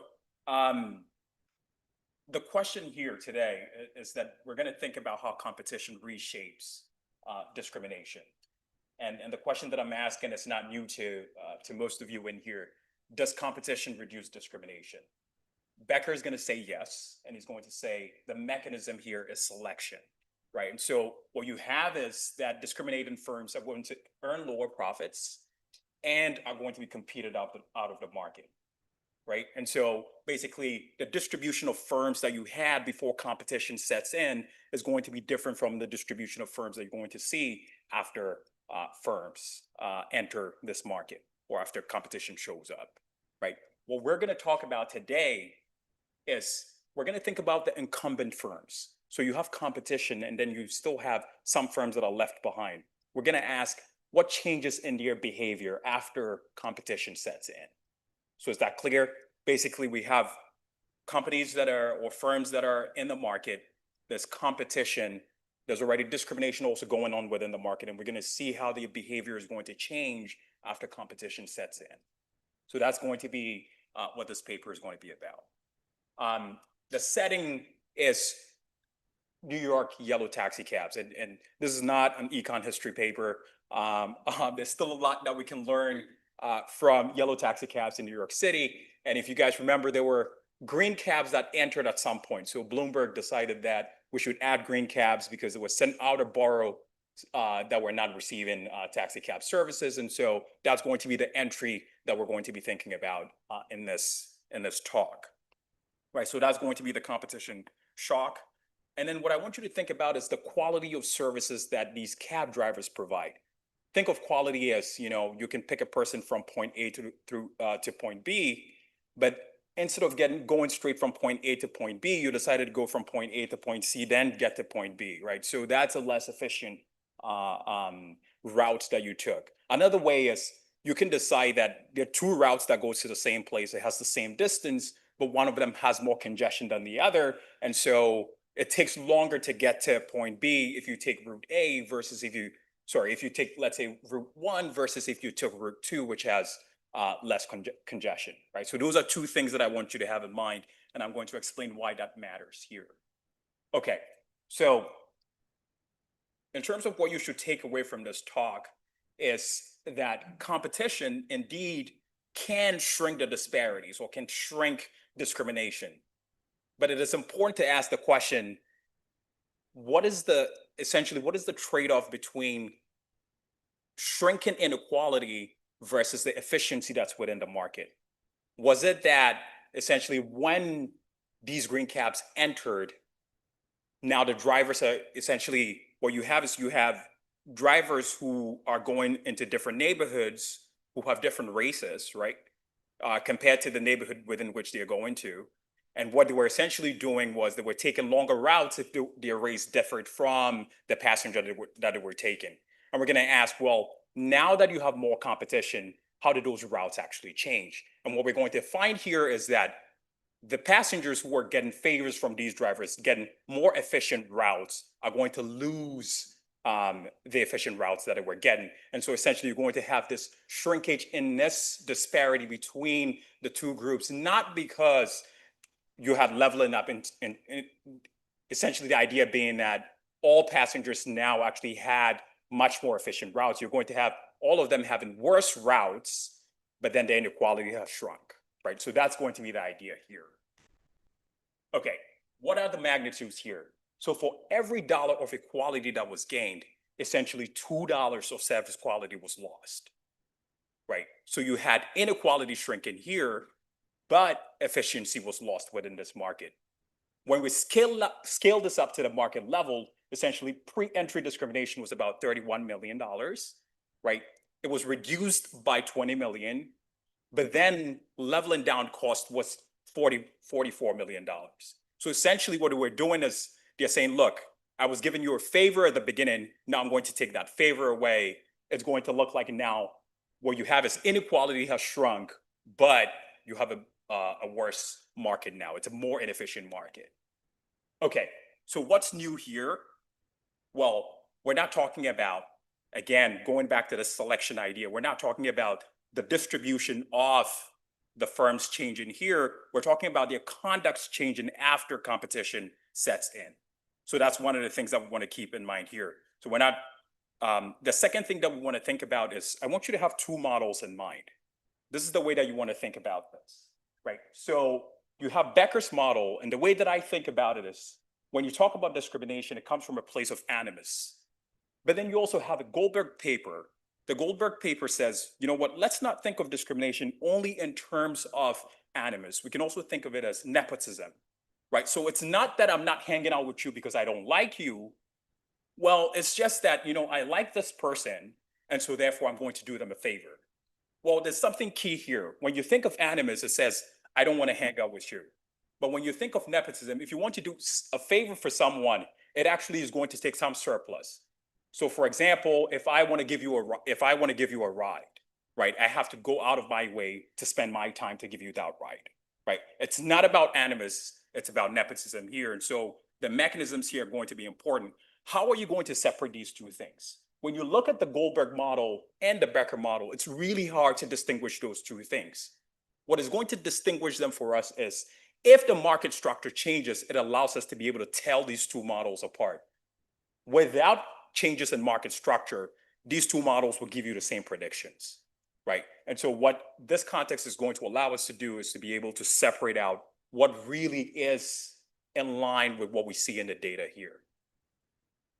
And the last thing here is that discrimination is going to be an equilibrium object, right? So essentially you think of it as you have a discrimination coefficient, it stays as is.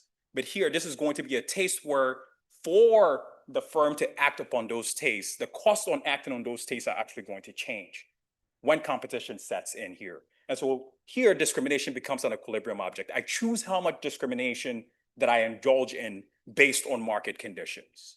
Okay, so it's not something that's just fixed regardless of market conditions.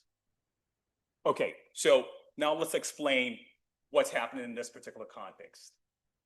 What I want you to have in mind here is, and I think most people think about this, that when you get into a taxi cab, maybe they're padding the right. It's not maybe.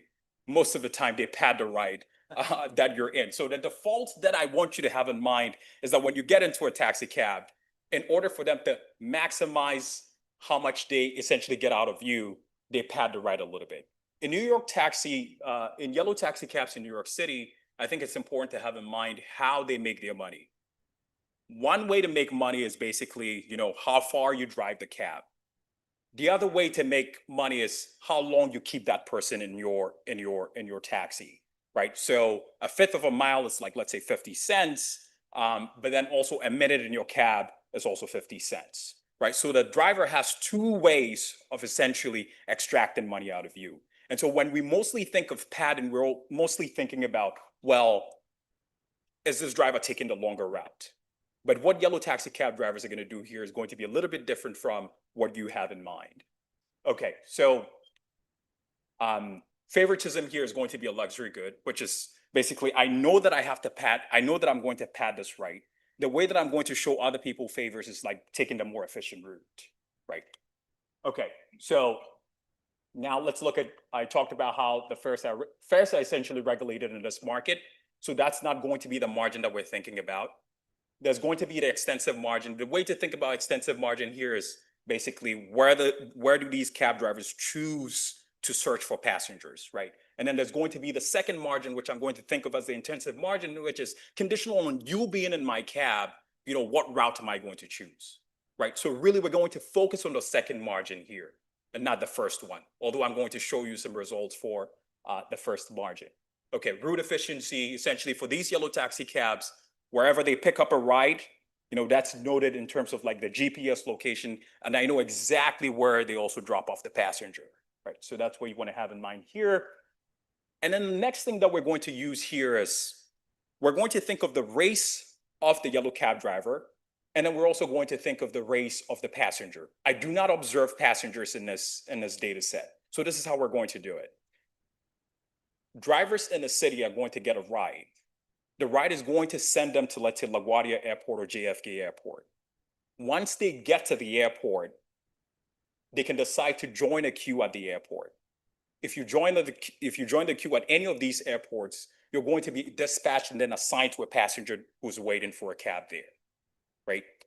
And that assignment, the passenger cannot decide which driver they get, nor does the driver decide which passenger that they get, right? And so you can think of this assignment that's happening or this matching that's happening that's essentially random, right? You don't get to choose the race of the passenger, nor does the passenger get to choose the race of the driver in this context. So that's what you want to have in mind here. And I'm going to tell you how I profile drivers in terms of their race and then how I profile passengers in terms of their race.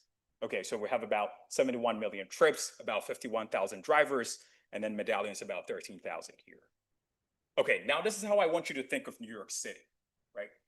And what we have here is basically plotted each census block in New York City by the race that essentially is the majority in that particular census block, right? So you see in Harlem here, you have a lot more Black residents. When you come down to Lower Manhattan, you have more white residents, so on and so forth, right? Okay, so the way you want to think about this is once a passenger gets into the taxi cab, they're going to be assigned to one of these blocks. They decide where they're going, right? And the way that I'm going to profile passengers is once you get to assigned to one of these blocks, I'm going to say, what is the racial composition of that particular block? And I'm going to use that to profile you.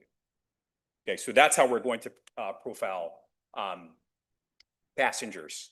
Now, with drivers, I have the following.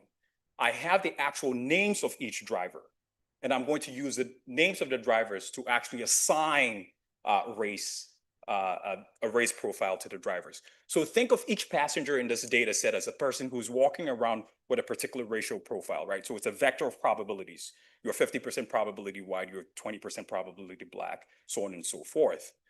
With drivers, it's also going to be the same idea. I'm going to have your name, and then I'm going to use that to predict what your race is. And so I'm also going to have a vector of a racial profile for each of these drivers here, right? So what you see on the table to your right is essentially what the distribution of these races look like. Okay, so you can see that there's quite a mismatch between drivers' profiles versus the drop-off blocks, which the drop-off blocks is essentially profiling passengers, right? So you have a lot more Asian drivers, about 42%, but then when you get to passengers, you have about 56% of passengers who are white, right? And then the standard deviation here shows you that there's quite a bit of variation in these matches here. And that's essentially what's going to be the identifying variation for most of what I show you. Yeah. Is it also possible to do this by nationality instead of race? Like if I'm a Libyan driver, do I prefer passengers or like that? Or But then I'm going to have to know the nationality of the passengers, which I don't know. But you can't do that from the zip code either. That's not specific. I'm not aware of a data set that has like shares of different nationalities at the zip code level in New York City. Yep, Alex. Say it again.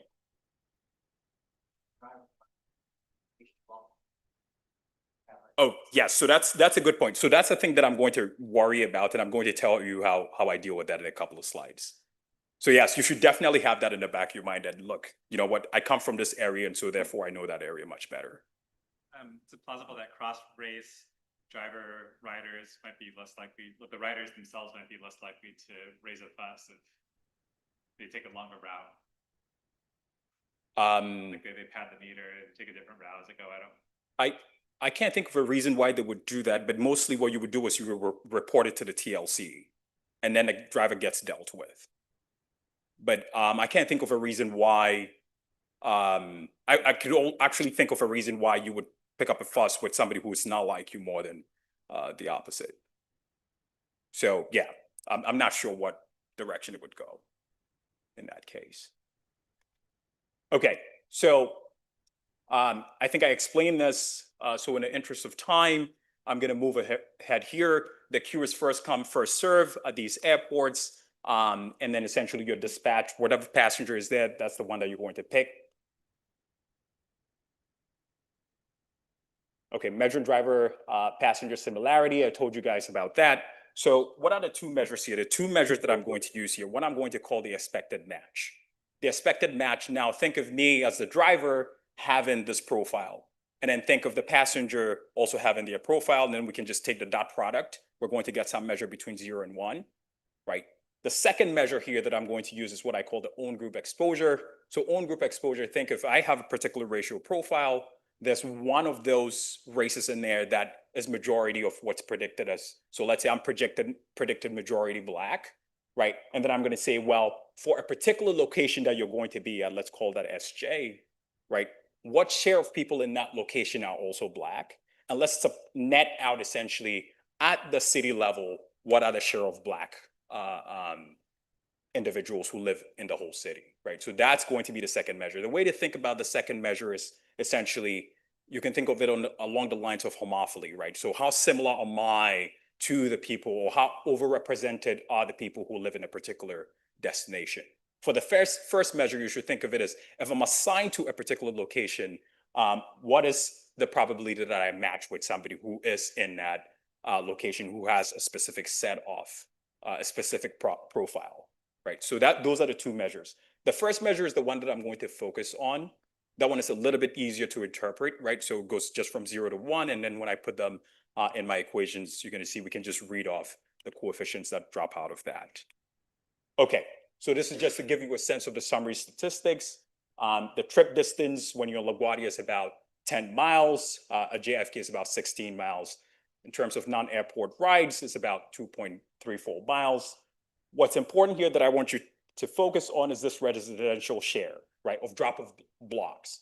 There's some parts of New York City that essentially are just businesses, right? And so you should expect that we should find most of our effects in areas that are residences, right? And so I'm going to show you how the effects changes when we're traveling to a place where you just have residences there versus if you have commercial establishments, right? And I'm going to show you how that's going to differ. Okay, so now this is going to be our identification strategy. A thing that I didn't tell you about the two airports is, if you get to LaGuardia and you pick up a passenger there, the fare is going to be based on the meter. But if you pick up a passenger at JFK, it's a flat rate, it's $52, right? Well, so it doesn't matter what route you take in a JFK, you're not going to profit if you pad the right. But your incentives are completely different if you're a LaGuardia.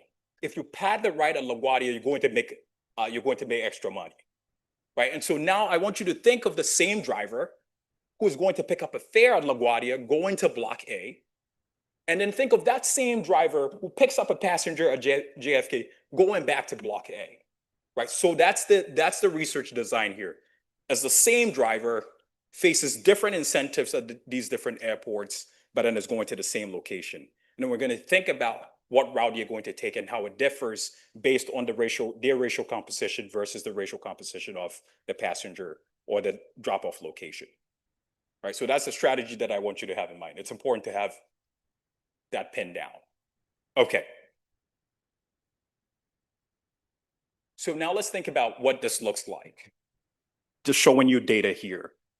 So what you have here on the left is just me plotting on the x-axis here, essentially the racial similarity between the driver and then the passenger.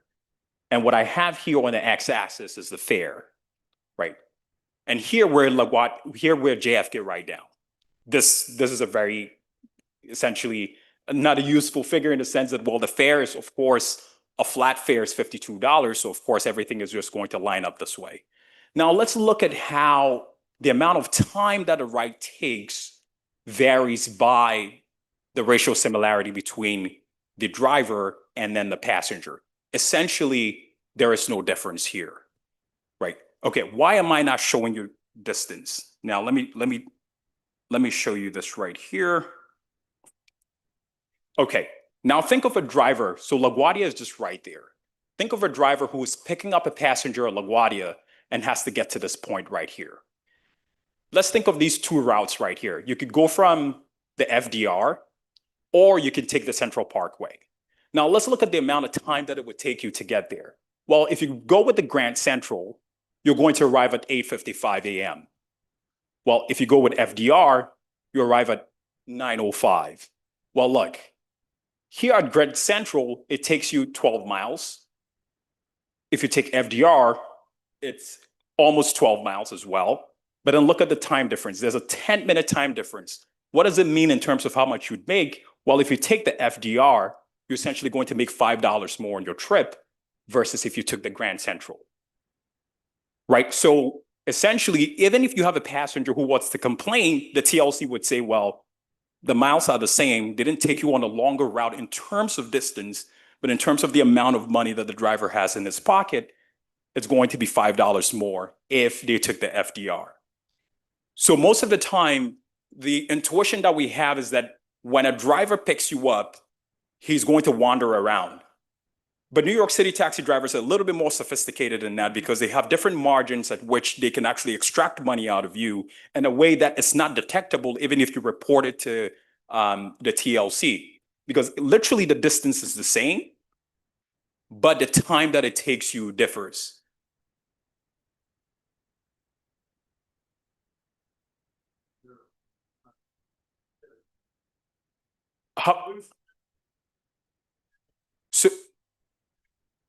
So that's a really good question. I would say a fish that is literally in my pond right now is better than the one that I have to wander around in the city and hope that I find. So from the driver's perspective, it still makes sense to extract from the one that they know they definitely have in their cab than to hope that maybe in the next 10 minutes, they're going to find a passenger. So that's how I'm thinking about that question. Right. So yes, indeed, it is true that, well, if I drop you faster and if somebody were to get into my cab right away, then it would make sense for me to do that. But that's a risky prospect. If I drop you off, it still will take me some time to find the next passenger.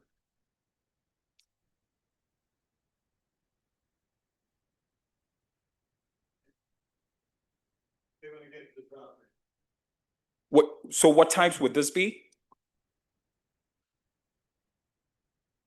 It's not clear to me that that's true. Why? And maybe this might not be a good answer, but I should pull rank here. I drove a yellow taxi cab for 4 years. It's not necessarily true that the driver. So I think that would be true if it's actually closer to the end of my shift. So if it's closer to the end of my shift, then I don't want a fare that takes me so far so that I'm too far from the garage where I have to take the cab back. So that might explain when you say rush hour, maybe around 4 p.m. Maybe that might happen, but it certainly wouldn't happen like around 9 a.m. or 8 a.m. I think. Oh, so we're gonna get to that. Yes. What changed with the competition? So actually, let me get to that and show you that. Well, I'm going to control for the time of day and all that stuff, and I have only a few minutes left. So let me get to that, and then let's see how competition plays out here. I'm gonna skip through really quickly and then I'll take these two questions. Okay, so let's go back. Well, I'm just giving you a point here. So really quickly, this is actually out of the data. So cab 1 here and then cab 2 actually took a fare that's just about a minute and a half apart at LaGuardia at the same time. Look at the first guy. The first guy made $33. The second guy made $51. The miles are the same, but then the time is completely different. So cab drivers are actually doing this, right? So let's go back and let me show you really quickly what's happening here. I didn't show you this figure earlier on. This is what I showed you. You see that there's no difference in terms of time that you're spending when they're at JFK. But then look at what happens when they're at LaGuardia. Essentially, you don't pay as much when you're similar to the driver, and then you also don't spend as much time in the cab when you're similar to the driver. Really, so this is the figure that I want you to have in mind for the identification. And then when we go to competition, what we're asking is, how do these figures change after competition falls in for the same driver? So there's no selection here. We're looking at the same driver pre and post here. Okay, so really quickly here, I showed you these in pictures. So let me skip over this. This is basically saying, if I take a passenger who isn't a metered fare, that means at LaGuardia, right? Who looks similar to me, essentially their fare is about 50 cents lower. But then let's think of the residential area, because that's where our measure is really going to have bite. It's about $1 less, right? If you're similar to me, right? You spend about a minute less in my cab if you're similar to me. And then we can control for all these things that we have here with fixed effects. Okay, now let's go into what happens with competition here. I have really a few minutes here, so let me just explain what happens here. Green cabs enter the market, right? So they're allowed to pick up passengers all over here. They're not allowed to pick up passengers at JFK or LaGuardia, right? Okay, so what happened? What Becker and Goldberg will say, absent this intensive margin that we're looking at, is still true. A whole bunch of drivers were entering the market pre-entry, right? So we have about 549 drivers who entered the market. But once green cabs enter, actually now a whole bunch of drivers actually exit the market. So you still have something that's happening with the distribution of firms, if you like, here. But then now let's look at what happens to let's look at what happens to incumbent firms. How do you change their behavior? Okay, so this figure should do it, and I think this figure is enough to just conclude. So basically, what you have here is I just have a median split, and I'm saying, what does the fare look like, right? Right before entry, right? Between people who are similar and people who are not similar. So if you're similar to me, your fare is much lower than if you're not similar to me, right? You spend less time if you're similar to me than if you're not similar to me. Now, what happens after entry? Well, now it doesn't matter if you're similar to me or not. I'm essentially going to take your money anyway, right? So what you have here is that inequality has actually shrunk, but then the market is worse off, right? I'm extracting more from everybody else. Now, it doesn't matter whether you're similar to me or not. I'm going to extract from you, and I'm an incumbent here. So think, again, it's still the same driver before and after. Okay, so really quickly, this is just the results here. What you want to be looking at is this variable right here. So this is basically what was happening before entry. After entry, now everyone is paying more. And then the folks who are similar to me are even paying more than everybody else, right? So I'm now extracting more from the people who are similar to me post entry. Okay, so last slide here. This was really a question about, what's the margin that I had as a driver before entry. We're going to separate drivers by how many of them were actually doing work within the green zone. This is where they faced. Okay, I have to stop here. This is where they faced. This is where they faced the green cabs the most. And you see that folks who were more exposed to green cabs were more likely to engage in this behavior. Drivers who had lower income were the ones who are more likely to engage in this behavior. So let me just stop here. And for the folks that I didn't allow you to ask your questions, I could definitely address at the end.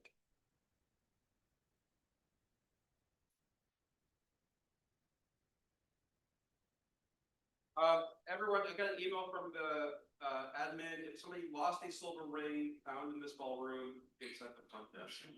Registration. What does it look like? So we have how many minutes? We start again at 2:30. Yes. Should like expedite that vacation thing.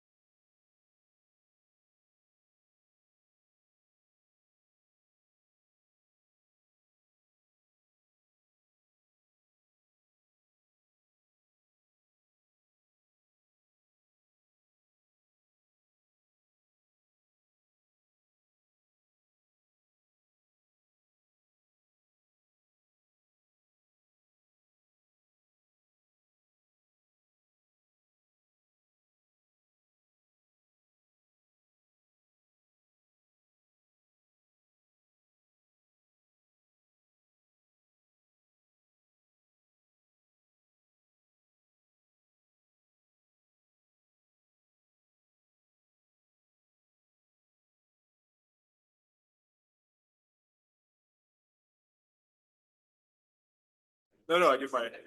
Okay, as long as that's. I agree, yeah. Yeah. That's-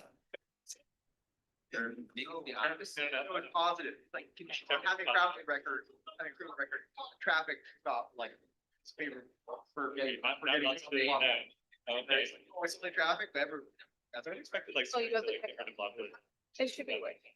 Like I wouldn't hire somebody for, he's like man the cat. Okay. Go for it. Okay, great. So thanks a lot for putting this paper on the program. This is joint work with Bernardo Silveira, who's right there. Good. So we're going to talk about wage markdowns today, and more specifically about the sources of wage markdowns in a given market. So I guess I don't need to tell you that in monopsony models, wage markdowns are a consequence of market power of firms. So firms face upward sloping residual supply curves, increasing evidence of those. And of course, that leads to firms setting wages at a markdown below the marginal revenue product of labor.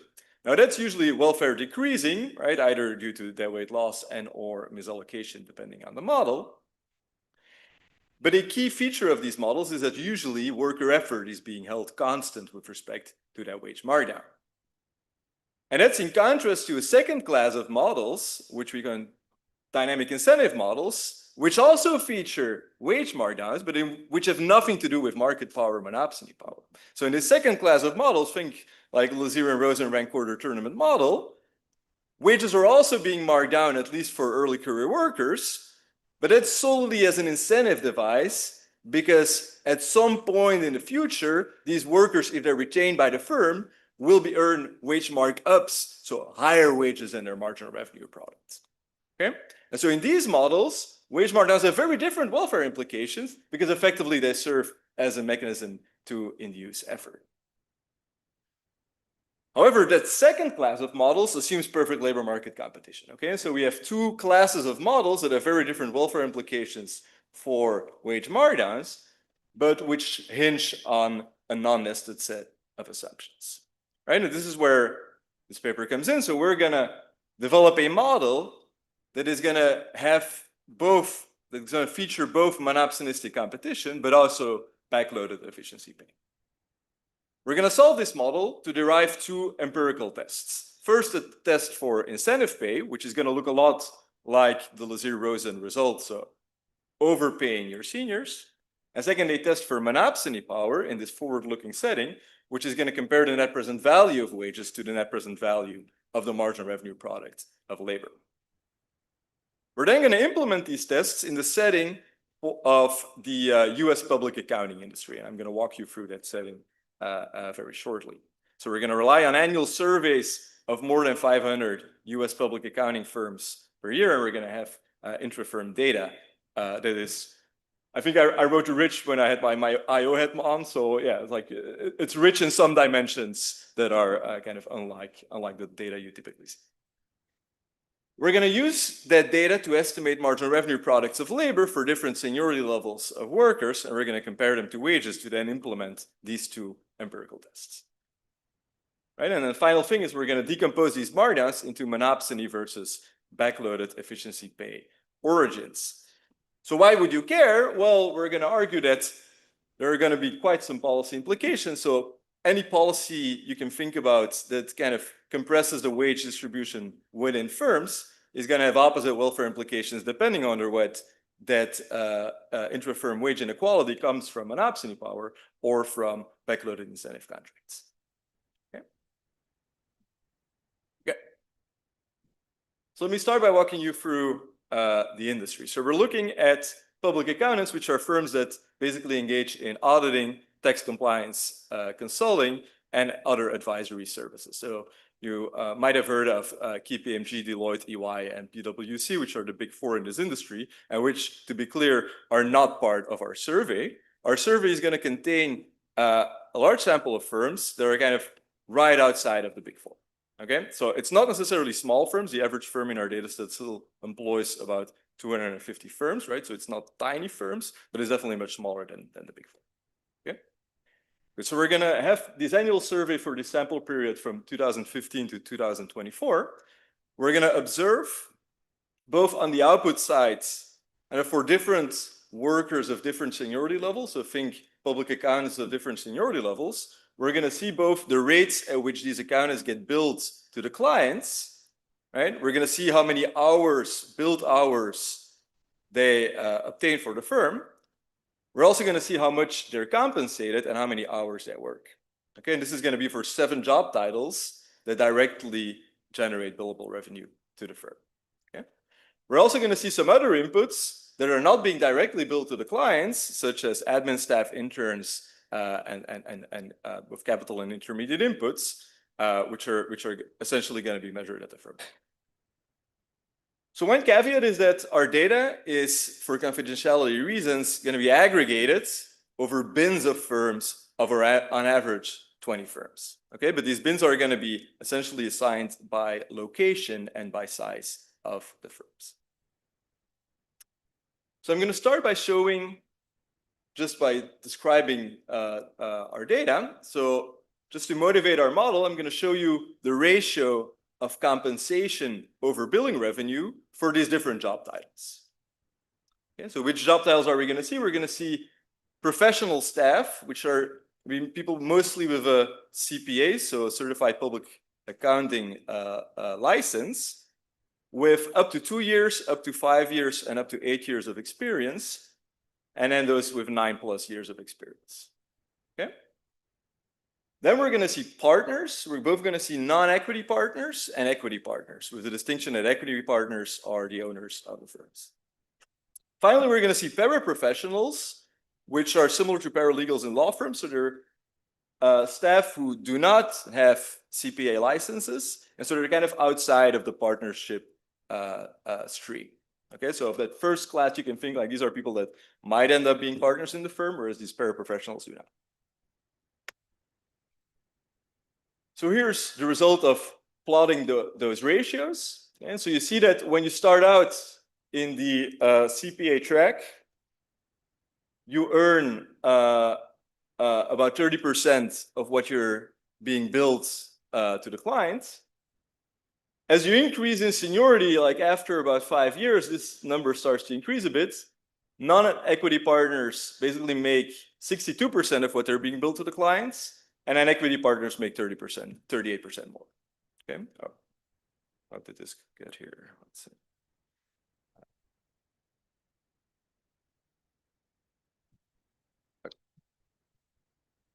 But now, of course, this doesn't get you to the markdowns, because average and marginal revenue products of labor are usually very different, okay, especially in this industry, right?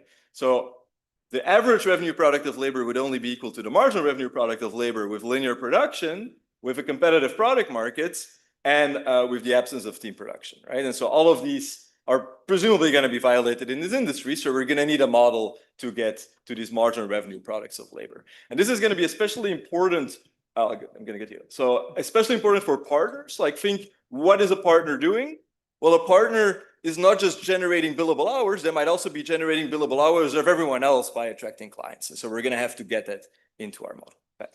Can you just tell us a little bit more about the data? I mean, you fielded the survey yourself, right? No. I should have. So this is a firm that's called Inside Public Accounting, and it's effectively a firm that runs these surveys with these public accountants, aggregates the data, and sells it back. So it's kind of a data aggregating firm, and the firms use this for benchmarking and other purposes. But is it literally a survey? Because normally you'd be worried about people self-reporting very high incomes. There's a lot of evidence in the survey stats literature about mean reverting measurement error. Like everybody wants to be paid what they think is a normal amount of pay. But this is, so to be clear, this is the employers that fill out the surveys, not the employees.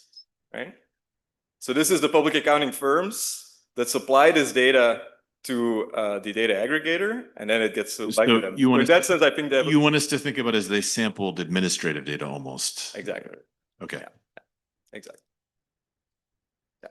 I'm sorry, I'm pretty sure you said compensation is compensation per billed hour, or like yearly compensation divided by hour. This is going to be yearly compensation. Divided by the hour. Well, we can divide it by billable hours or by worked hours, but yeah. Yeah. There's variation out. But we see those hours, right? The build hours. We see build hours as well. Yeah, and it's the actual. So like, Yeah. there's a lot of eating hours and Yeah. adding hours in this industry to like reach utilization rate. Yeah. So that's going to be important in our model, right? Because like, so there's going to be a wedge between these worked hours and build hours. And the question is, where does that go? And so some of that might be a productivity residual, but some of that might effectively feed into the billing hours of the other workers. That's why we're going to need a team production model. Right. Can you validate these data against any public accounting data that's in the domain that, you know, they'd face legal penalties if they misreported for the really big companies that are like? That's a good question. So for compensation and employment and sales, probably yes. But what we clearly cannot get is, so this disaggregated by seniority level, right? Yeah. And then the billing rates, like the prices, I think there's no way of getting it at. Right? Yeah. Okay, so we're gonna need this model that's a bit richer to get to these marginal revenue products. Okay, so just to give an overview of our model, so another feature of this industry is like this typical up or out promotion schedule. Okay, so the unconditional expectation, the unconditional probability of becoming an equity partner at the start of your career, assuming steady state labor force, is 7%. Okay, so this kind of tells you that probably a tournament going on, right? So we kind of need to, this is going to pull into that backloaded compensation story. Okay, so we're going to have a tournament model a la Lazire Rosen 81, right? But with a couple of distinctive features. First, we're going to have team production, more specifically nonlinear team production, right? That's going to be a first departure from Lazire Rosen, right? This is going to be important to match, kind of actually match the data and match the production function. Second, we're going to allow for multi-product firms in the sense that these different accountants will produce differentiated services. Okay? A billing hour produced by a junior accountant is not the same thing as a billing hour produced by a partner. Right? And then thirdly, of course, we're going to incorporate monopsony power in our model. So firms are going to phase upward sloping residual labor supply curves given our research question. So we're going to solve the model in an overlapping generations environment. So we're effectively going to say that the firm, which is going to be assumed to be infinitely lived, will design wages and promotion policies to attract, retain, and incentivize their workers, which are going to be finitely lived. Okay? And we're then going to use that model to derive our two empirical tests. So in the setup of our labor supply side, so we're going to have these workers I. For simplicity, we're going to start with a model with just two seniority levels. Okay, you have juniors and seniors. In the model, we have an N level extension. It doesn't add richness to the model. And of course, in the empirical implementation, we're going to have N levels. Okay? 7 levels to be specific. Okay, but so for now, think about juniors and seniors. So each period, we're going to have a mass calligraphic L of new juniors that are going to enter the workforce, right? And they're going to choose among the calligraphic F set of firms in the market, they're going to choose one of these firms to join. Okay. The juniors are going to live and work for 2 periods. Okay, they're going to enter as juniors at time t. They potentially become seniors in time t plus 1 if they get promoted, right? And they retire in time t plus 2. Okay, and so there's mandatory retirement mostly in this industry because there are partners that are excluded from the prohibitions on mandatory retirement. They're going to earn compensation WS, right? And as usually in the monopsony model, we're not going to allow for wage discrimination based on the individual, but the different seniority levels and different firms are, of course, going to pay different wages. Workers are going to exert an effort E, which is going to enter, of course, their current utility negatively. Okay, so if you think about the utility, the flow utility of working at firm F in time t, utility is going to be increasing with wages, according to some coefficient alpha. It's going to be decreasing in efforts with an increasing and convex cost curve, which we don't specify. There's going to be some vertical differentiation of the firm, so this psi term. So you could think of this as an amenity. And then there are going to be these usual match-specific taste shocks, epsilon IFT. Okay, so far not much new, only we're adding this cost function into the utility specification. Firms are going to observe not effort, but they're going to observe a noisy signal of effort, which is going to be non-contractible. Okay, that's a key assumption in the model. Right? This noisy signal is denoted theta, right? And the noise term is kappa, which is distributed according to this distribution sign. So that's kind of the primitives for the labor supply side. Now turning to the technology sides, the firm is going to employ juniors and seniors, right? And the build hours, which we're going to think about as output, so the build hours of a seniority level S are going to be an S-specific function of both the employer, so the hours worked and the total, so the total of hours worked by your own seniority level and the total of hours worked by the other seniority level, right? And then average effort of both your seniority level and the other seniority level, right? So that's kind of the team, that's where the team production comes in. So what is the firm doing? The firm is committing, so we have one-sided commitment in this model. The firm is effectively committing to a contract when hiring juniors in which they specify how much you're going to make as a junior, how much you're going to make as a senior if you get promoted to being a senior, and then a promotion cutoff tau. So tau is going to be the share of workers you're going to dismiss. And they're going to dismiss workers by ranking them as a function of their signal, right? And not promoting the tau workers with the lowest signal. Good. Yeah. Would we be concerned about, I mean, these are junior people, aren't they accumulating skills, and that's what those skills valuable as well? That's fine. So we're going to have that. That's going to be on the next slide, effectively. So we're going to allow for human capital accumulation in the firm. Yeah. But the key, so the key assumption in the model is that workers are ex ante homogeneous, right? So we're not going to have like, so you could have alternative stories for why you would run the tournament, such as the workers are going to different skills and we're going to want to sort, right? So none of that is going to be in the model, right? So it's going to be solely serving an aesthetic purpose. Is your wage often a function of sort of how much business they bring in, or it's not like you specify a wage W-2, right? You're bringing in business, you get it out of it. Yes, but so potentially you could specify that, but the problem is that, so first of all, the business generation is usually done by the partners, right?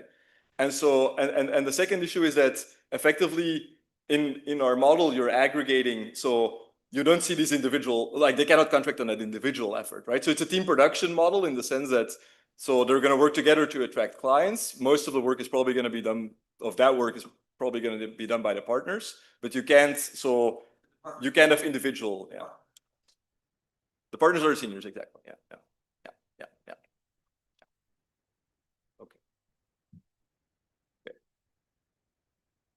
Okay, so that brings us to the outside options.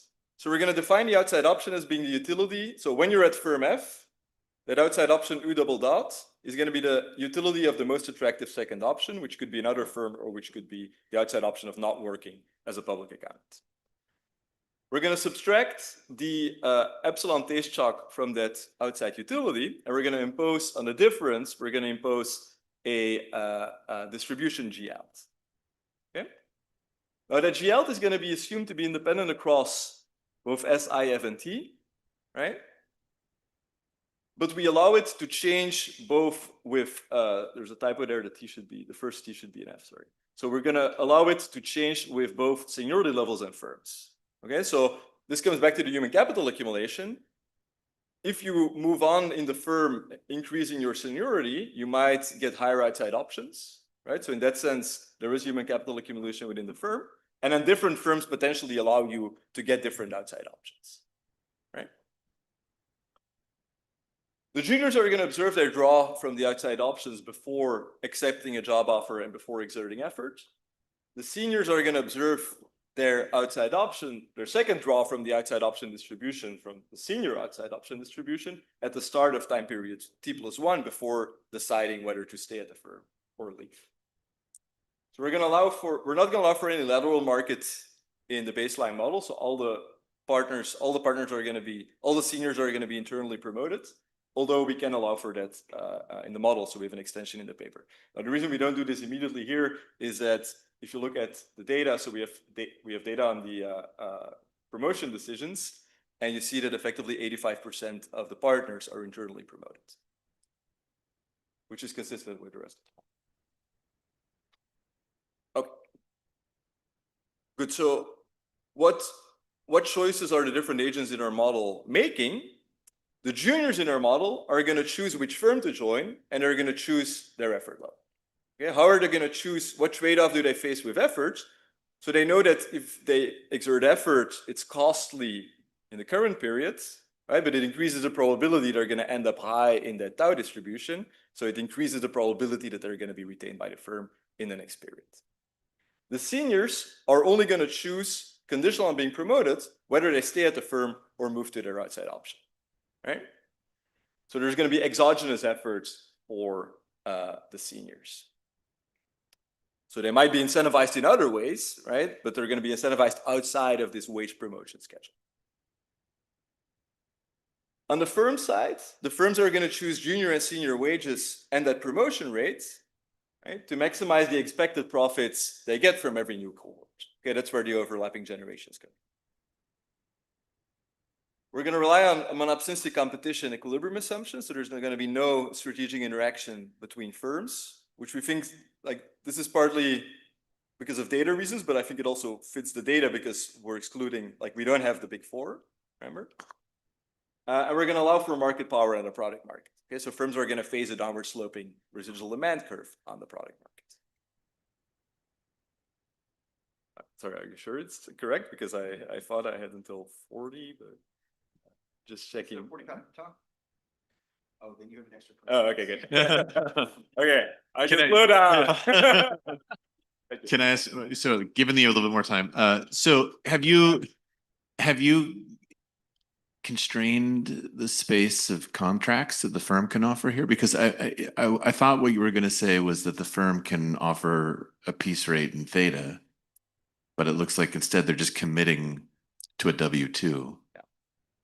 So, okay, two things there. So one is that you could figure that this is not the optimal contract, right? Like you could always devise a contract that has like more levers in which you're also going to effectively pay based on total output. Now, the reason why there's no piece rate here is that, remember, on average, it's like there are 250 employees in these firms. And so you're effectively, the output that's being generated is at the team level, right? You don't get like individual. Well, I think if we're thinking about this as a case study of a sector that we actually understand, what David said about the partners kind of get to eat what they kill. So I think that's a piece rate.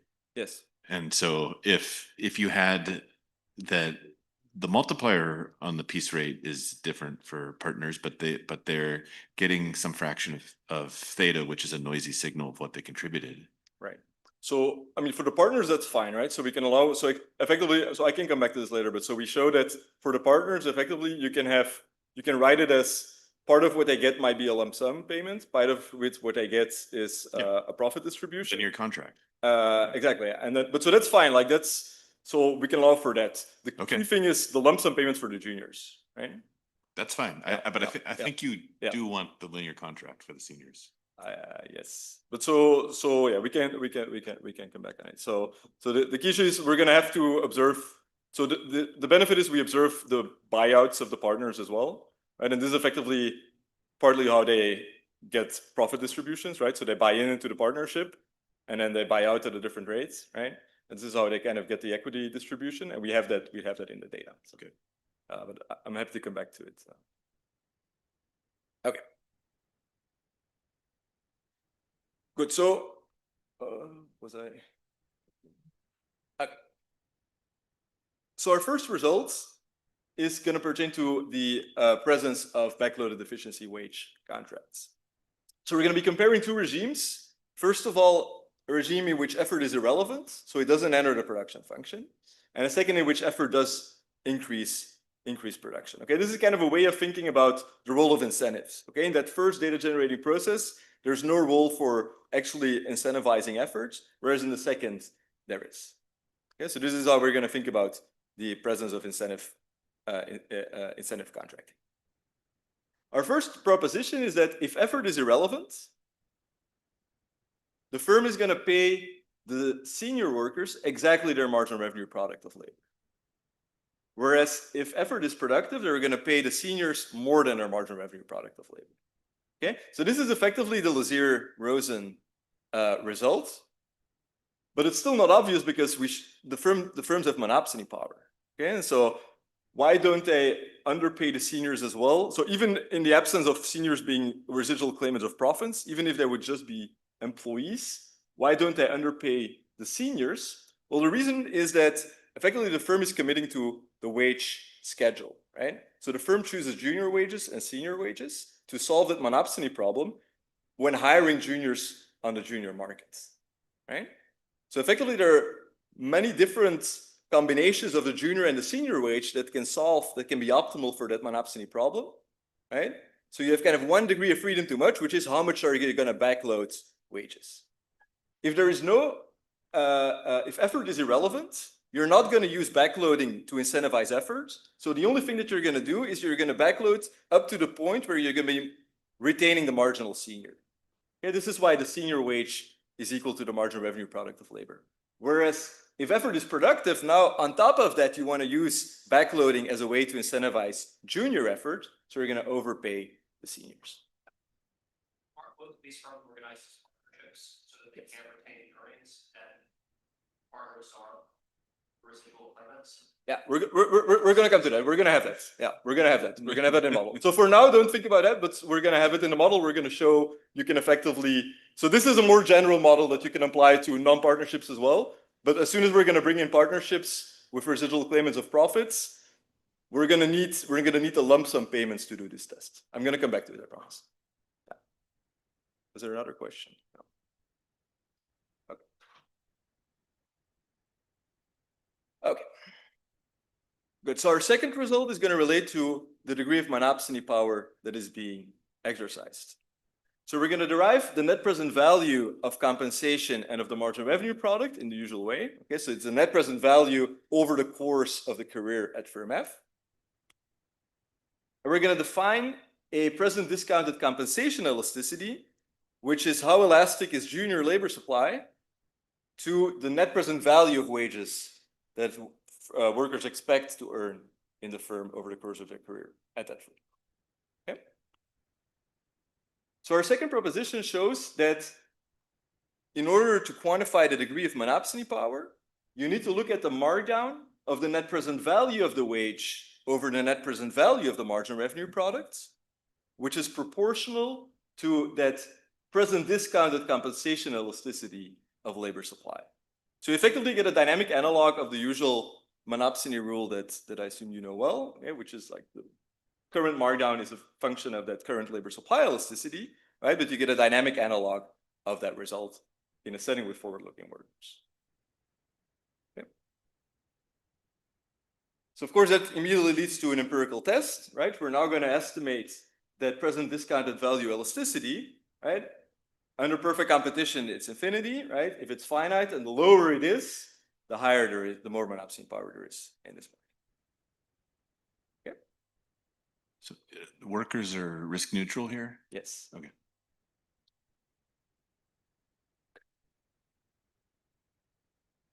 Good. So to come back on welfare, right? So suppose you would have a policy that enforces that you need to pay the junior workers exactly their marginal revenue product of labor, right?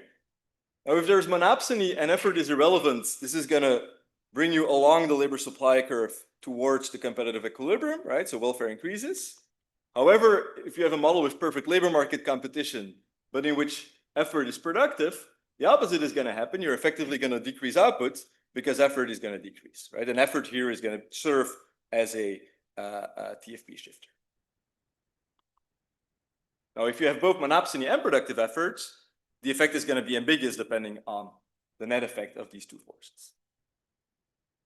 Now, in reality, of course, you're never going to force the wage to be equal to the marginal revenue product of labor, but you might have softer constraints that still compress the wage distribution or the markdown distribution within firms. Good. So that was it for the model. Now we're going to bring this to our accounting game. So first of all, on the demand side, remember we're allowing for downward sloping residual demand curves. Now, we don't have the data to estimate those demand elasticities. Luckily, Girakos and Chad Siverson wrote a paper where they did exactly that with very detailed data, right? So we're just going to borrow their results. Okay, so we're going to calibrate our demand elasticity given the demand elasticity estimated in Girakos and Siverson for non-Big Four firms. Okay, so you get pretty inelastic demand. On the production model, so we're gonna have to implement a functional form for that production function. So we're gonna have, remember, these S different seniority specific production functions, FS, for which we're gonna use a Cobb-Douglas aggregator in the other seniority levels of the firm. Okay, so we're effectively gonna estimate a matrix of own and cross output elasticities between all the different seniority levels in the firm. We're also going to have some other inputs, right? These were these inputs that are not being billed directly to the clients, O. And then we have TFP residual, which depends on F. Right? And you could think of that either as like how hard you work in a given hour or like unobserved hours, right? Maybe the hours in our data set don't really incorporate that you're also working during the weekend, right? So all of that is going to be in that residual. Good, so we're going to estimate these S production functions. So there are going to be 7 production functions, right? And we're going to rely on the usual kind of IO timing assumptions for ionification, but with a little twist, okay? So we're going to isolate the productivity shocks of those productivity residuals from our model, right? We're going to call these new. And as in Eckerberg, Caves, Fraser, we're going to say that some inputs are going to be predetermined at the time when these productivity shocks arrive, whereas others are going to be flexibly adjusting afterwards, okay? Which inputs do we use as flexible? Interns, admin staff, and intermediate inputs, whereas all the other inputs are going to be predetermined, okay? So all the professional staff is going to be predetermined. Now, how is this going to help for ionification? So think like the firm gets hit with a labor demand shock, okay? So they're going to immediately adjust these flexible inputs. Now, when you think about these different CPA accountants, the most senior people have been hired maybe 20 years ago, right? So effectively, you're not going to be able to immediately adjust how many senior people you have in the firm, but you're going to more quickly adjust the more junior people are, right? And that gives you an exclusion restriction to estimate not just these own output elasticities, but also these cross output elasticities between input types. One caveat here is, again, that we have the data at the firm bin level rather than the firm level, and we discuss in the paper how ionification goes through from the firm level to the firm bin level. This is one of the reasons why we had to assume Cobb-Douglas rather than, even despite that not being our favorite model. So here are the results. So these are the output elasticities for the 7 titles that are being directly billed to the clients. The diagonal elements are the own output elasticities of these different seniority levels. So increase hours worked by these seniority levels. How much do you increase billing hours, right? And it's all kind of around 1. The off diagonal elements are increase hours worked or employment of a given seniority level S. How much is this increasing the billing hours of workers of other seniority levels, right? So you see that these are like sometimes positive, sometimes negative. One row that jumps to mind is exactly the equity partners, right? So look at the equity partners. These are all positive and mostly significant coefficients, except this one. So what this means is increase how many equity partners you have or how much they work. You're increasing the billing rates of all the more junior workers, right? And we think that is consistent with what partners do. They attract clients, they mentor, etc. So this is going to be really important to get to a correct marginal revenue product of these senior partners, right? Compared it to paraprofessionals, where you see that most of these estimates are slightly negative, right? So these are not workers that are going to attract new business. Using these output elasticities, we can estimate the marginal revenue product of these different workers. Okay, I'm skipping over how we do that exactly. Don't you want to constrain this? This looks super noisy. You can just barely... 1 star means significant at the 10% level? Or? No. So all the significant. So yeah, I ran into problems with formatting. So it's okay, but still, at least significant. It's weird. At least significant. Like these are all going to be very high. Like to give you an idea, the standard error on the diagonal elements is of the order of magnitude of like 0.03, 0.04. Yeah, but we're not, I think it's the off diagonal that matters, Yeah, the right? X- So I mean, it looks like it's very erratic. Sometimes it's significant, sometimes it's not. Don't you want to shape constrain this or reduce the dimensionality of the set of things Yeah. you're trying to estimate? It could be an idea, to say like, well, we don't really, we could parameterize, for instance, these cross hypotheses. So I agree with that. Yeah. Yeah, that's definitely something we could do. Yeah. Okay. Good. Okay, so using these hypotheses, we estimate these marginal revenue products and we compare these to the wages. So once we do that, you see that for the most junior workers, so 0 to 2 years of experience with a CPA, right, their wages is still 62% of their marginal revenue products. So still a hefty markdown of those junior salaries, right? The 38% marked down below the marginal revenue product. It only becomes insignificantly different from one for workers with like 9+ years of experience. For non-equity partners, we get a wage markup of 52%, right? And then for the equity partners, we get to being paid more than twice than the marginal revenue product, subject to, of course, the issue that these equity partners are the residual claimant of profit. So we're going to come back to that later, right? But at least already at this point for the non-equity partners, we already get evidence for productive effort, right? Because our test of productive effort says that without productive effort, you would pay the non-equity partners exactly their marginal revenue product of labor, right? So that's our first test. Now, for our second test, so quantification of the degree of monopsony power, we're now going to compute these net present values of the wages and the MRPLs at the start of the career. Okay? We're going to use this by estimating the transition probabilities between the different ranks based on our data, right? And we're going to impose a discount factor of rho being 0.95, although we have some robustness around that now. Okay, so that allows us to compute these net present values of wages and marginal revenue products, which we're now going to compare.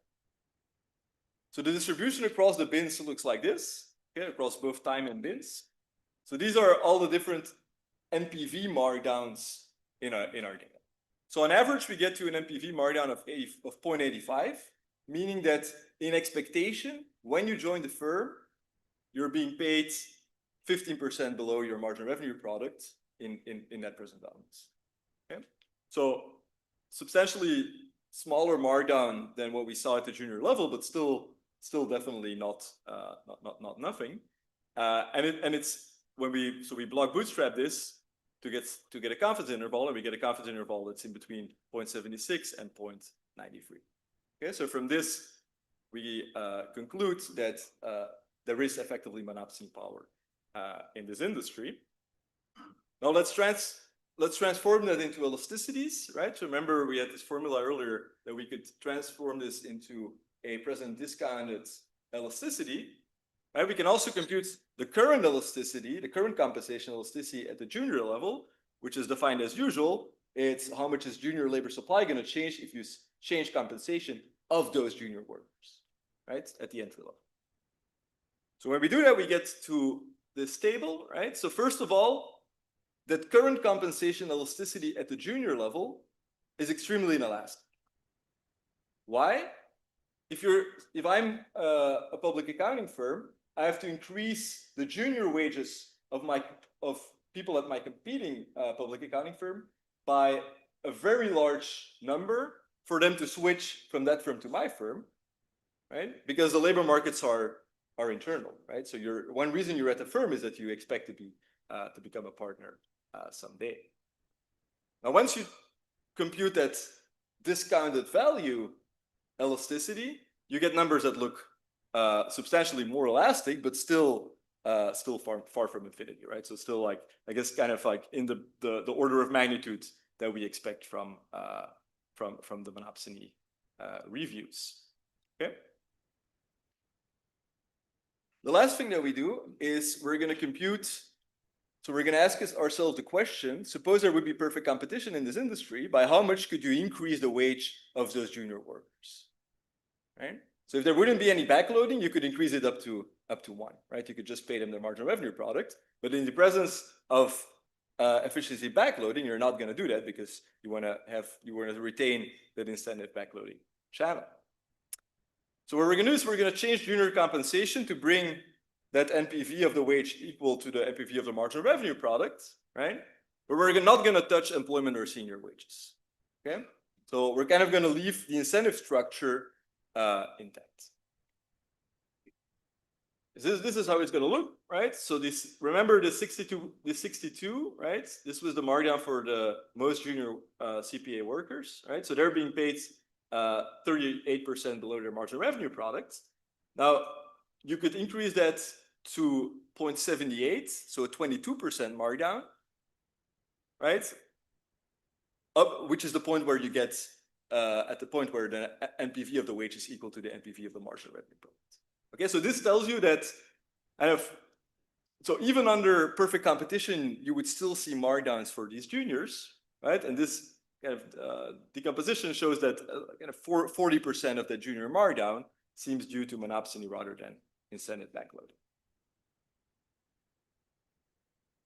Okay, so I'm going to come back on. So we have a couple of extensions. I'm not going to have the time to go over all of them, but given the questions on the equity partners, let me come back on that, right? So remember, public accounting is a bit special in the sense that all the profits are internally retained, right? So all the profits eventually go to the equity partners, right? So you kind of, for our test, so our test was fine with that. We just needed the lump sum payments rather than the profit distributions, okay? So one thing we can do is use those buy-ins. So we're going to correct our wages to get the lump sum payments rather than the profit distributions. This is going to require a couple of additional assumptions, right? Most importantly, we're going to need an assumption that's steady state, that we're in steady state in terms of profits. Okay, so in the long term, industry profits are essentially remain constant, right? We use our observed average buy-ins to impute the lump sum compensation, right? So effectively, we're going to use the fact that we observe how much buyouts these partners get when they retire to back out what the lump sum compensation must have looked like, right? And if we do that, of course, the wage markup of the equity partners decreases, right? But it decreases only marginally. Okay, so we still get hefty markups for the seniors in that case. This is always, that's okay. Yeah. So I'm gonna jump to our conclusion. So we construct a dynamic model of labor supply with endogenous worker effort and forward-looking workers and firms. We use it to derive empirical tests for monopsony power and incentive backloading. We empirically implement this for the US public accounting industry, or at least a part of it. We find that 40% of junior markdowns seem consistent with a monopsony channel. Remainder seems being due to wage backloading, incentive wage backloading, right? Now, what would this look like if you would interpret this through a static model? If you would just estimate a static labor supply elasticity compared to just current compensation, right? You would massively overestimate the degree of monopsony power the firm has, exactly because workers are not just looking at that current compensation, but they're looking at the future compensation they can earn in that job, right? And so labor supply compared to, with respect to the labor supply elasticity with respect to current compensation is very inelastic, but the relevant object here is the elasticity of labor supply to that NPV of compensation, which looks still inelastic, but not substantially more elastic than what you would get from that purely static model. I'm gonna end there. That's where I'm early, but yeah, there we go.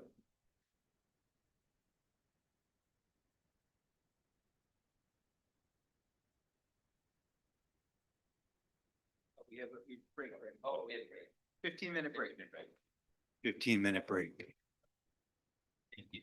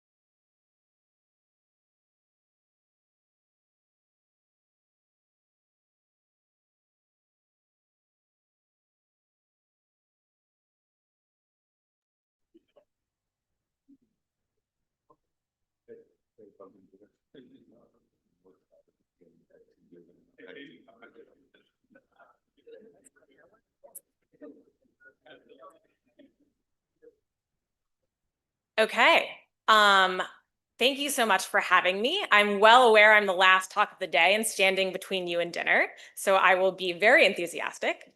I'm here talking about joint work with Eleanor Dillon about AI-assisted programming and labor demand. So there's lots of evidence that AI can improve productivity across a variety of tasks. And programming is at that technological frontier. But while there's less disagreement about what the technological capabilities of AI are, the big open question is, what do these gains mean for workers?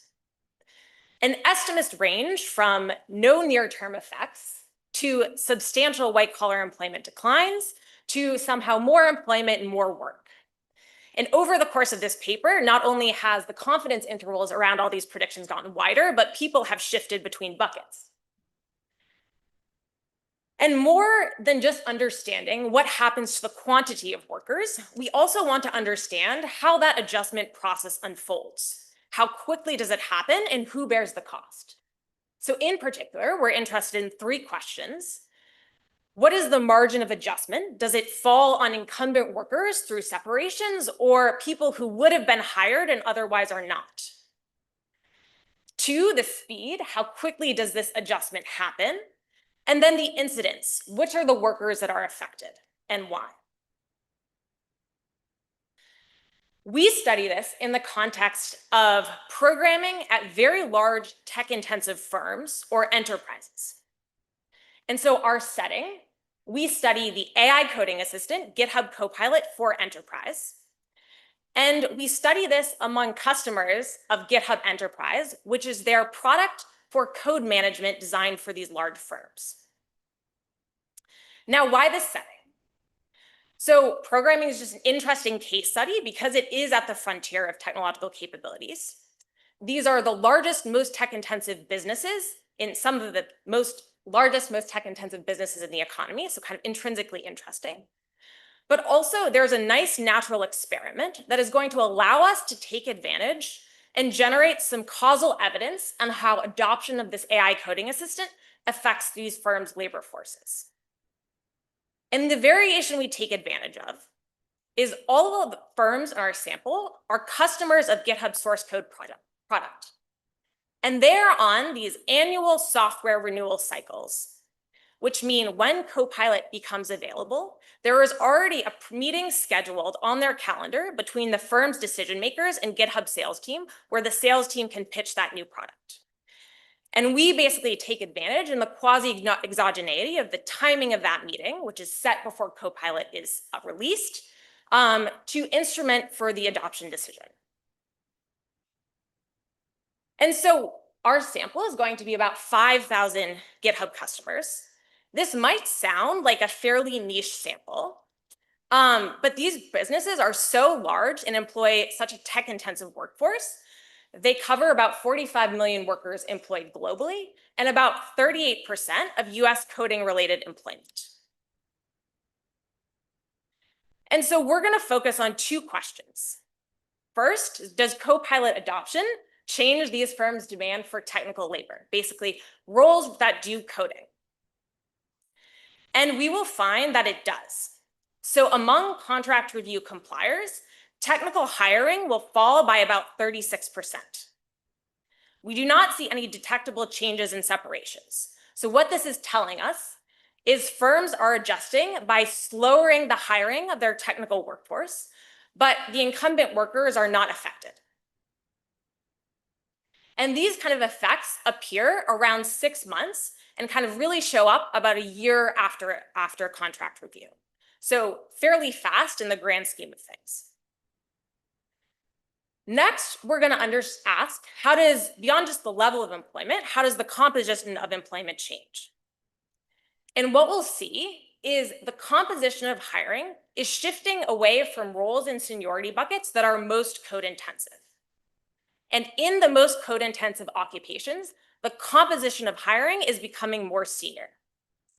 And so kind of to translate this, Our most affected group are junior software engineers, where we see a 45% decline in hiring of junior software engineers among compliers. But this is not true of all junior hiring and not true of all roles. So we see no changes in hiring for systems and infrastructure juniors. And in fact, one thing we're going to try to think about, it's entirely possible the same worker who used to be hired in that junior software engineering role is now being hired in the systems and infrastructure role. So these are not, aggregate unemployment statistics. We think the work makes two contributions. So one, it contributes to this very rapidly growing work, thinking about the impact of AI on labor. And we're going to build on work that either uses imputed AI adoption or observational comparisons, and we're going to contribute work that actually observes AI adoption, and we can generate some causal identification. We also think we contribute to this older literature that looks at firm-level adjustments to other types of technological change, IT, robots, telephones, etc. And here we think the paper is interesting because you can kind of start to benchmark how what happens with AI might be similar or different to prior waves of technology. Okay, so now I will talk about the setting and treatment, get into the sample and data, explain the identification, and then get into some results. So enterprise software development. Basically, what characterizes this is you have multiple teams that are contributing to shared interdependent code bases. And those code bases are not 5 people building an app together in a basement. They're the type of software that serves thousands of users and so must be reliable, secure, scalable. And these firms tend to have very demanding compliance requirements. Now, somewhat confusingly, the product GitHub sells to help these firms manage their software collaboration is called GitHub Enterprise. Now, when you have a firm with hundreds of engineers, maybe distributed across countries, you kind of need some infrastructure that manages collaboration, pushes your code to a development server, then to a staging server, and then on to production. Most firms do not want to build that themselves, and so that's what the GitHub Enterprise product does. This is not an AI tool. It is just a software collaboration platform. And it is a very dominant market leader in this space among large firms.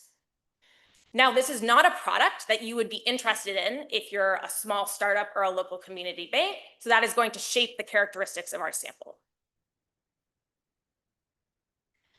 The coding agent we're looking at is GitHub Copilot for Enterprise. I'm sure many of you have used coding agents. So I'll kind of focus on what is different about this one.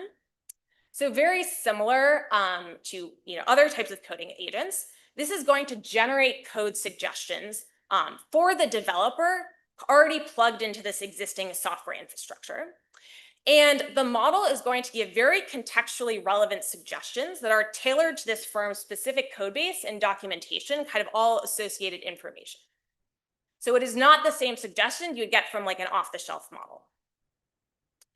Now, the other piece is this chat window that is going to give the developer a natural language interface to the model and to the code base. And you can imagine if you're a developer and you're working on a very large code base that has been around for 50 years, basically this is really helpful for you. And so what we can think about this treatment as doing is it's going to help with execution and writing and generation of code. All right, so sample and data. Our data come from 2 sources. So we are going to get customer data from GitHub, information on their contract cycle from their sales team's sales database, and they're going to also give us Copilot purchases so we can see exactly when each firms buy this product and when that starts. And we're going to combine this with data from Revelio Labs, which is going to give us worker histories, job titles, and employment flows. And this is going to give us a balanced firm-by-month panel from January 2021 to June 2025. And for context, Copilot for Enterprise is launched in January 2023. Now, as I said before, this is kind of a sample of very large firms. Most are headquartered in the US. They're primarily multinationals. The average firm size is about 8,000 workers globally and pretty established. There was a question back there. That is the next slide. That is a great transition. So again, I said tech intensive. About 12% of their workforce is coding related occupations, and these workers are very educated. So 90% have a BA plus and 30% have an academic master's, which is basically a master's, that's not an MBA.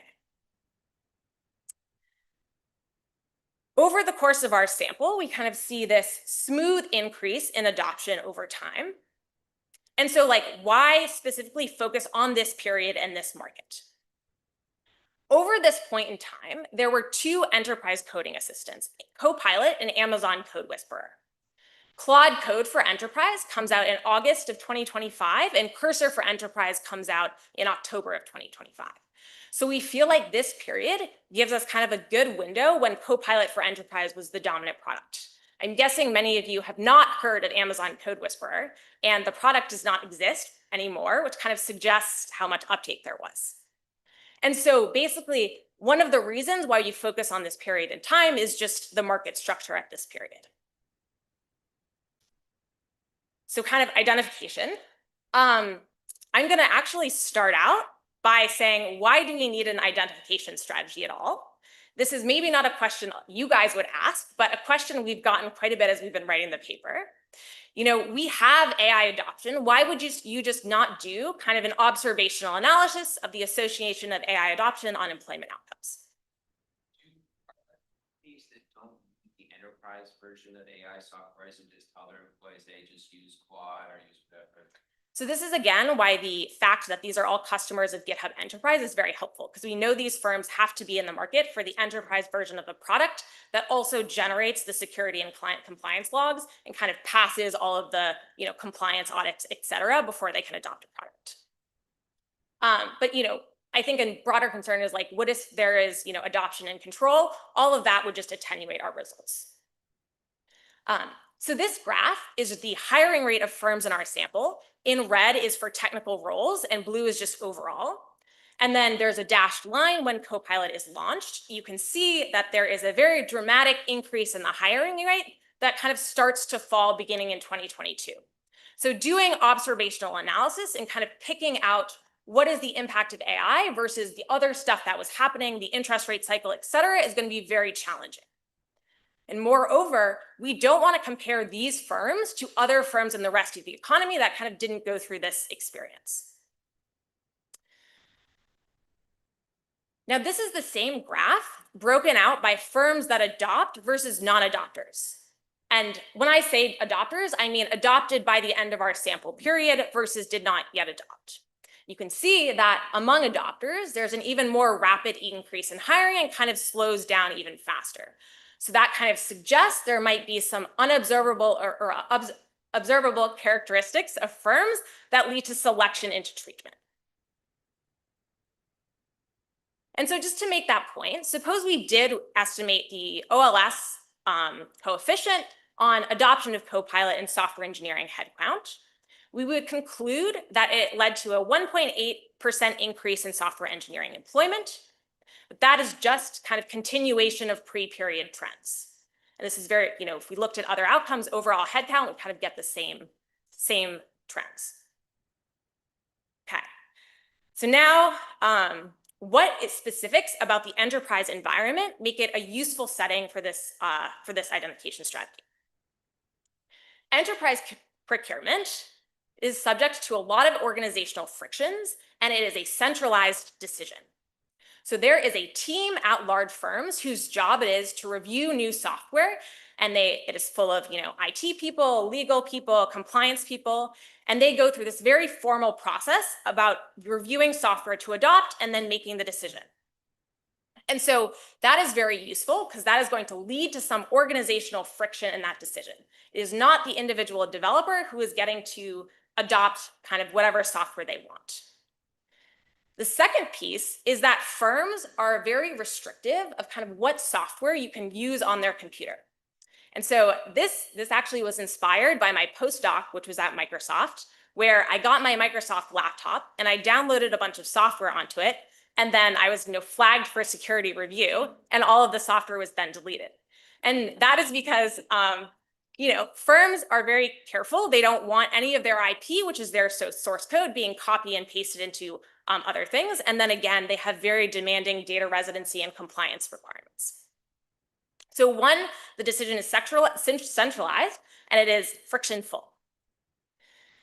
Now, as I said before, the source code product is basically an annual cycle where the contract is renegotiated with the sales team and the procurement team. They set some date, usually about a year in the future, when they'll come back and they'll review the contract. And so that means these review dates were set before Copilot was launched. But the timing of this is going to create an opportunity for when Copilot is available for the enterprise sales team to get in front of the procurement team who make all of the adoption decisions and say, we have this really cool new product. It meets all of your security and compliance needs, and here's how it works. And so this is the distribution of those contract review dates as of December 22, before Copilot was launched. And the fact there's kind of variation all over the year is what we're going to use. So the idea is we compare a firm that happened to have an early contract review date, compare the evolution of employment to a firm that happened to be scheduled later in the year.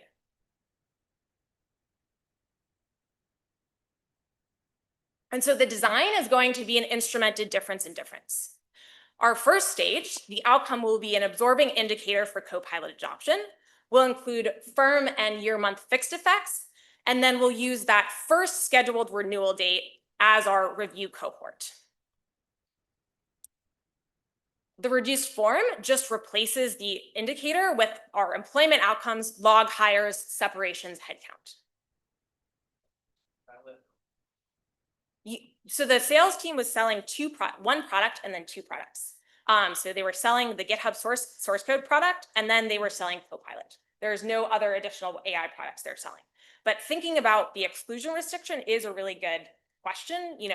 Microsoft owns GitHub. Were there other, opportunities for them to sell Microsoft AI products at the same time? That's not really a concern because they do have separate sales forces. But we also look at a set of placebo occupations that would be potentially impacted by like Microsoft's M365, white collar employer jobs like accountants, et cetera, to see if there are any effects, and we didn't really find anything. Excellent. Okay. So this is just going to be instrumented difference in difference. All standard errors clustered at the firm level, which is where treatment is assigned, and the regressions are unweighted. So tell us about the typical firm. We do have staggered timing. So both legs are going to be estimated with a heterogeneity robust estimator.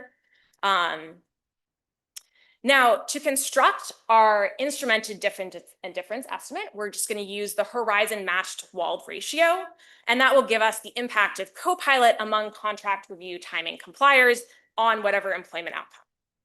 And we'll form confidence intervals around this with a firm block bootstrap. Now, with any instrument, we want to think very carefully about this exclusion restriction, which here means that contract review timing did not impact employment outcomes except through Copilot. And so in addition to the concern that maybe there was like other AI products being adopted at that time, maybe the contract review happened to decide with like the firm's budgetary decision. And so they also like decide to slow down overall hiring at that point in time. And so this is where, one, we can look at a set of placebo occupations, accountants, investment analysts that are broadly employed at our firms, but would not be affected by the adoption of Copilot to see if there's any detectable changes. And we don't find any such effects. Cool, if this is so great that you have saving, why don't they do it early before they're? So that is an excellent point. So as with any instrument, there will be always takers who, no matter when their contract review is meeting, they will try to get the product as early as possible. And so kind of what we're looking at is the effect among the timing compliers, those who are nudged by the timing of their adjustment decision. And I think one question is like, why didn't all firms do this earlier?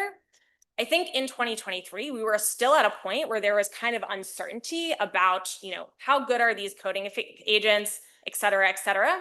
And more importantly, the decision makers, they're like legal and IT people. They're not people who are writing code themselves. And so I think, their objectives and incentives are slightly different than the people who are actually using the product. Now, this is our first stage. So we find contract review raises 12-month Copilot adoption, but by about 20 percentage points, kind of fairly strong and significant. Now, I bet a bunch of you kind of looked at the leads and were like, oh, those look like they're increasing. And that would be a problem because one of the assumptions we need here is the fact that there is no adoption in anticipation of contract review date. But remember, we have a little bit of a weird pre-period. So there's two regimes. There is before Copilot is released, and if you are an always taker, you cannot adopt the product. So a firm that had its contract review in January 2023 mechanically will have no always takers being able to adopt the product. But that is not true for a firm that has a contract review in June, where the always takers have 6 months with which to go and adopt the product.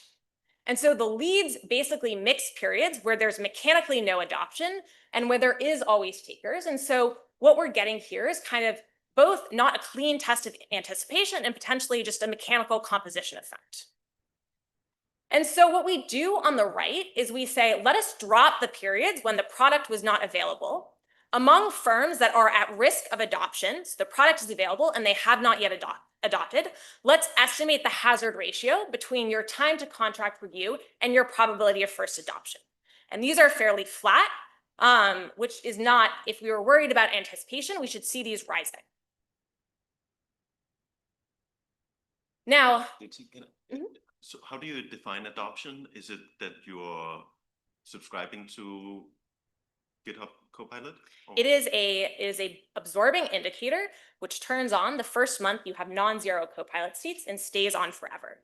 There is essentially no firms, if any, who buy and then stop. So we're not really losing anything by kind of representing this as an absorbing indicator. And that is exactly because the share of the period in which the always takers can adopt increases as you get closer to -1, and we have an absorbing binary cube outcome. That is what exactly generates what you see on the figure. Before I saw it, I would have thought it would attenuate in the post period because the controls get the renewal date in the post period. Can you say like why? Sorry, I didn't get exactly. Yeah, like your control group is gonna get the renewal date in the post period at some point. I would have thought that then the first stage would attenuate. Yeah, so here we're basically just looking at the comparison is between a firm that has an early review date and a firm that has a late review date. And we're using the firms that are in our latest cohort as our never treated and kind of dropping observations after their first review date and just sticking to this 12-month period where we're gonna have this like clean comparison. Yes. Do you see firms dropping the whole system as their contract review?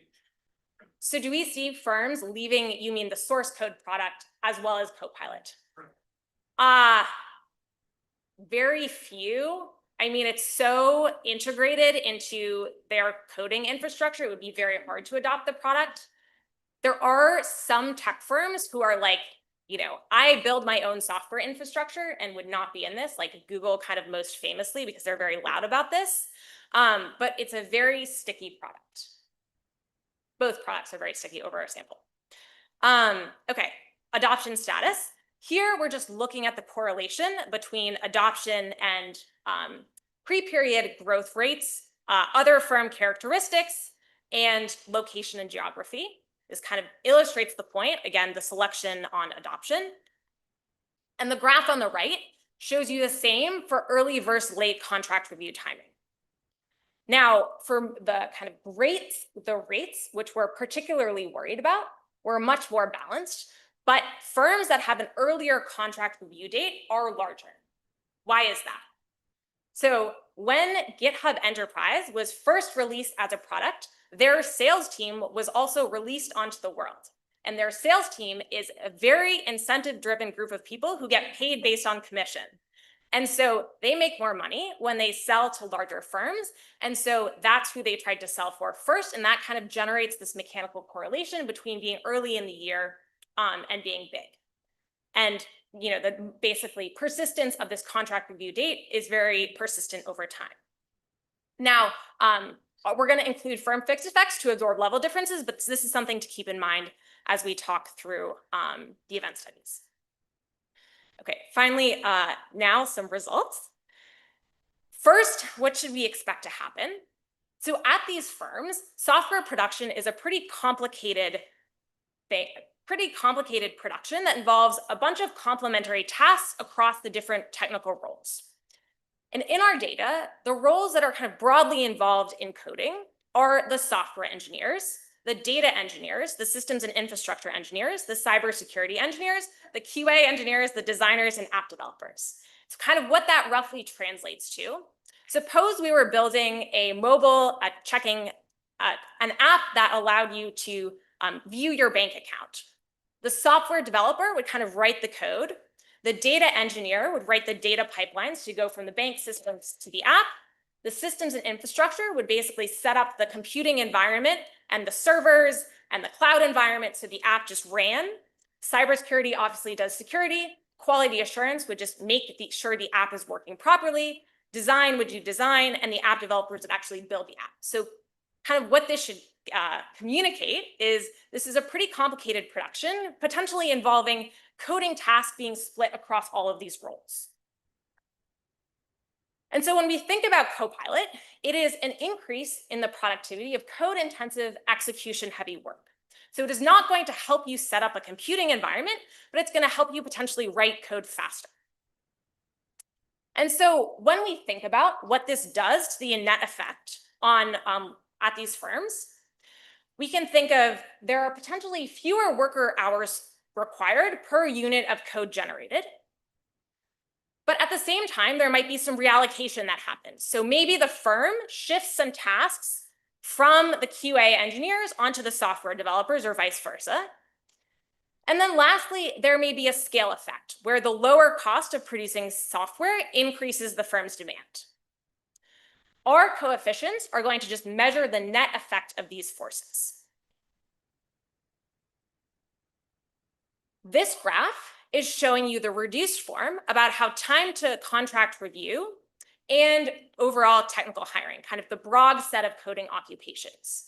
And you can kind of see that around 6 months, this starts to trend down. We don't really see any effects on separations. Dynamics, how do you interpret that with differential adoption? That takes time. Is that real, or is that just because they adopted later? So yes. So when we kind of scale up, we can kind of do the corresponding late T estimate of this graph, which accounts for that adoption effect. You would see very similar time dynamics where kind of the effects don't happen immediately. They kind of start to emerge around 6 months. But it must be more. So when we look at, if we go back to that hazard and we say, how correlated is the month of first adoption with your contract review? There really is a big spike in the month of contract review. There is certainly some, potential ramp up where you maybe start with a smaller amount of seats, but it really is right around that contract review date where we see first adoption. Excellent question. So kind of what does this mean? Foregone hiring, not increased departures. At 12 months, the hiring reduced form is about 8 log points lower, which corresponds to about a 36% drop among compliers. Just a reminder, all this is saying is on net, these firms are kind of hiring fewer tech workers. This is not saying anything about the aggregate employment of tech workers in the economy goes up, or the worker who would have been hired is now unemployed. That is just really important to keep in mind as we think through these results. Isn't there some given the timing, because I think the negative effects of the guy being more productive, that's going to be very much in the short term. But it could actually positive effect of having visually scale that's might gonna pass my 5 years in the future. So is there any symmetry there? No, I think you're totally right. And I also think the scale effect, might be weaker if you're looking at a firm that already has, 8,000 people, but it might be really important for, a startup that is five engineers. Kind of to your point, it's also, there's like this time mismatch and firm size mismatch. It's also possible that because the big firms that are really tech intensive are sucking up less of the tech talent, that kind of has a positive effect on the rest of the market. And so if you talk to like someone who's in a CS department and you're like, the FANG companies are hiring fewer software engineers, they're like, that seems great. Like, we're very excited that there's tech talent going to other parts of the economy. It's kind of like all of these forces are totally right, and you should think about as you interpret these effects. Okay, I will speed up a tad. So one, this could just be a broad technical hiring contraction, or it could be concentrated in code-intensive roles. The first, we might worry about the exclusion restriction. The other would be very consistent with firms kind of adjusting the number of workers they need to produce software. And so we're going to look at the two biggest occupations before generalizing. So software engineering, who are the most code intensive, their job is to generate code. The systems and infrastructure engineers who do some coding, but also a lot of other things, scripting, setting up servers, as I said before. And these are kind of together make up 2/3 of technical related hiring. And in addition to looking at the role-specific levels, we're going to look at the within-firm ratio of the number of software engineers to systems and infrastructures they hire. And this is going to tell us how the composition of hiring is shifting and going to be like a within-firm triple difference. Not in this presentation, but that like here we're just talking about hiring overall. But we do have some interesting stuff that we decided not to include in this presentation. Okay, so looking at the software engineering role, we can see, really striking declines, but really no effects on the systems and infrastructure role. So whatever we're seeing is not a broad slowdown among all technical roles. And so what this means in the reduced form is firms used to hire 1.7 software engineers for every one systems and infrastructure. That ratio is now about 1.5 to 1. So both the level and composition. Now, we were just talking about like two occupations. How does this generalize? And we also made some sort of assumptions here about software engineers being code intensive and systems and infrastructure being less so. And so to kind of generalize, we're going to use the fact that all of our firms, they have people employed in the pre-period who on LinkedIn wrote a description of what they did at their job. So this is a test automation engineer at SpaceX. This is not in our sample. And he's saying, during my time, I wrote some LabVIEW and Python programs, so doing some coding, but he also designed and built liquid nitrogen heat exchangers to enable flight-like valve testing. And contrast that with a software engineer who's, again, in the firm not in our sample, where they're really talking about their generating code. And so kind of the observation is here is we want to come up with a way to generalize how code intensive all of our roles are. And we want to do that doing a fixed pre-launch measure. And so we're going to take all of the pre-period job descriptions for workers employed at our firms before Copilot was released, take a 1 million description sample, and just come up with an assessment of the share of described work activities that involve writing, testing, and documenting code. Basically, the technical capabilities of Copilot at this point. And the LLM sees the description test only, no job titles, no occupational labels, and no firm names. And what we get is a ranking across the occupations in our data set.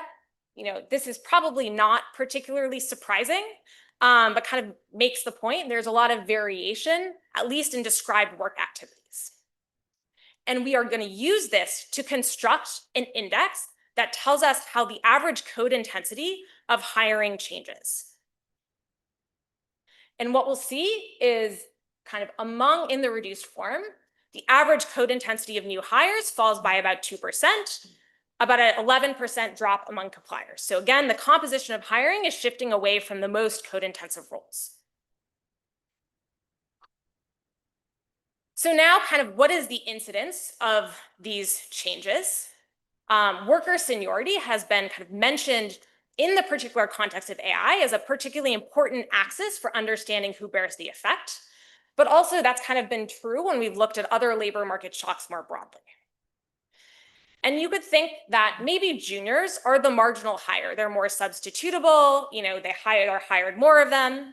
Or maybe there is some premium to experience and working with these AI assistants. Another is that juniors sometimes perform different tasks than senior, and so they're differently code exposed once we break out within occupations. And so we are going to repeat what we just did, but now breaking out the measure by roles that are categorized as junior. So Revelio seniority levels 1 and 2, which correspond to about 5 years on average since the person graduated undergrad. And then all the other roles. So mid-senior, Revelio levels 3 through 7, on average 10 years of potential experience. And what you can see, which is this graph, is that there is actually quite a bit of heterogeneity. For the software engineer, the juniors are more code intensive. They sort of describe a higher share of their work activities being about code, but that is not true elsewhere. In fact, for the systems and infrastructure engineers, the seniors actually do more coding. And so with that in mind, we are going to look at how the gradient of job loss changes with code intensity. And so the kind of outcome is going to be hiring at a firm by role by quarter bucket, where we're going to use this pre-launch coding intensity, first just at the role level, where one standard deviation is moving from a quality assurance engineer to an application developer. And what you see here, there is kind of the main effect. This is the reduced form, so being 4 quarters after contract review at mean coding intensity, and then the gradient at the occupation level. And you can see actually not such a striking effect. It's kind of really nothing.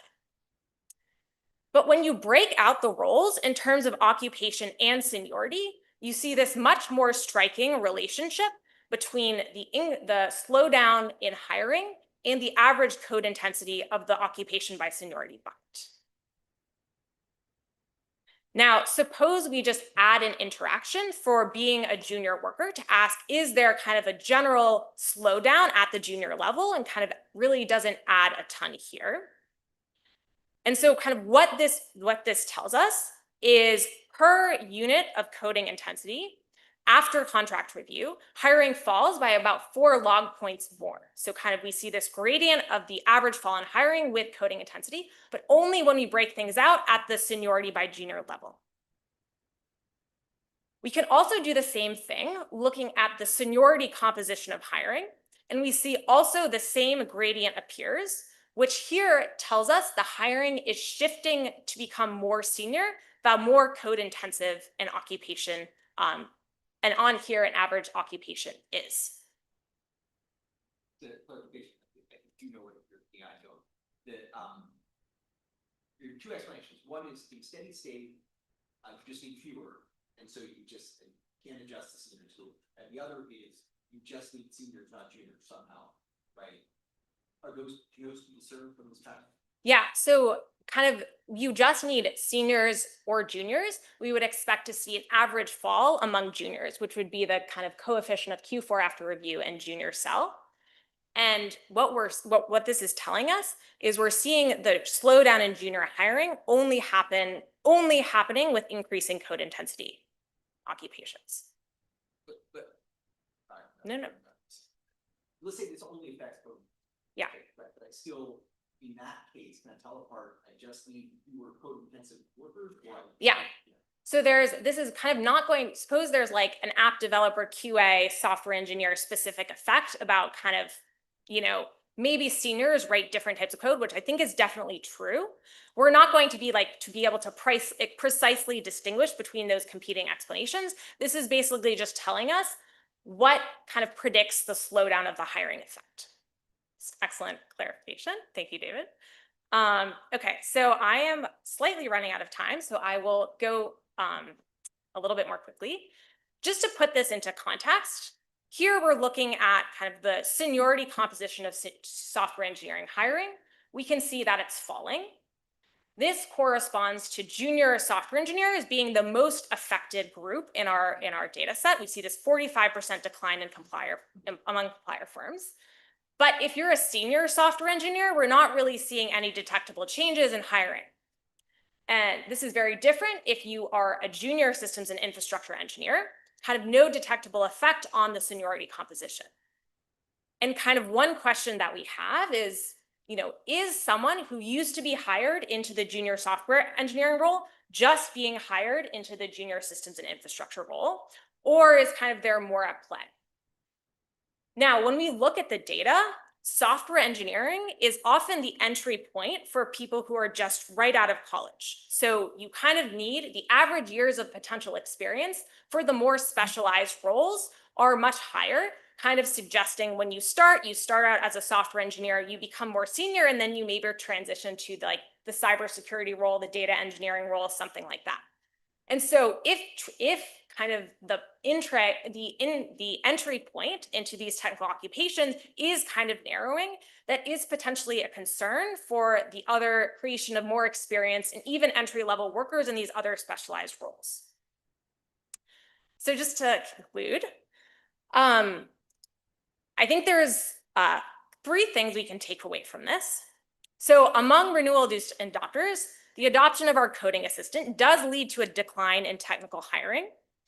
Now, this is a slowdown. These firms are continuing on average to grow their technical workforce, and it is concentrated in code-intensive occupations, so not kind of the entire programming market becoming decimated. And what this is very suggestive of is kind of net reductions in the need of labor in the most code-intensive, probably execution-heavy parts of the workforce. Very consistent with kind of a pattern of task substitution, but of course, there are many other explanations, maybe role-specific, that we're not going to be able to differentiate from. And then, as I said before, this is not saying the aggregate level of unemployment is going up, and these people who would have been hired might go on to other firms at other parts of the economy or other roles. And then, of course, most of the period that we're studying, it's 2023 and 2024, so very early in kind of the progression. But kind of taking that as is, what I think this provides is like a really nice window into a natural experiment that allows us to get causal estimates about how AI is changing the labor market. And what we're seeing it is, and it's really not falling on incumbent workers. It's firing higher, at least at these firms, falling on people who would have been hired but are not. And this raises, a bunch of further questions. I think the impact on smaller firms, the impact, over a long time period, and of course, how this changes wages. So with that, thank you so much for your attention, and I will let you all go to dinner.